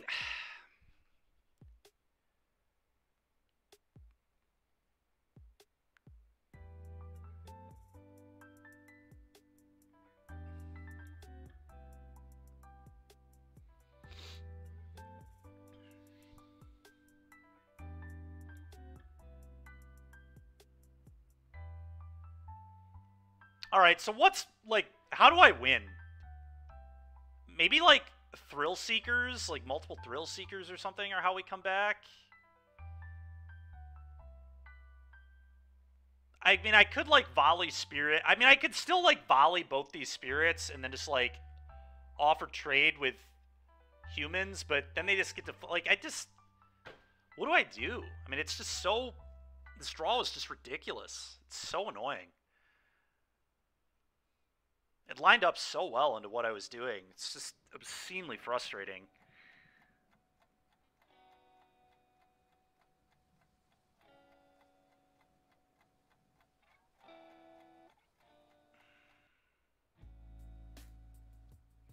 Yeah, I mean, I'm just trying to think if there's, like, any way out of this.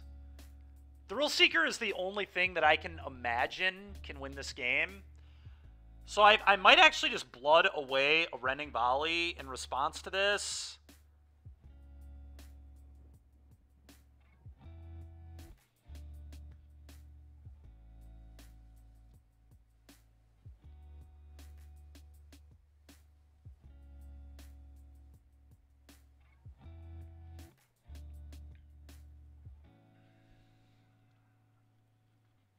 Because I think I just have to hit, like, running Thrill Seekers to win this game. Alright. That is kind of interesting, actually.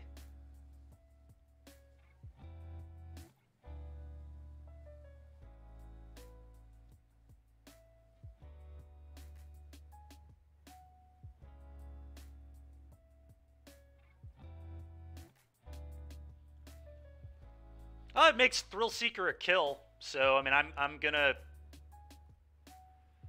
We're just gonna do this. And we're gonna hope they don't also have Spell Queller or Counterspell for my Thrill Seeker. I mean, Counterspell doesn't do it. It has to be exactly Spell Queller. Funny enough. So... Play this. Go.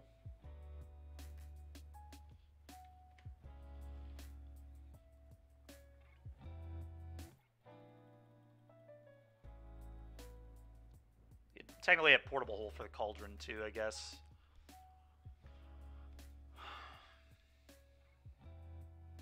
Okay, so they're gonna flip that. That's... Does this give you hexproof too? No. Alright, perfect. Then, if we can peel a Thrill Seeker, we can still win the game.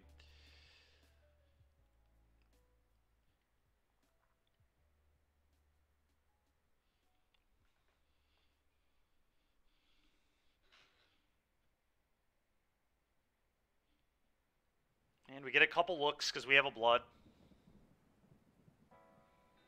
We have...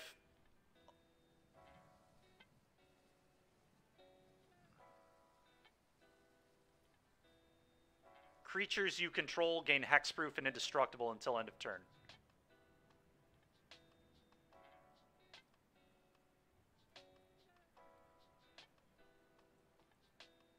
Why are you having me reread the card? Did I miss something?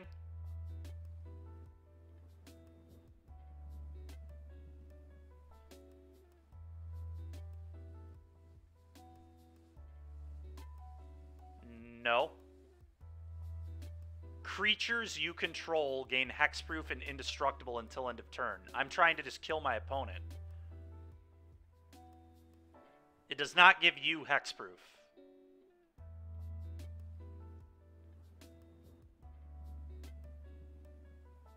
Which is all I care about.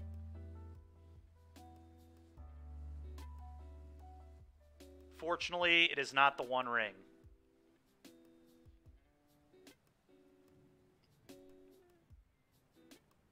No. I'm trying to just top deck a Thrill Seeker for the win.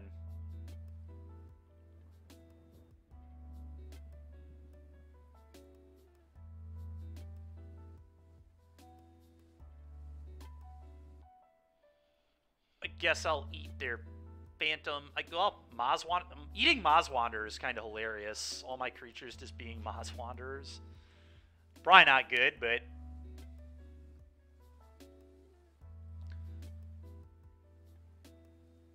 Alright, I mean, that's... How does Thrill Seeker win? We play Thrill Seeker, we put 2 counters on Bone Crusher, we activate Cauldron, eat another creature, and we chuck Bone at them for 8. Is how Thrill Seeker wins.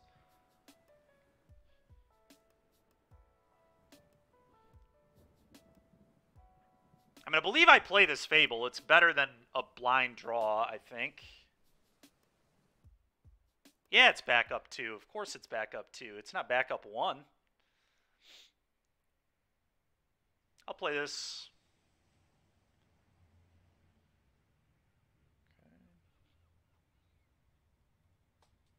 No attacks. Go ahead.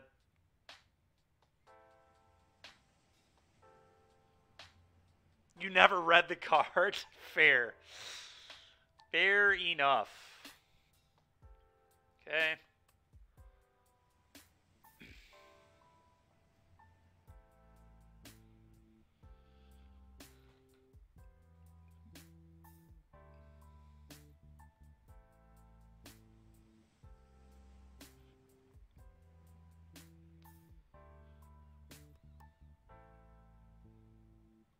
Okay. Actually might eat the Harvester now to turn all my creatures into Blood Tithe Harvesters. Although that doesn't really matter when they have a Light Shield Array. Whatever, I still think this is better than the alternative. I'm going to put a counter on the Shaman now.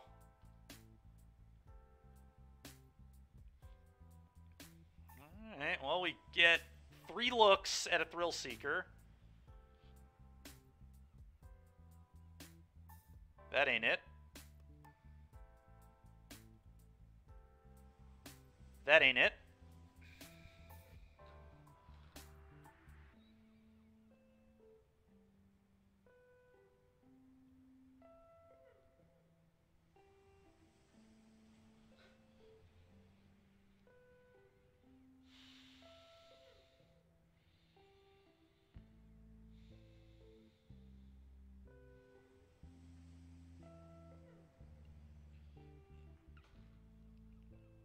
Probably activate the blood now.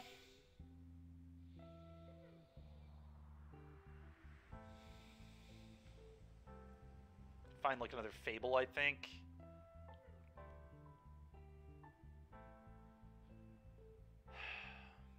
Okay, go.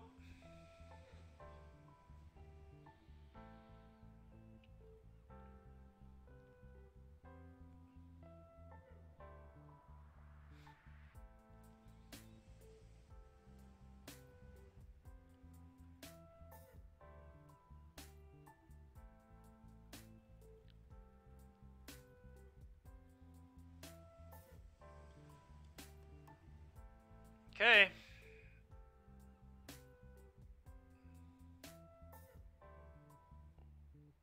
Sure.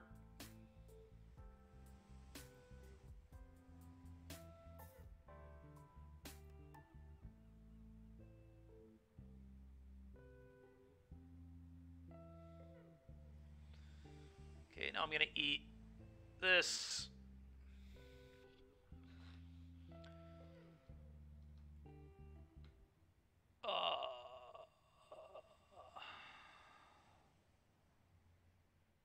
Probably want the counter here. It matters a huge amount, but I believe that is where I want it.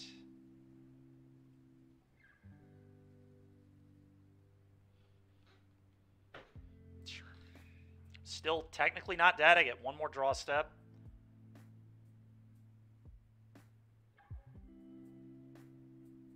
So I did have a Giganta that I probably should have bought last turn, but I guess bluffing is something.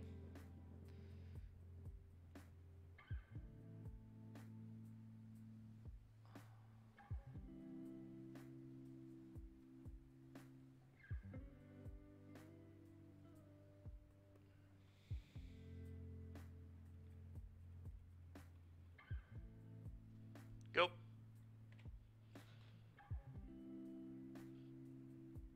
Well, if they have a Queller, they're just going to flash it in and kill me now, but...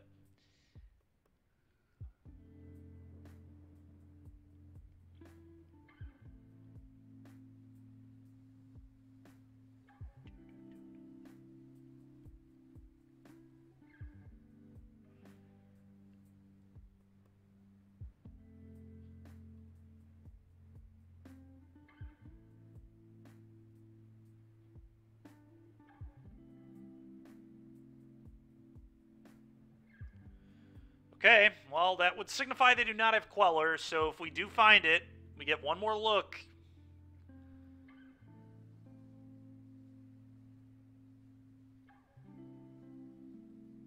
Ugh. God dang it. I guess that would have beaten Thrill Seeker too. Maybe. It actually might not have beaten Thrill Seeker. Yeah, not playing this Giganta may have cost me. Curious what my top card is. If it's a Thrill Seeker, I'm definitely going to regret not picking up that Giganta last turn and then jamming it here. But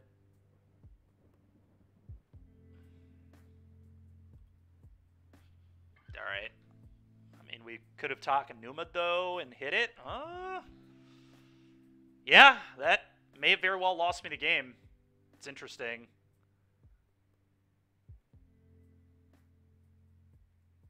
It's kind of crazy we were almost able to play out of that hand from them. That hand was unreal.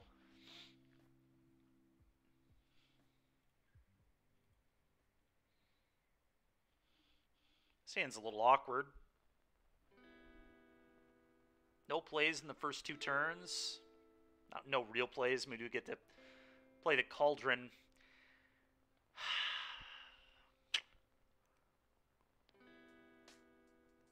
I think I'm going to keep it. It's a greedy keep, but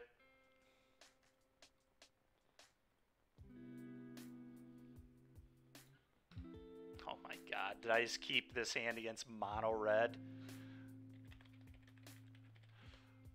And we drew a second Cauldron, which really isn't that bad. I'm going to play this land first here, actually. Go ahead. This land first into Hive, Cauldron. Fable does get to just loot the second Cauldron away. Play with fire in my face. It's definitely mono red. Okay. Well, that's really, really bad for me. It's a terrible hand against mono red. Doesn't have a real play until turn 3.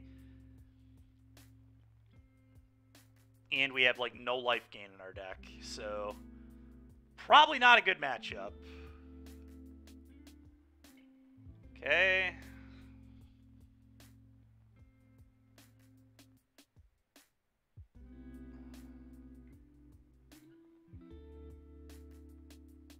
Okay.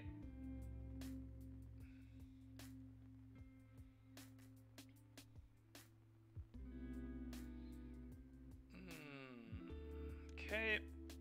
Cauldron.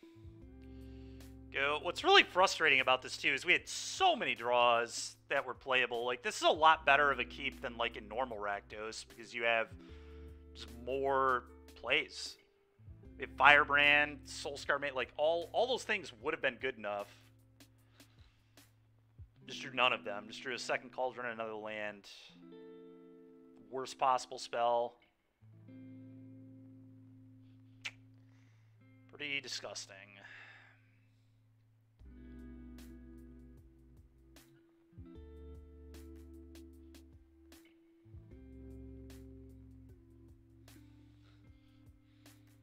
Yep.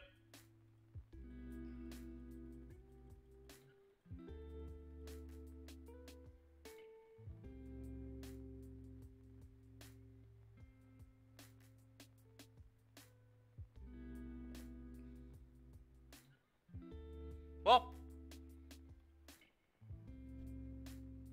get to give that thing not haste. Hopefully they don't have another instant or sorcery to play here, but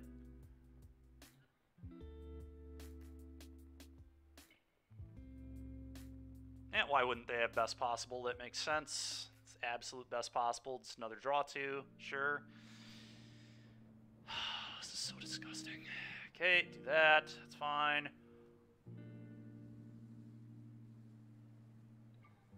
Jesus, dude.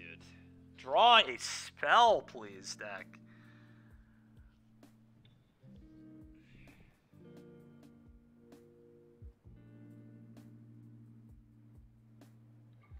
If only we had a big dino. Yeah, I mean, I would take a big dino over any of the 3 cards I've drawn this game.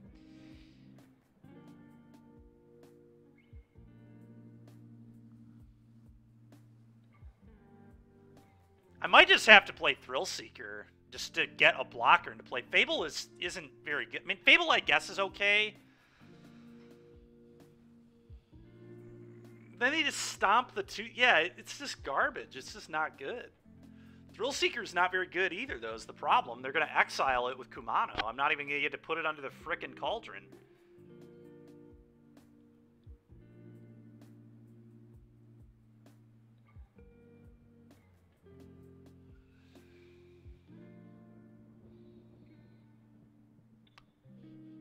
My hand is just so awful that I probably just have to play the Fable. Like, it's embarrassingly bad, but I think I have to do it anyway.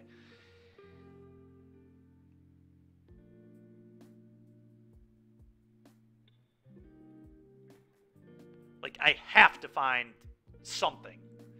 And this does flip into a 2-2 pretty soon, so...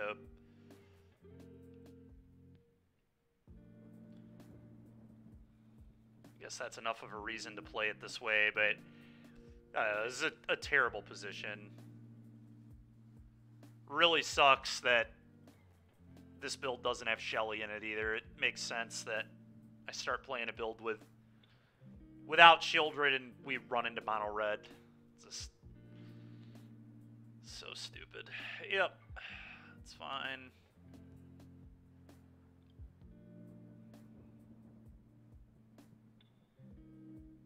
It's the easiest stomp in the world.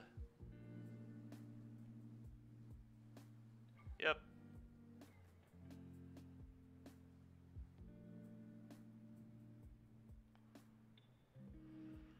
Well, I do get to make the Lava Runner one less power, I guess, so we'll do that.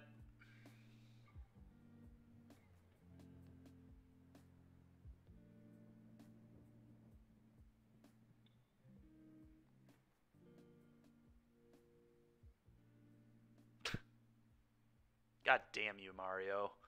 Just triple light up the stage, huh? Oh, that's a pretty good draw, I guess.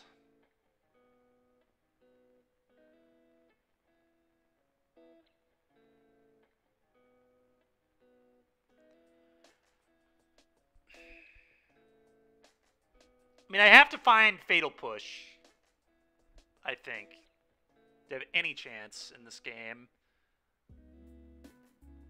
I might even need more than that, but Fatal Push is probably a good start. This is gone, and probably just this is gone.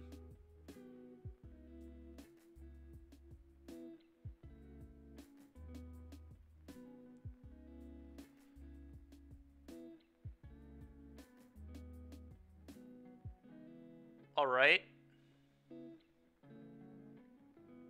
It's kind of real.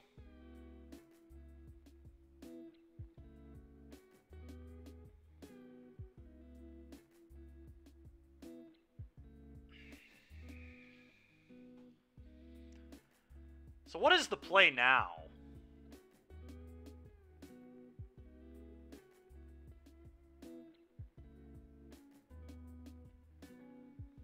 Maybe play Thrill Seeker, put counters on it, pass?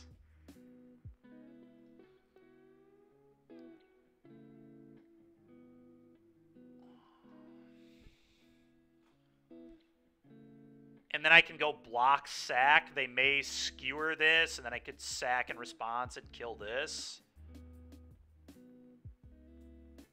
I think that's the right line.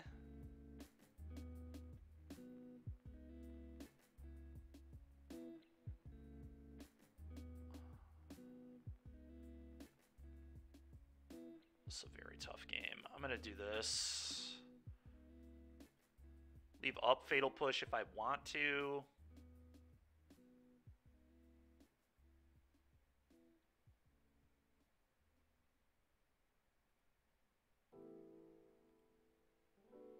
So I could have played this and then tapped Springs, but I think I wanted to do it this way. I don't know, maybe not, but...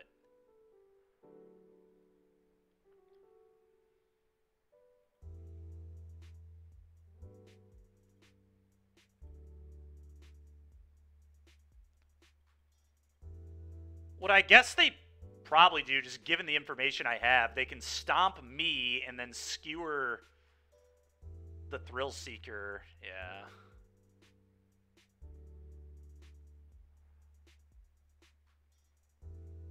They don't even worry about the Thrill Seeker. Yeah, okay, that makes sense.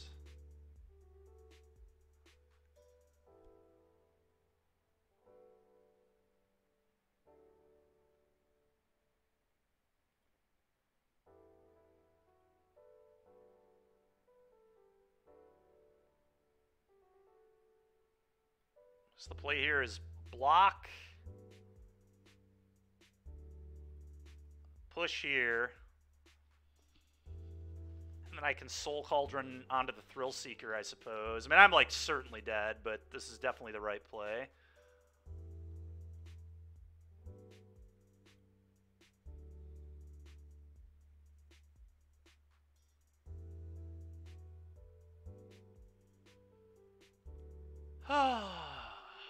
So freaking stupid, dude. Alright, yep, you got it.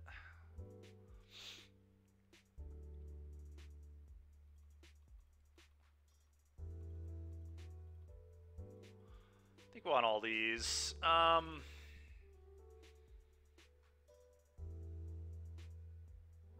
Firebrand, I don't think has much text versus this deck, so we're going to cut these.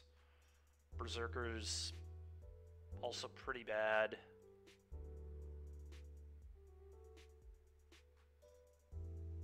I wonder if I'm just supposed to cut the Cauldrons versus Mono Red.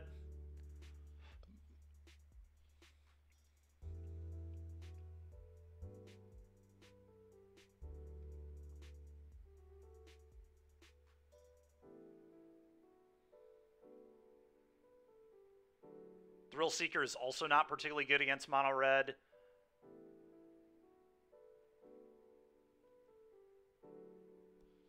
I don't know. I don't know.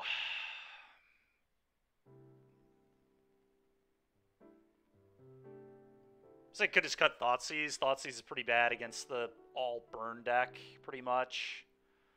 You'll try that. Cut the Thoughtseizes. These are basically 2s. Let's put them there.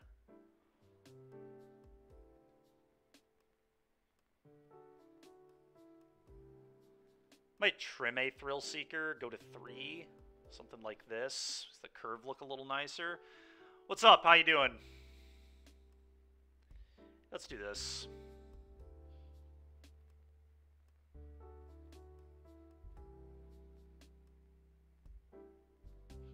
Gonna keep. It's a little awkward I don't have a 1-mana play, but I'm fairly okay with this hand.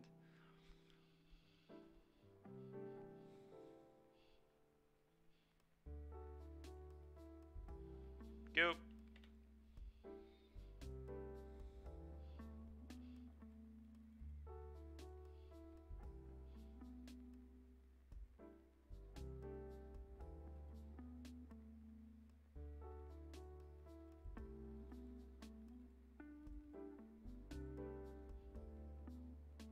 Okay, I'm just gonna edict this.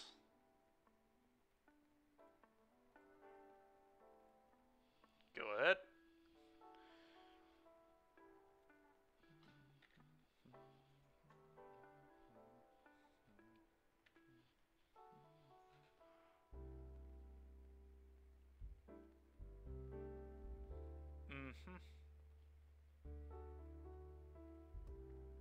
Oh wow, they kept a 1-lander? Okay. The question now is... I probably just want to play this as a 3-3. And then next turn, if I get to untap, I have Cauldron Butcher, which seems very, very good. So let's do that.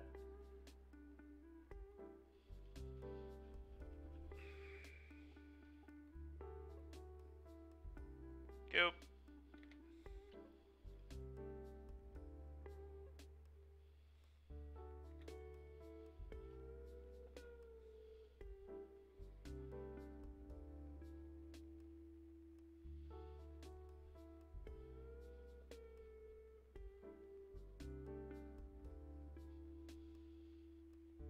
Okay.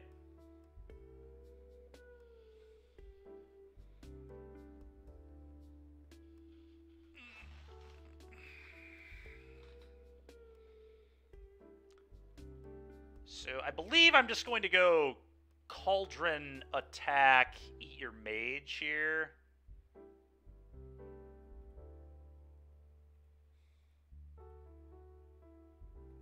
Don't want to play into play with fire.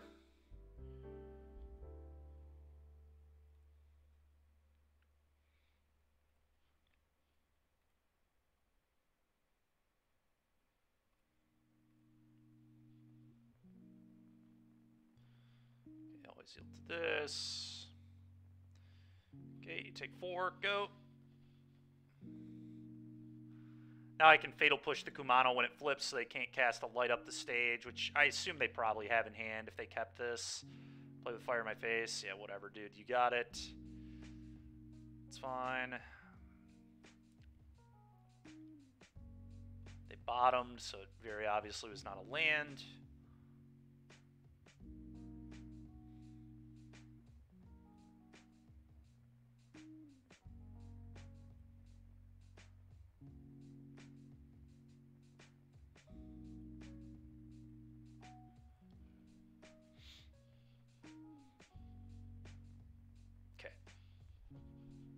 Nice. It's what opponent deserves for keeping a one-lander, to be fair. It's ridiculous. But sometimes you do that with mono red. I've done it too. Probably had like 2 light ups again or something. Alright, now that I'm on the draw, I might want to bring these back in just because they're 1-mana plays, but I don't know. It's pretty good to just have more creatures under Cauldron, maybe.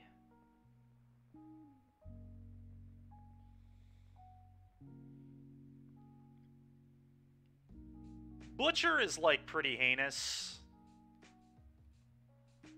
on the draw, especially. It's, like, so awkward. You just bring, like, these 2 back in and then maybe another Thrill Seeker. This is so many expensive plays. It worries me a lot, but...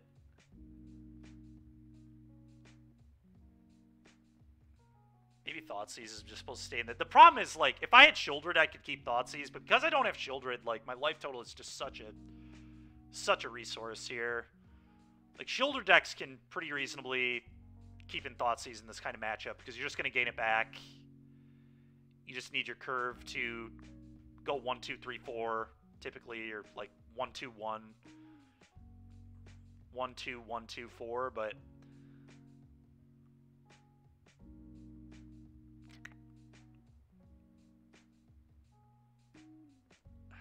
yeah.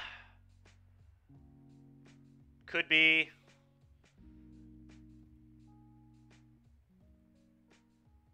What if we go to, like, 2 Cauldron? 3 seems like a lot. I just cannot draw multiple of this. Maybe do something like this. Our curve looks a lot better that way.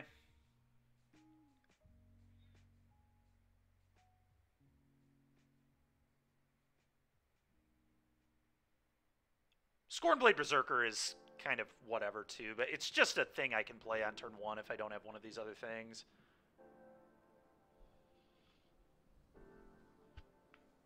Also another thing I can put under the Cauldron if it matters, so... yeah, I'm gonna keep that.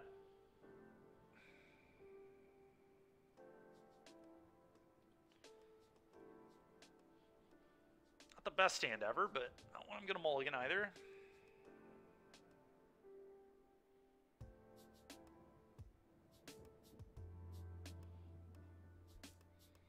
I think I would probably rather have Fatal Push up than play Duress here. I think I'm just gonna play this on Black Pass. I could Duress them next turn. So they're definitely incentivized to put a threat into play. I have K-Command for this later, so yeah, I definitely like this.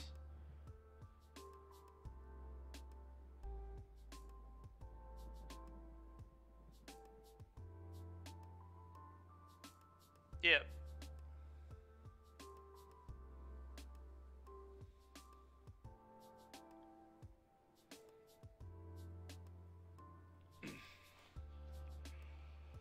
Go to 17.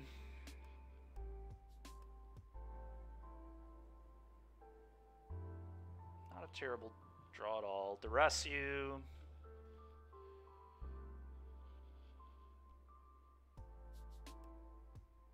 Jesus, that hand is so good. Go.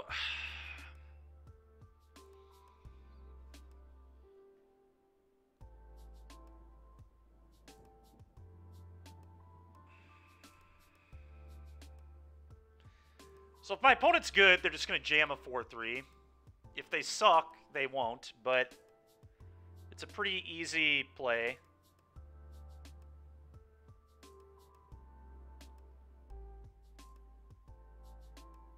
Yep. And now I have to just play this as a 3-3 so I can trade with Bone.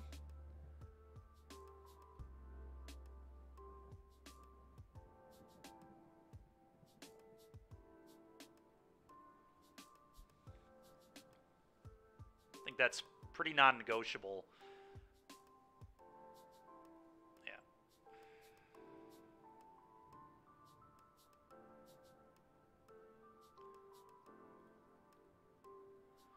I guess a play I maybe have, we'll see if I get the option. Play I maybe have is actually just block the etching, force them to stomp it, but...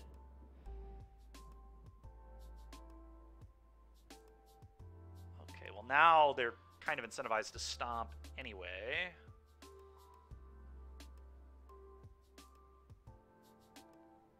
I just like have to get this thing off the table, right?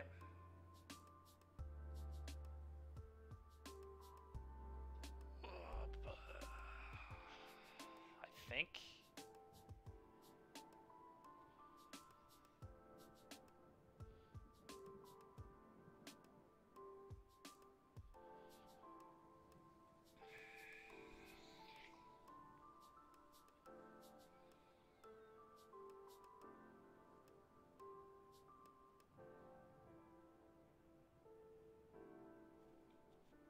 I think I just have to do this. Beating the Bone Crusher is just too hard otherwise. Although if I make them stomp, then I can, like, play the Shadow. But then I would just have to trade again. Is that even good? I don't even know. So we block here. They have to take a damage stomp. The damage isn't really relevant. I take 9. They lose this. This gets exiled.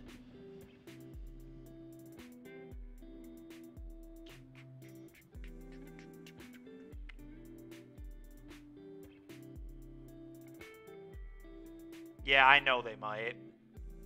Unless they drew a land, then they'll just jam it. Which is part of the reason to potentially just block a 1-drop, is that way if they drew a land, it wasn't like a really good draw. Because they... I don't know. It's tough.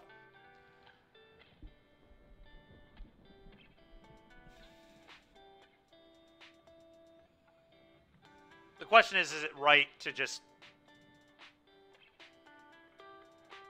make them tap out for it or whatever, you know? And I don't actually know.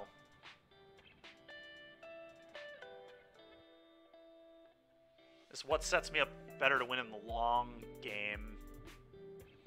Probably getting this off the table. Getting this off the table is so hard for me, and I also will have to take 2 damage to ever do it anyway. I probably just have to take the block, but I don't know.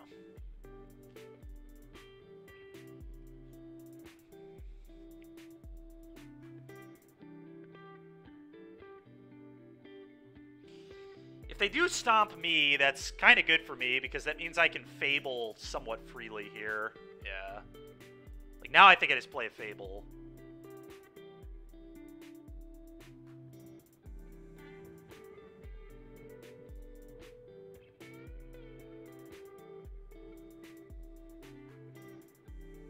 Then my, like, token can threaten the block here or trade here. And then we get to play this with 5 toughness into the Bone Crusher. To play this plus K Command is kind of good too, so that seems pretty reasonable.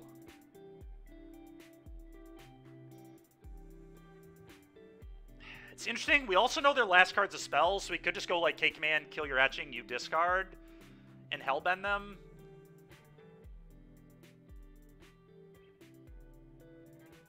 And then next turn just play a 2-mana 5/5 basically.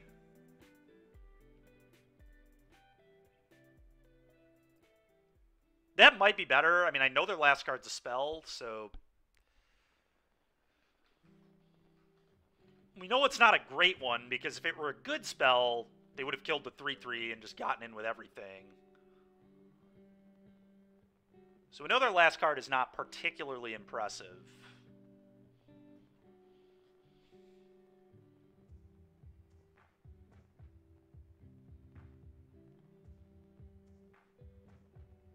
Could just be something as simple as, like, a play with fire, though. I don't know. I think I'm going to play Fable. This is a hard call. But I think I want to convert this land into another resource. And I want this to be flipped in 2 turns. This was close. This maybe should have been K-Command. It's pretty tough. Been a hard game, hard match. Turns out Rakdos decks, when they don't play Shieldred or Cat Oven against red, our matchup is much harder. Okay, that definitely sucks, but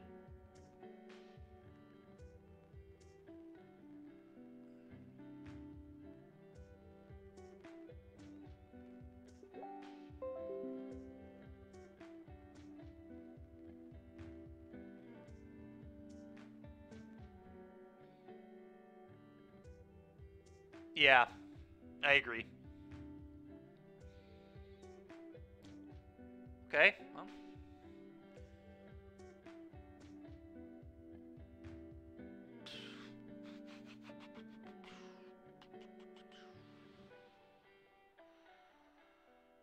Please just let me go to blocks.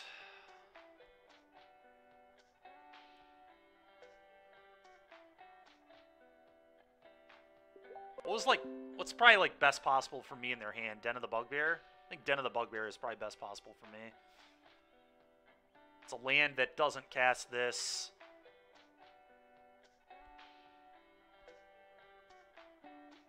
As the pressure's off me for a turn, which would be really nice. Try and set up.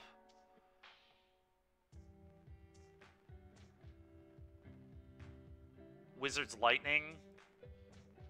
I guess that's one of the worst possible cards in their hand right now, too, because it's 3 mana. But I assume they would have just lightninged the 2/2 and got in for 4, so it's almost certainly not what is in their hand. It's not a light up. It's not a skewer. It's not a play, like, it's not a stomp. It's not a play with fire. Any of these things they would have played already. Could be another creature. Could be like a Soulscar Mage.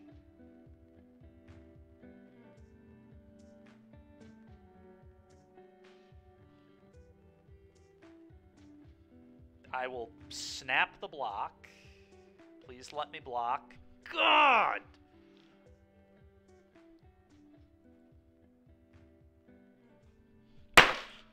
God damn it, dude! What is... That's 3 stomps! Are you kidding me?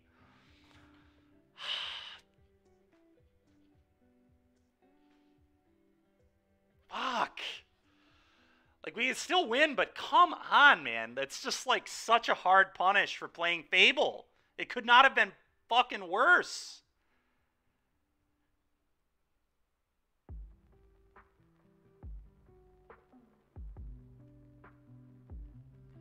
Alright, well, I need to pitch the lands. Yeah, I don't... Okay. Pretty awkward. Probably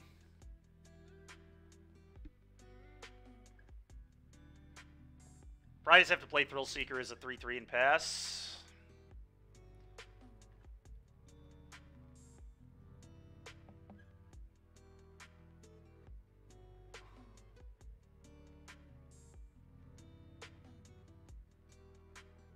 Yeah, it doesn't die to a lot of things, I guess.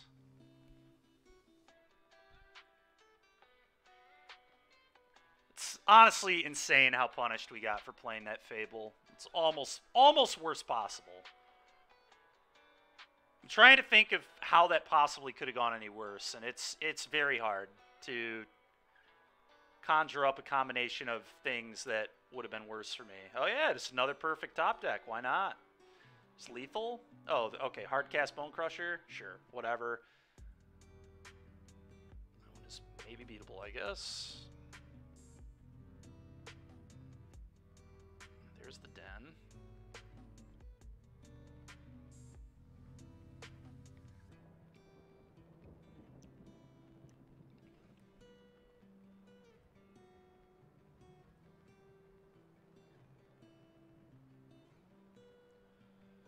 All right. How do we win this game? It's going to have to involve copying Thrill Seekers, but I also have to beat their lands. This is just really obnoxious.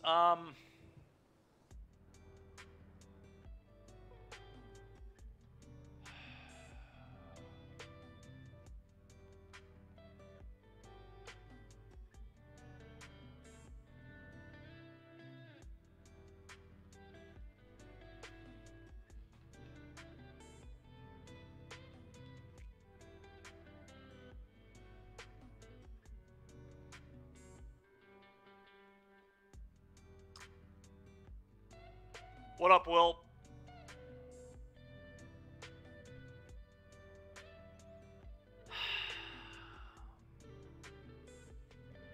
So I can...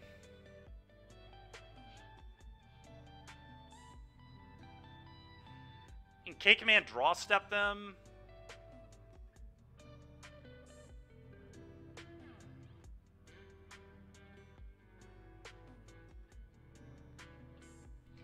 Yeah, I mean, we could have not played Fable. I mean, that was the other option on that turn. And we could have done the K-Command thing, and it would have probably worked out substantially better for me, but...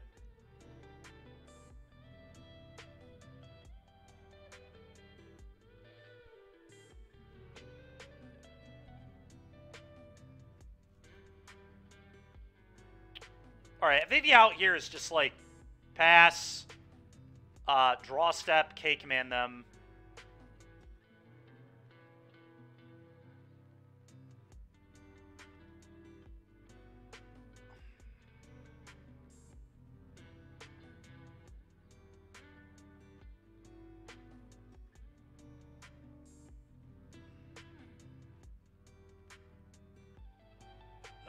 Yeah.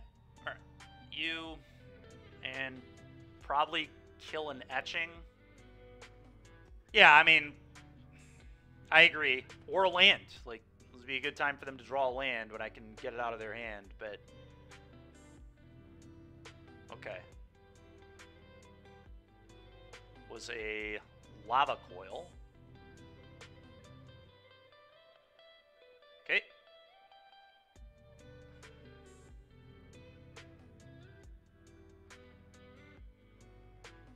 I guess the hope is that they think this attack is good. It's pretty easy just attack with Bone Crusher in this spot, though, and then... What?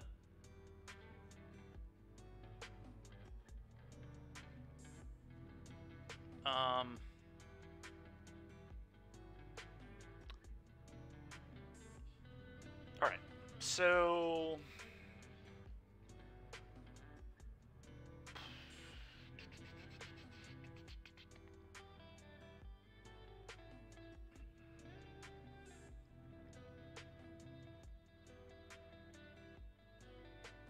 Okay, so my...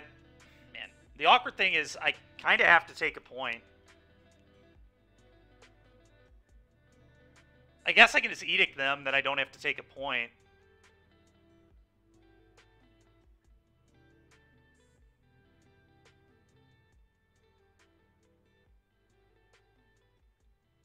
Alright, let's do this, I guess. This is so bizarre.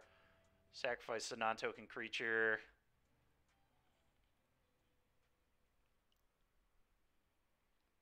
And then I just chump with Reflection here. Chump Bone Crusher with Reflection and eat their 2/2. It just has to be the play, I think. Thrill Seeker can still block sack to kill this. We have a Shade now. I think this just has to be the play.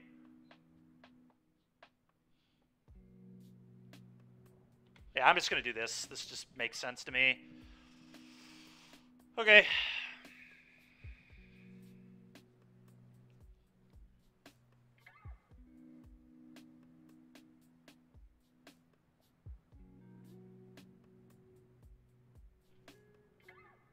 Kind of an okay draw, I guess. Problem is my opponent just doesn't really have bad draws. They just don't exist. I guess I play Shadow. I can hard cast this, but it doesn't really do anything. Yeah, I mean, they would have to be really stupid to fire up Den instead of just popping Ramanap Ruins, but at this point, we probably need our opponent to be an idiot to lose, so...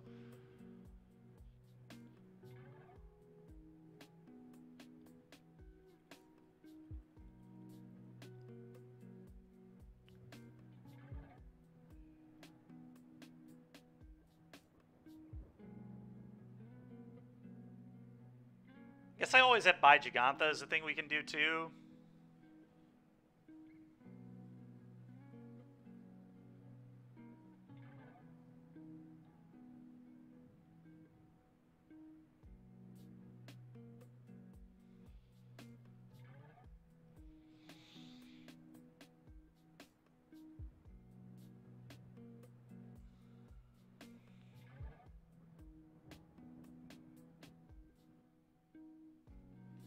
Okay.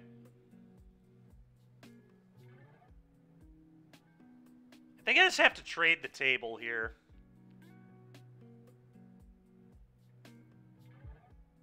So I believe my play is...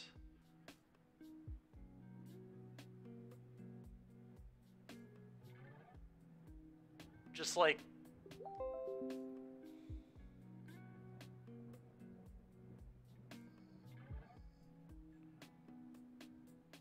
Yeah, I know it would. Block.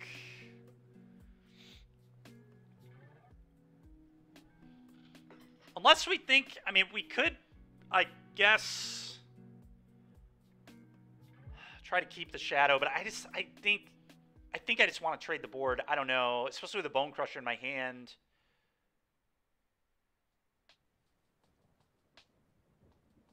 Block here. Block here. I think this is right. I don't know. Pump. Pump. Okay, damage.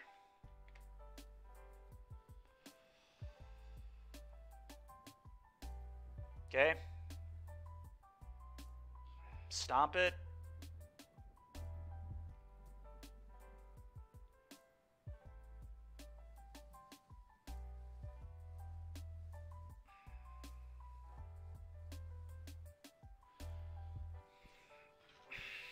The awkward...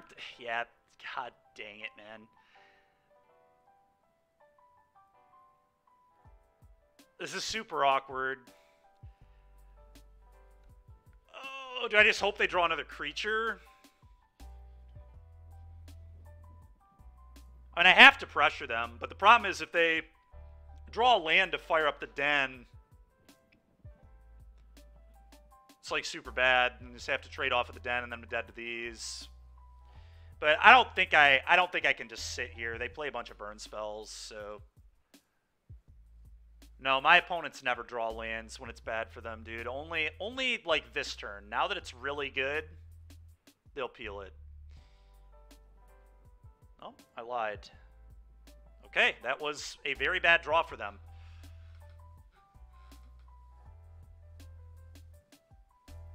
All right, I'm just gonna pick up Jeggy and pass. And hope that they fall for firing up the Den. Because that's probably how I win, is them playing land thinking that Den is a lethal attack, and then attacking and losing the game.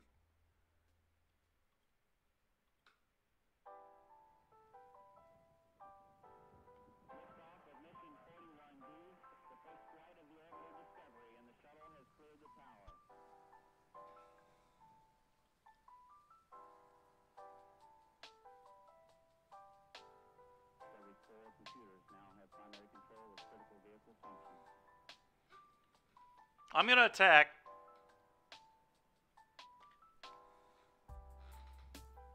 Yeah, they might.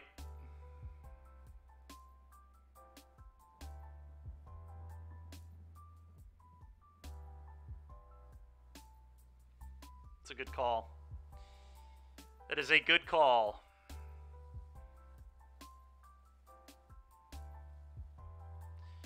Well, we tried our best. It's like nothing that doesn't kill me here. Yeah, 4th stomp. That's pretty fitting. Why not?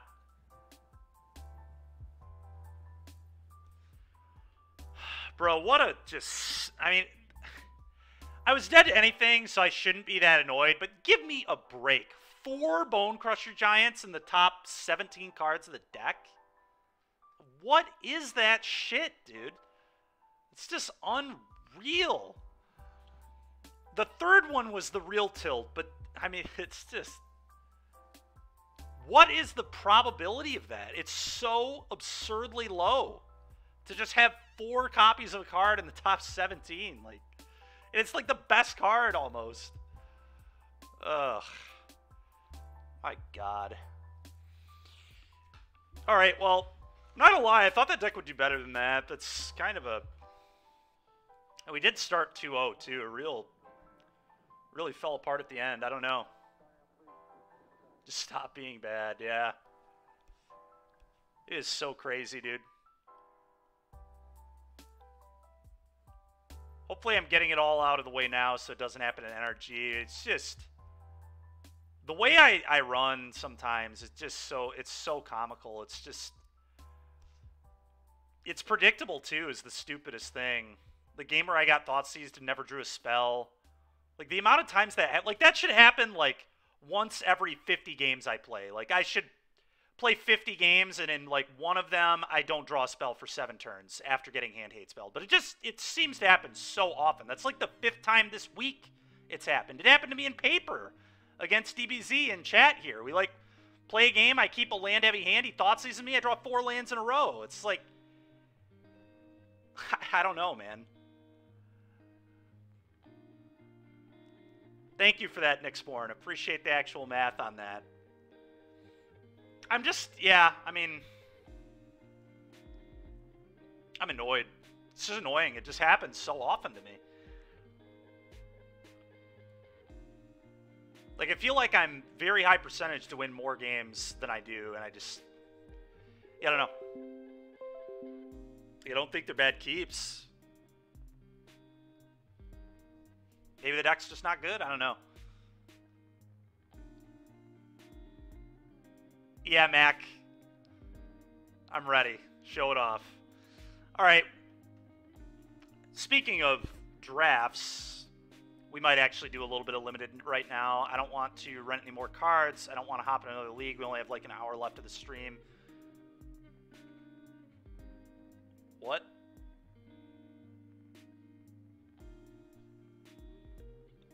Yeah, we are going to Vintage Cube. Give me a sec.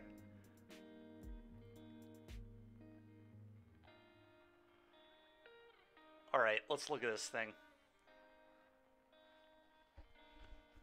Yeah, I don't know why it's doing that either. That was weird. Yeah, I moved it over. I thought you might have been trolling me or something. I don't know. Yeah, this deck looks... Jesus, dude. Petal, Sapphire, Lotus, and LED. And Breach, and Brain Freak. Dude. And Tendril. What the hell, man? You got this in a 64, man? Storm was just wide open, huh? This deck is unbelievable. Royal Al. You've turned 3, killed 4 times in a row? Jesus, dude. You're not making me excited to play Vintage Cube. Decks like this do not interest me. I do not want to play against these kind of decks. I don't even want to draft these kind of decks. It's just so ridiculously powerful. That is like actually a vintage deck. All right. Just draft better? It's fair. You're right. All right. Well, not a horrible day. 5-5 for kind of meme decks, I guess. I really did think that second one would be better than that. I mean, we had some close matches, I guess, but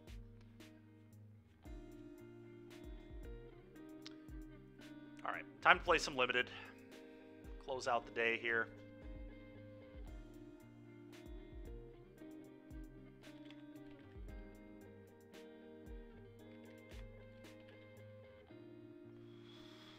Oh.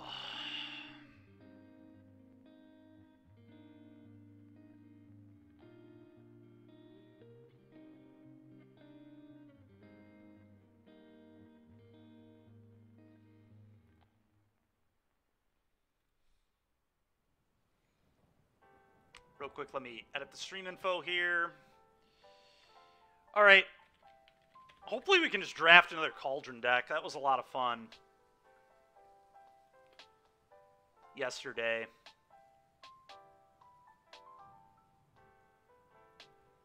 All right, here we go. Time for some limited. I don't really want to do one of these today. We'll do some of these like next week. These 64 men. Maybe we'll do one tomorrow even. No. No, you're good, Mac. You calmed me down, pal. It's just getting a little frustrated at my average opponent's draw step after getting a hand hate spell cast on them, as opposed to my average draw step after getting a hand hate spell cast on me, but it's fine. All right. So we want to, oh, we don't want Premier. That's what it is. We want to go to Draft, Phantom Draft League. Sure they did. Of course they did, yes. They deserve to draw 4 of their 4 of and 17 cards with 0 selection and manipulation. That makes sense to me. It was good deck building. It's true. They put 4 in the deck, so they may as well draw 4.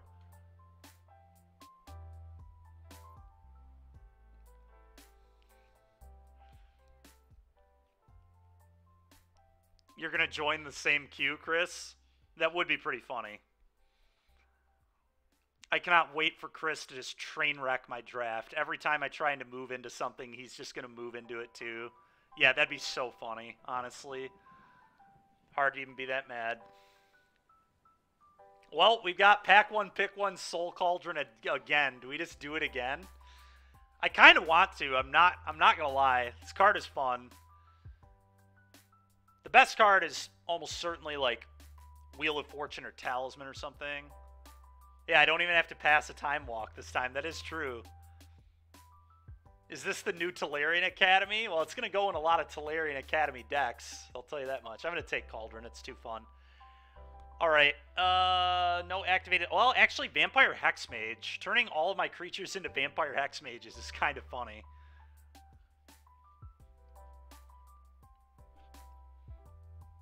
I mean, blue-black is kind of where you want to be, I think, for a Soul Cauldron deck. Either that or green. Green's pretty good, too.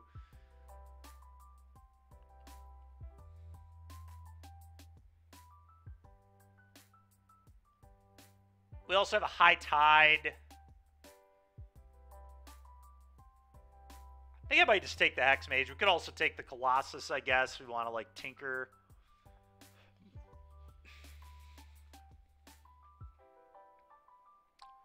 I think I'm just going to take Hexmage. There was a Thespian stage in the last pack, too. Maybe we can end up on that deck. Well, there's Dark Depths. All right, I'm taking Dark Depths. Here we go. And then hopefully we wheel, like, there are plenty of good cards here, but I'm going to take the Depths. Him to Turok. Rona. All right, this deck's going to be pretty cool. Him to Turok's just a messed up card. We could just try to be like mono black. It's like mono black Depths. Blue black Depths is probably good though too. Turning all my creatures into Ronas off Cauldron is kind of real as well, so maybe we could wheel to him. Pretty unlikely. Most people take him pretty early, but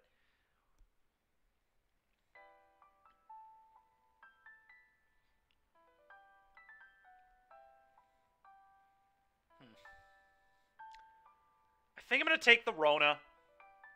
We didn't take the Rona yesterday, and I was pretty sad about it. Helps me find combo.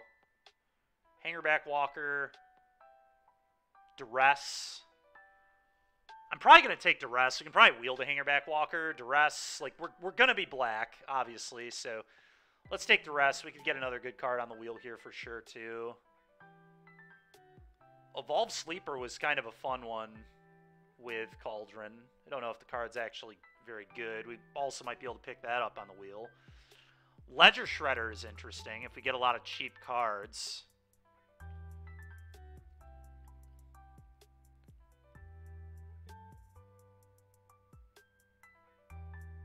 Might actually take the Ledger Shredder. Let's just have a lot of manipulation. Well, Knight's Whisper is pretty sick. I think I'm going to take a Knight's Whisper here. Turning every creature into Devoted Druid is kind of appealing too, but I think we're just going to try and be blue-black. I'm not going to dip into another color. Let's just...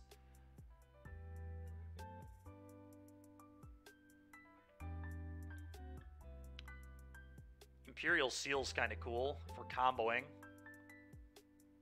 I'm just going to take Imperial Seal. The dual land was interesting, so was Underdog, but...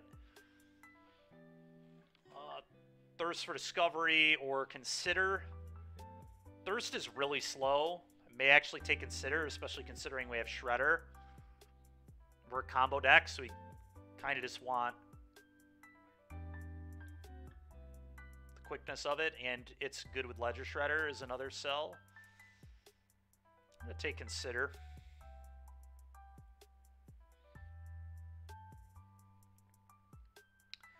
Fiend is sweet with Cauldron, yes, but I'm just going to take Consider.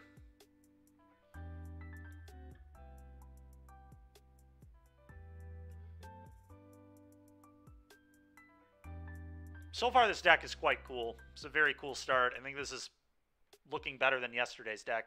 All right, I'm probably going to take Massacre Worm. That's a good thing to be able to reanimate, which we definitely could find Reanimator stuff here. Okay, well, Deceiver Exarch is interesting too. I'm definitely taking that. Could always find the Kiki Jiki and Reanimate spells and then discard Kiki and Reanimate combo, but... Oh, now we've got... God. There's probably no way I can make this work, but I am going to take it. We do have the Hex Mage.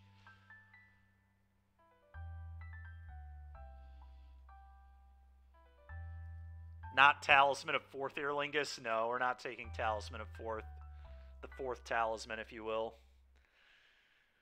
All right, so for now, we're going to put this over here. We don't know if we're going to play that. Hairback Walker's acceptable. Take it.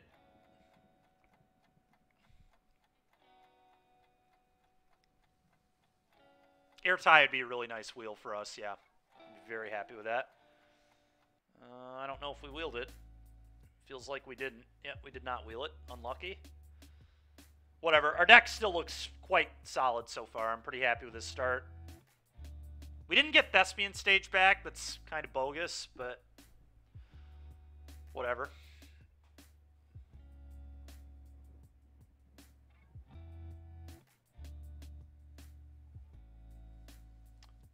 Huh. Vamp Tutor? Maybe just take another Tutor. Just be all in on the combo. I mean, I think that's kind of what I want to do. I just want to put a 20/20 into play. I'm going to take the Vamp Tutor. It's also really lame I didn't wield the him to Turok, by the way. Yeah, Fetch is not bad either. I think I'm just going to take Vamp.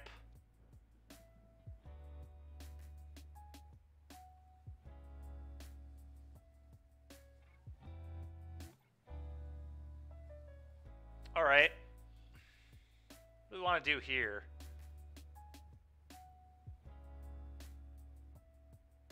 Quite a few options. Animate Dead is maybe what I want to do at this point. We have a very good start to like a Reanimator pile. So I kind of just want to take the Animate Dead.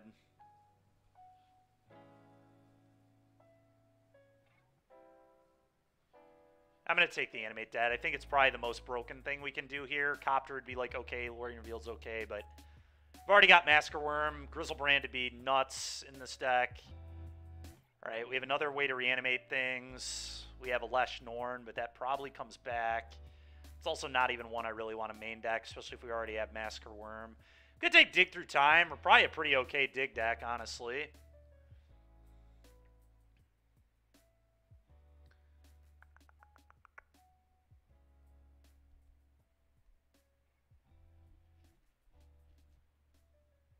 I made us take Dig.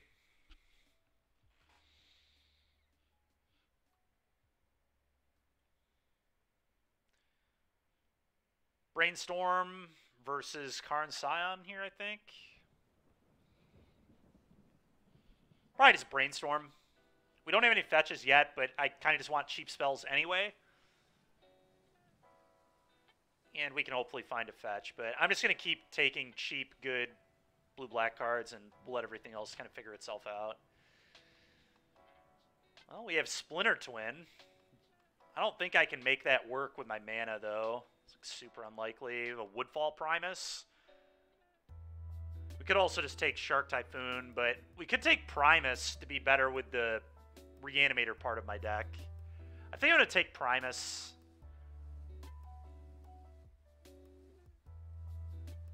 I think we're just going to move off the Deceiver.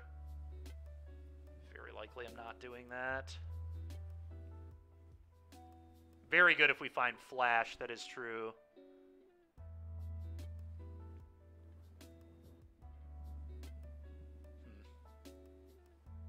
Nothing too exciting here.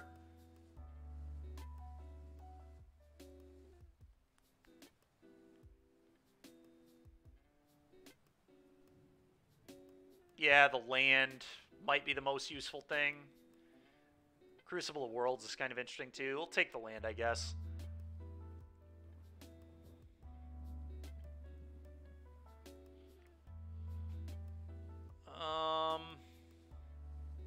Man, we just cannot. Revoker's like okay. Vindicate is kind of interesting. Murktide is kind of interesting.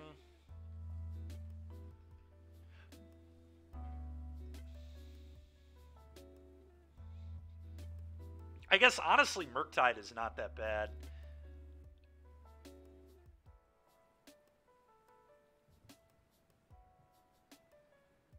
A little awkward in a Reanimator deck, but I think I'm going to take it. Oh, Stowaway is great. This is a really good pickup. All right, that was nice.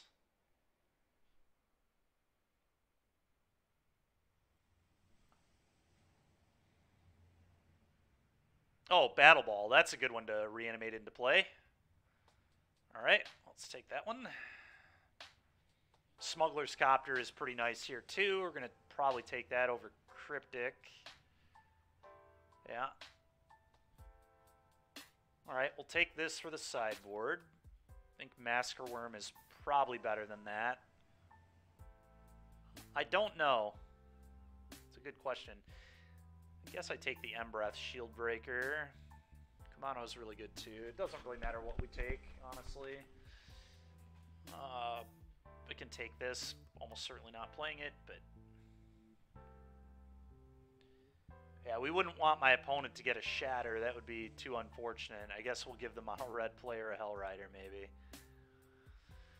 Alright, well, this deck looks interesting.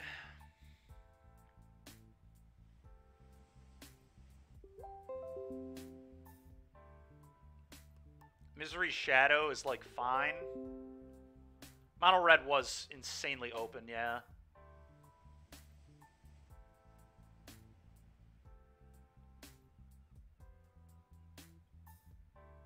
Crazy open.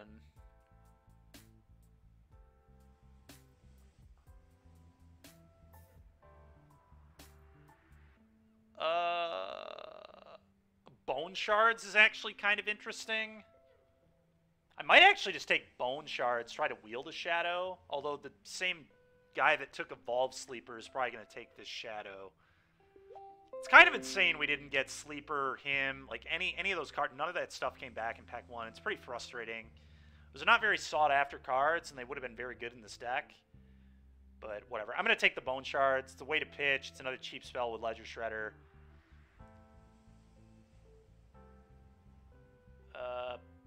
Phantasmal Image. Probably just going to take Phantasmal Image. It's generically, again, a pretty good card.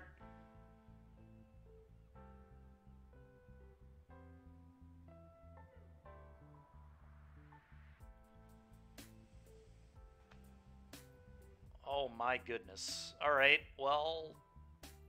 Huh.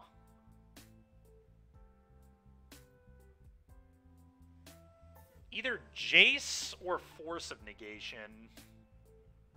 Oko? I don't really like Oko with how bad our mana is already going to be.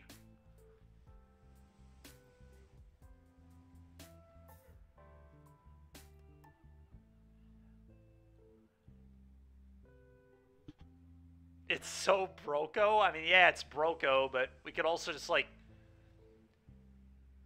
take a Force or a Jace and not have to play another color randomly in our deck that already has to play a land that doesn't even... Kite Sail is actually very reasonable, too, although we might wheel that.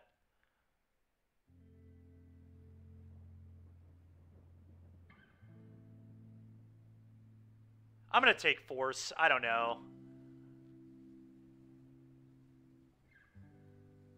My heart says take Force there, so that's what I'm going to do.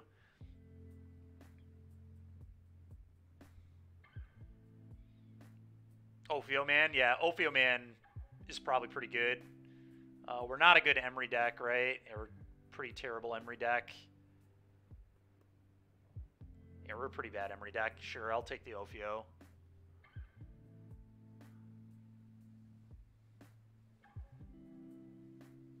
Miscalc, Collective Brutality. I might take Brutality. I like Brutality, I think, yeah. Oh, Fallen Shinobi? Okay. Well, that's a pretty good one. Let's put that in our deck.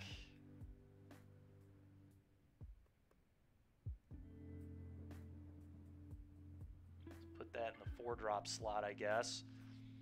Oh, turning all of my creatures into Walking Ballista? Okay, I'm in. And if we wheel that Emery, now I might be willing to play it. We're a Hangerback Ballista deck. Displacer Kitten doesn't combo off with anything here. I guess I take the Urborg. Urborg's a little bit of mana fixing. Also makes my Dark Depths tap for mana. Caracas is pretty good too, but my mana is just so bad that I think I just need to take the Urborg. I'm also not playing this, I don't think.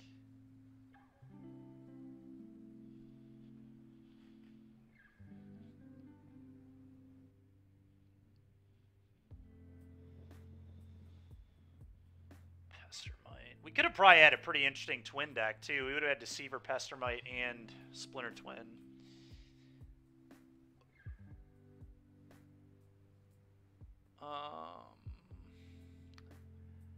And none of this is very good at all.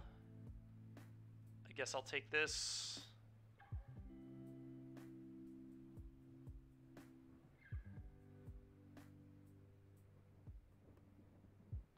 Damn. Damn is like fine. Yeah, we'll take a damn.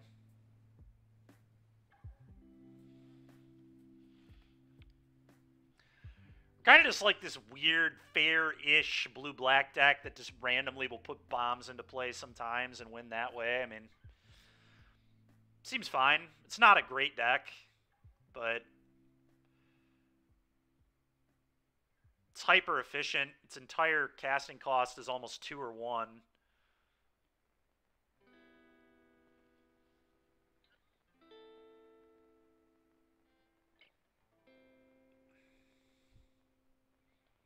I don't even understand why this card is even in the cube, to be honest. This card sucks so bad.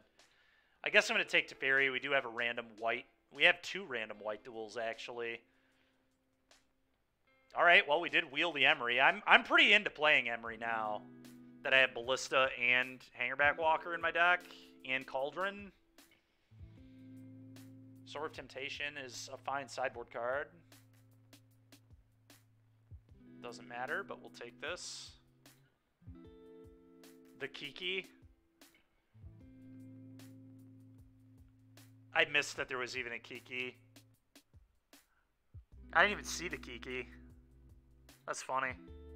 Totally missed it.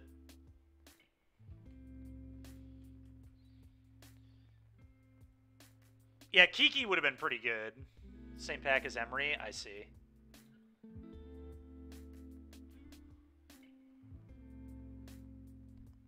I don't know, I think we're kind of a more fair deck than unfair deck at this point. I think I like the Emery, I don't know.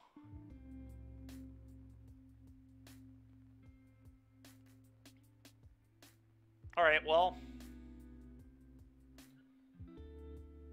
Brainstorm is pretty garbage because we have actual 0 ways to shuffle our library. I guess that's not true. I have two tutors, so I can like brainstorm and then tutor.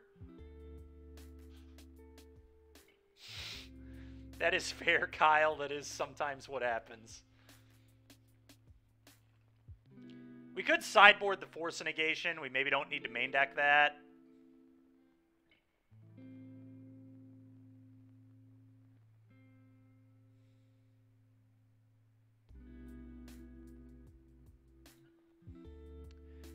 I guess we don't need to main deck the Primus either. Let's just have these two be our bombs. We can hardcast both these. Part of the reason I want to do it that way. Definitely wants to be a 17 land deck. We have no mana rocks at all.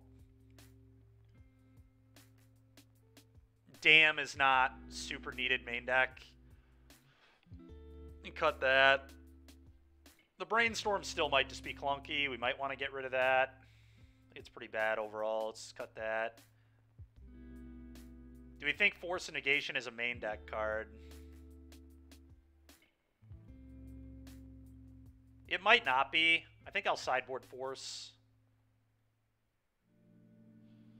And we definitely need at least one more land here. Might just be the Phantasmal Image. We can bring this in when it's good. I don't know. Image is kind of always pretty good. Like, there's so many good things to copy. I'm probably going to keep the Image. I think that's probably a mistake to cut that.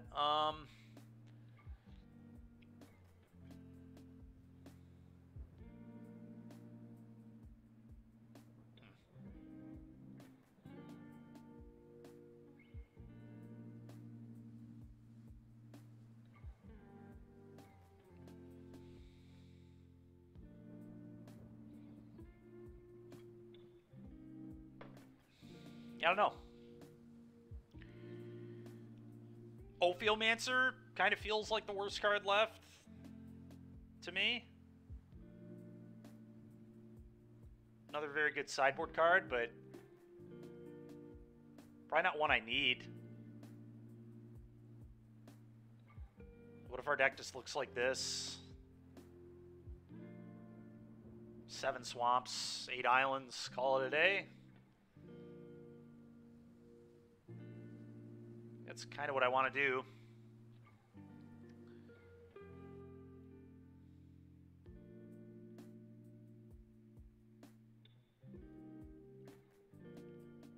Oh, I should probably add my lands, huh?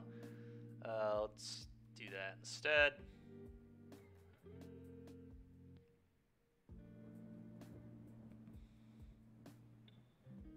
Yeah, all right, let's do this, I guess.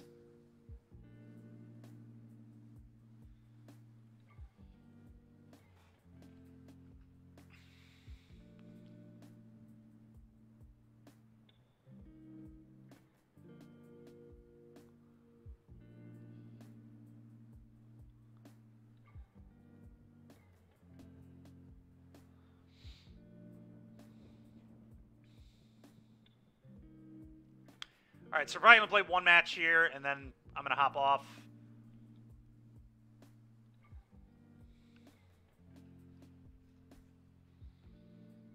And we'll finish this up tomorrow at some point.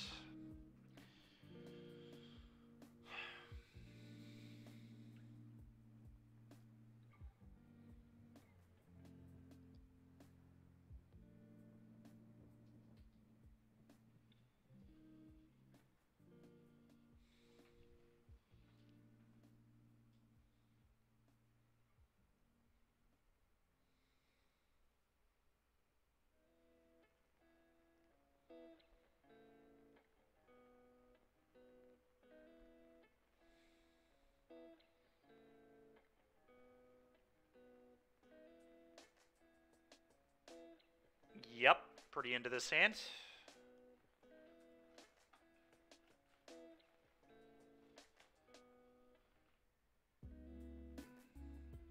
Question is, do we seal on turn 1? Oh, yeah. We're going to seal for the animate dead, and we're just going to massacre worm my opponent super quickly in this game, I think. Could also, I guess, just bone shards this now.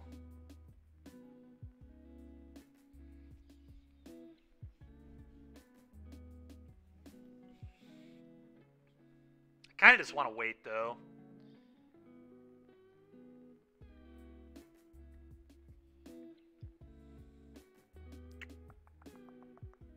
Huh.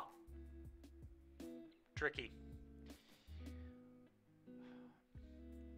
Maybe I'm just supposed to bone shards? I don't know. The problem is I don't really know for sure what they're doing with it yet. They're probably just playing mono green, at which point I probably just want to massacre worm them in 2 turns. I think we're just going to go get animate dead. Alright, go. Certainly could get heavily punished for this, but hopefully we'll be okay. Things are looking pretty good so far.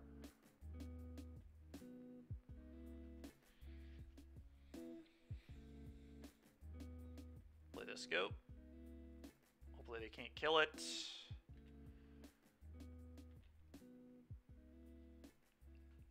It's true.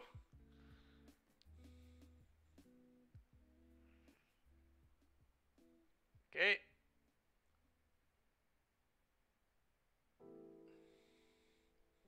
All right, well, barring something just completely awful for me. They didn't attack. That's really sus. Oh, it's because they want to activate this. I don't know, I'm a little scared here.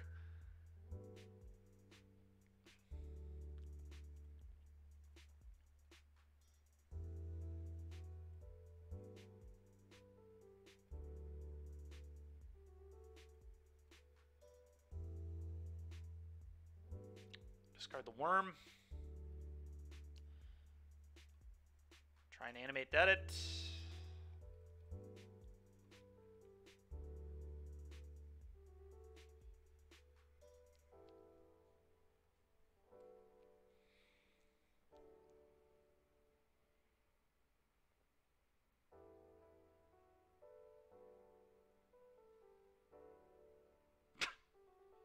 Okay, time to bring a Leshnorn into our deck. The Leshnorn will replace the Battle Ball here. Dam is probably pretty good here as well. It's more interaction. Sower is probably pretty good against what we saw.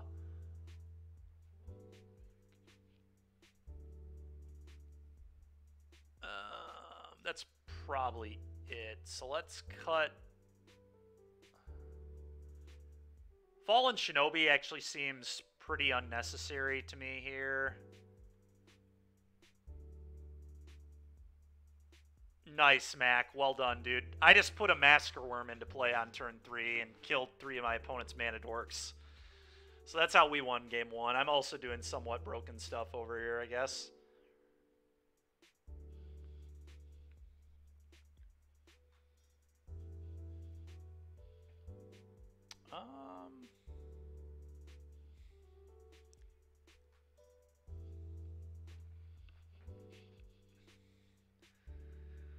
Oh, what do we want to cut?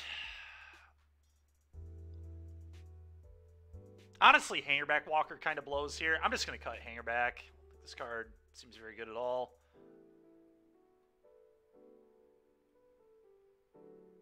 Let's do that.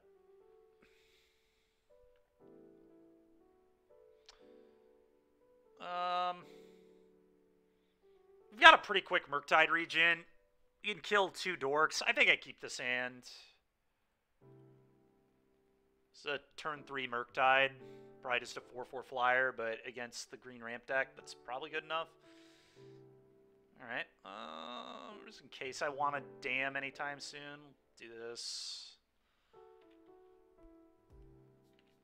Go ahead.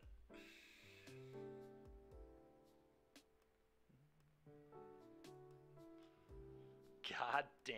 Yep, that's right. God damn. Oh, we're getting griefed. Okay. Wonder if they're going to reanimate the grief.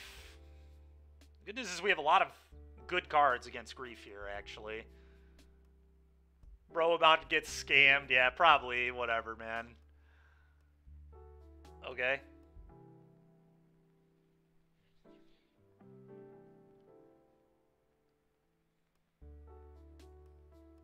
Sure. It's kind of annoying, but it's very beatable. Oh, well, I guess I will grief you as well. God, to think I almost didn't play this card. Alright, well, we probably just take this Deranged Hermit. You hate Vintage Q. Anyways, take the Hermit. They're nowhere near that Titan. Alright, well, now we just beat them with their own grief, hopefully. Oh, come on, man. Saga? That's pretty annoying. I guess that's a land that is going to leave play, though. Alright, yep, sure.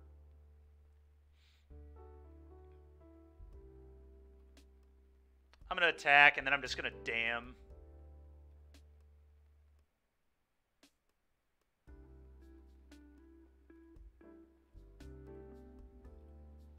Go.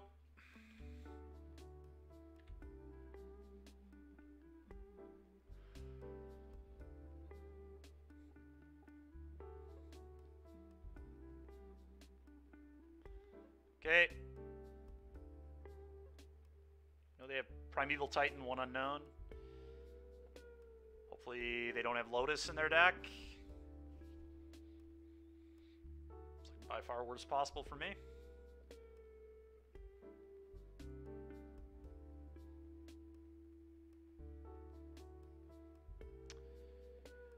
Okay. Alright, that's a pretty good draw, I guess. Alright, that's a pretty good draw, too. This is what you get for trying to scam people, you asshole. Alright, let's hope that he does not have Lotus. If he floats a mana, that's a really bad sign. Alright. That's pretty reasonable.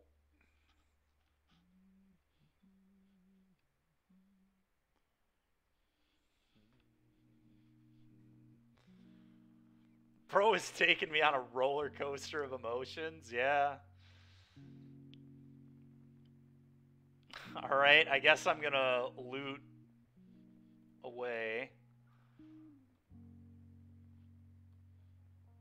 Yeah, this has been quite a ridiculous game. I would like to use that ability.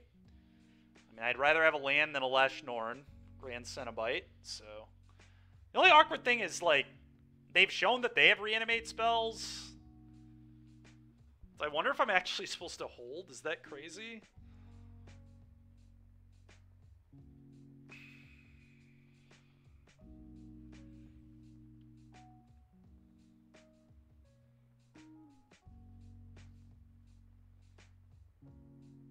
Yeah, they have Titan and An. Titan's their last card. I actually might pitch the land. I don't want them to just spike Animate Dead.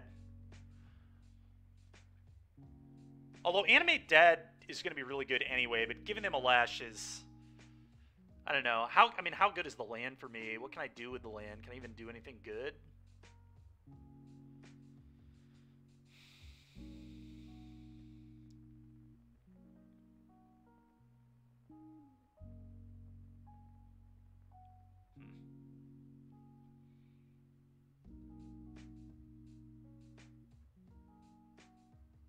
Yeah. It's a lot less dangerous. I think I'm going to, yeah, just not be dangerous. Let's just pitch the land. It's not even a good land. It's not even a second blue source. It's kind of what we would want here anyway, so.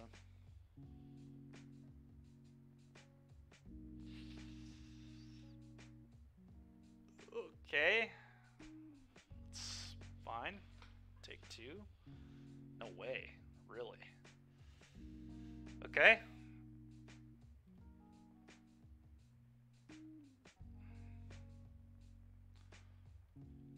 Well, now I almost certainly will pitch the Alash. Jesus, dude. Can I draw an island? What the hell, man? Ugh. At least I did pitch 2 of them to...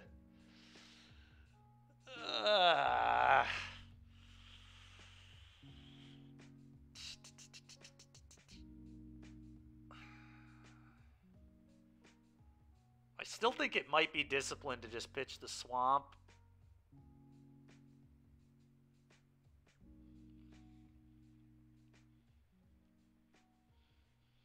I don't know, this is pretty rough.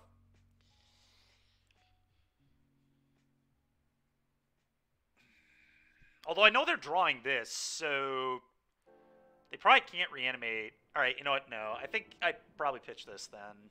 And then I still... The thing is, like, am I still holding the land to have a good loot to the scooter?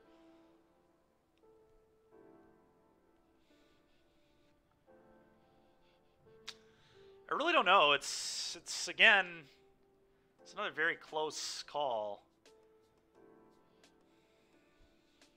I really... Oh.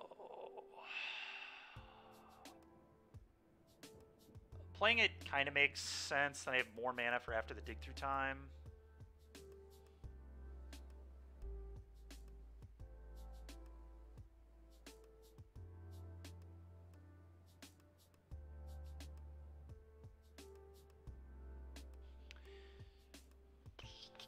But if I'm gonna hold this to loot it, I may as well just hold this so they can't see it or reanimate it or interact with it in any way. Oh, you're right. That's true. All right, I'll just pitch the land. Screw it.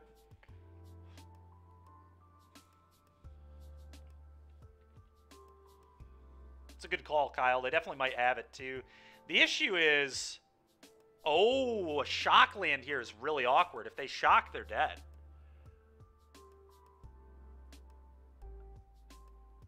Yeah. Oh, you've got to be fucking kidding me, dude. Now that lets them play the Titan. Holy shit, that's so frustrating.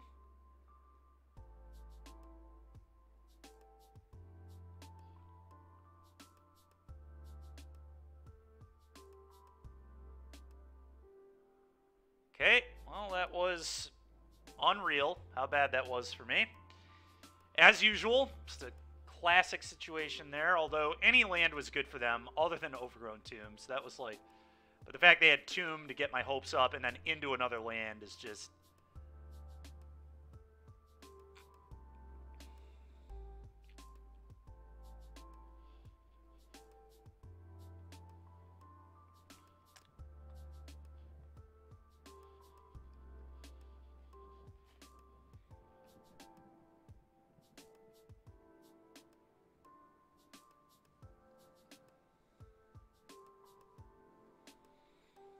This is going to be a really heartbreaking loss.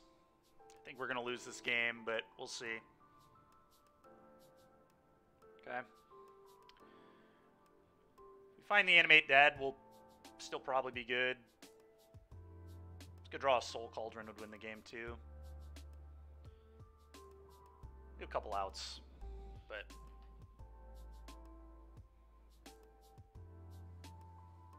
I guess opponent doesn't have lethal because they didn't attack last turn, so them not attacking last turn was disgustingly bad. Okay, for some reason they're considering the attack again. I don't understand what's going on. These, like, no attacks, like, might cost them the game. Dark Depths. That doesn't do anything.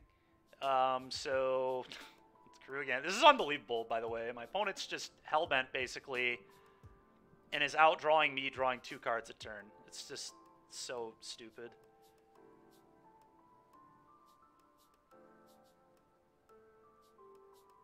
All right.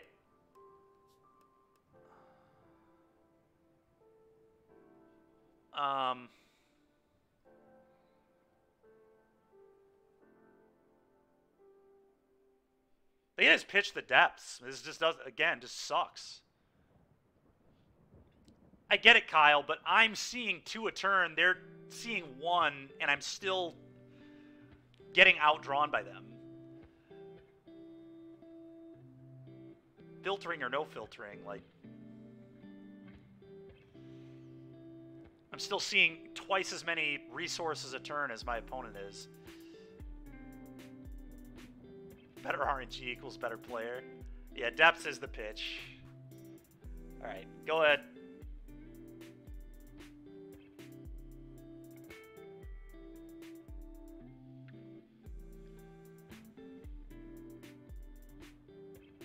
I mean, I could certainly lose here.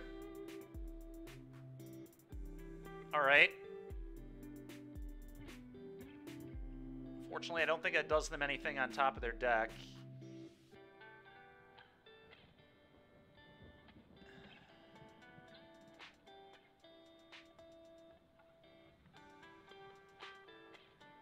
Hard cast a Tarka here. Maybe they have their own ballista. Oh, go get Hoof.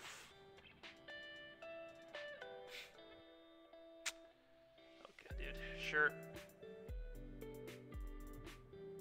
Anything with haste will do, but it's gonna be Hoof. Oh, Primus? Alright.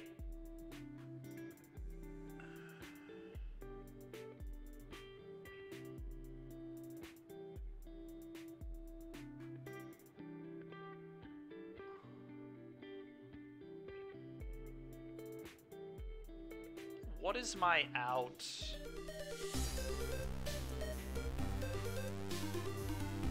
Yeah, I know I can still vamp.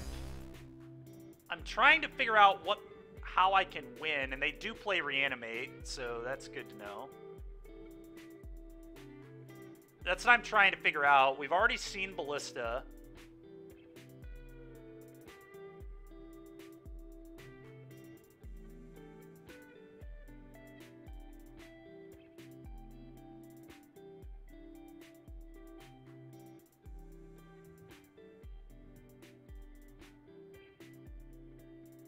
I mean, I'm going to look in my deck. We may as well.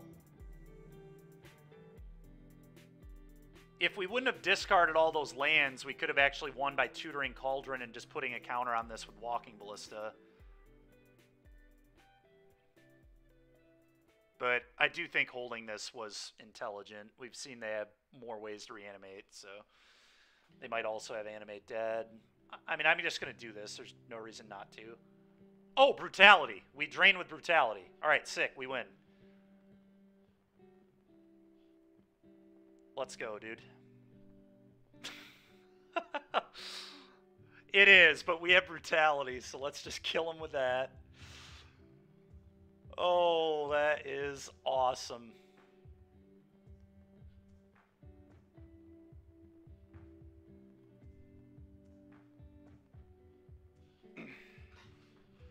God, that was cool. What an insane game. That was about as back and forth as it could be. Turn 2, Grief Scammed. We top deck Image, Griefed them. They top deck Saga. They top deck Mind Twist to twist my entire hand away. We top deck Night's Whisper into land, Smuggler's Copter. It's a totally ridiculous game, honestly. It's about as ridiculous as it could have been. Just every turn was just ridiculous.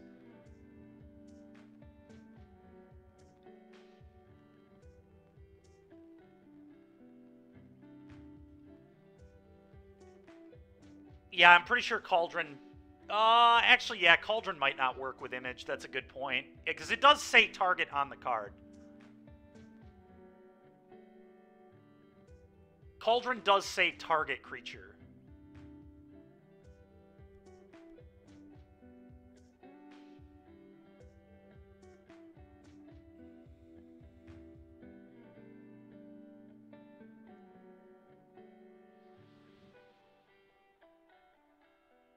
on target creature you control. So that would absolutely kill the image. Yeah. That's good to know. That's good to know.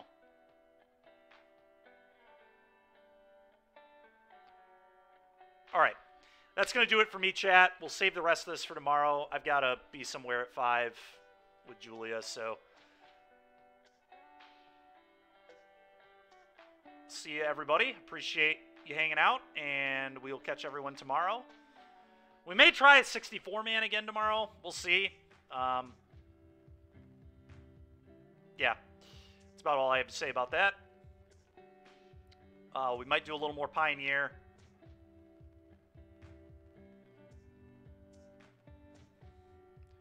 All right, let's hit up Doomwake, I guess. He's playing Bard class. Nice. Nice, the Bard class. It's a fun one.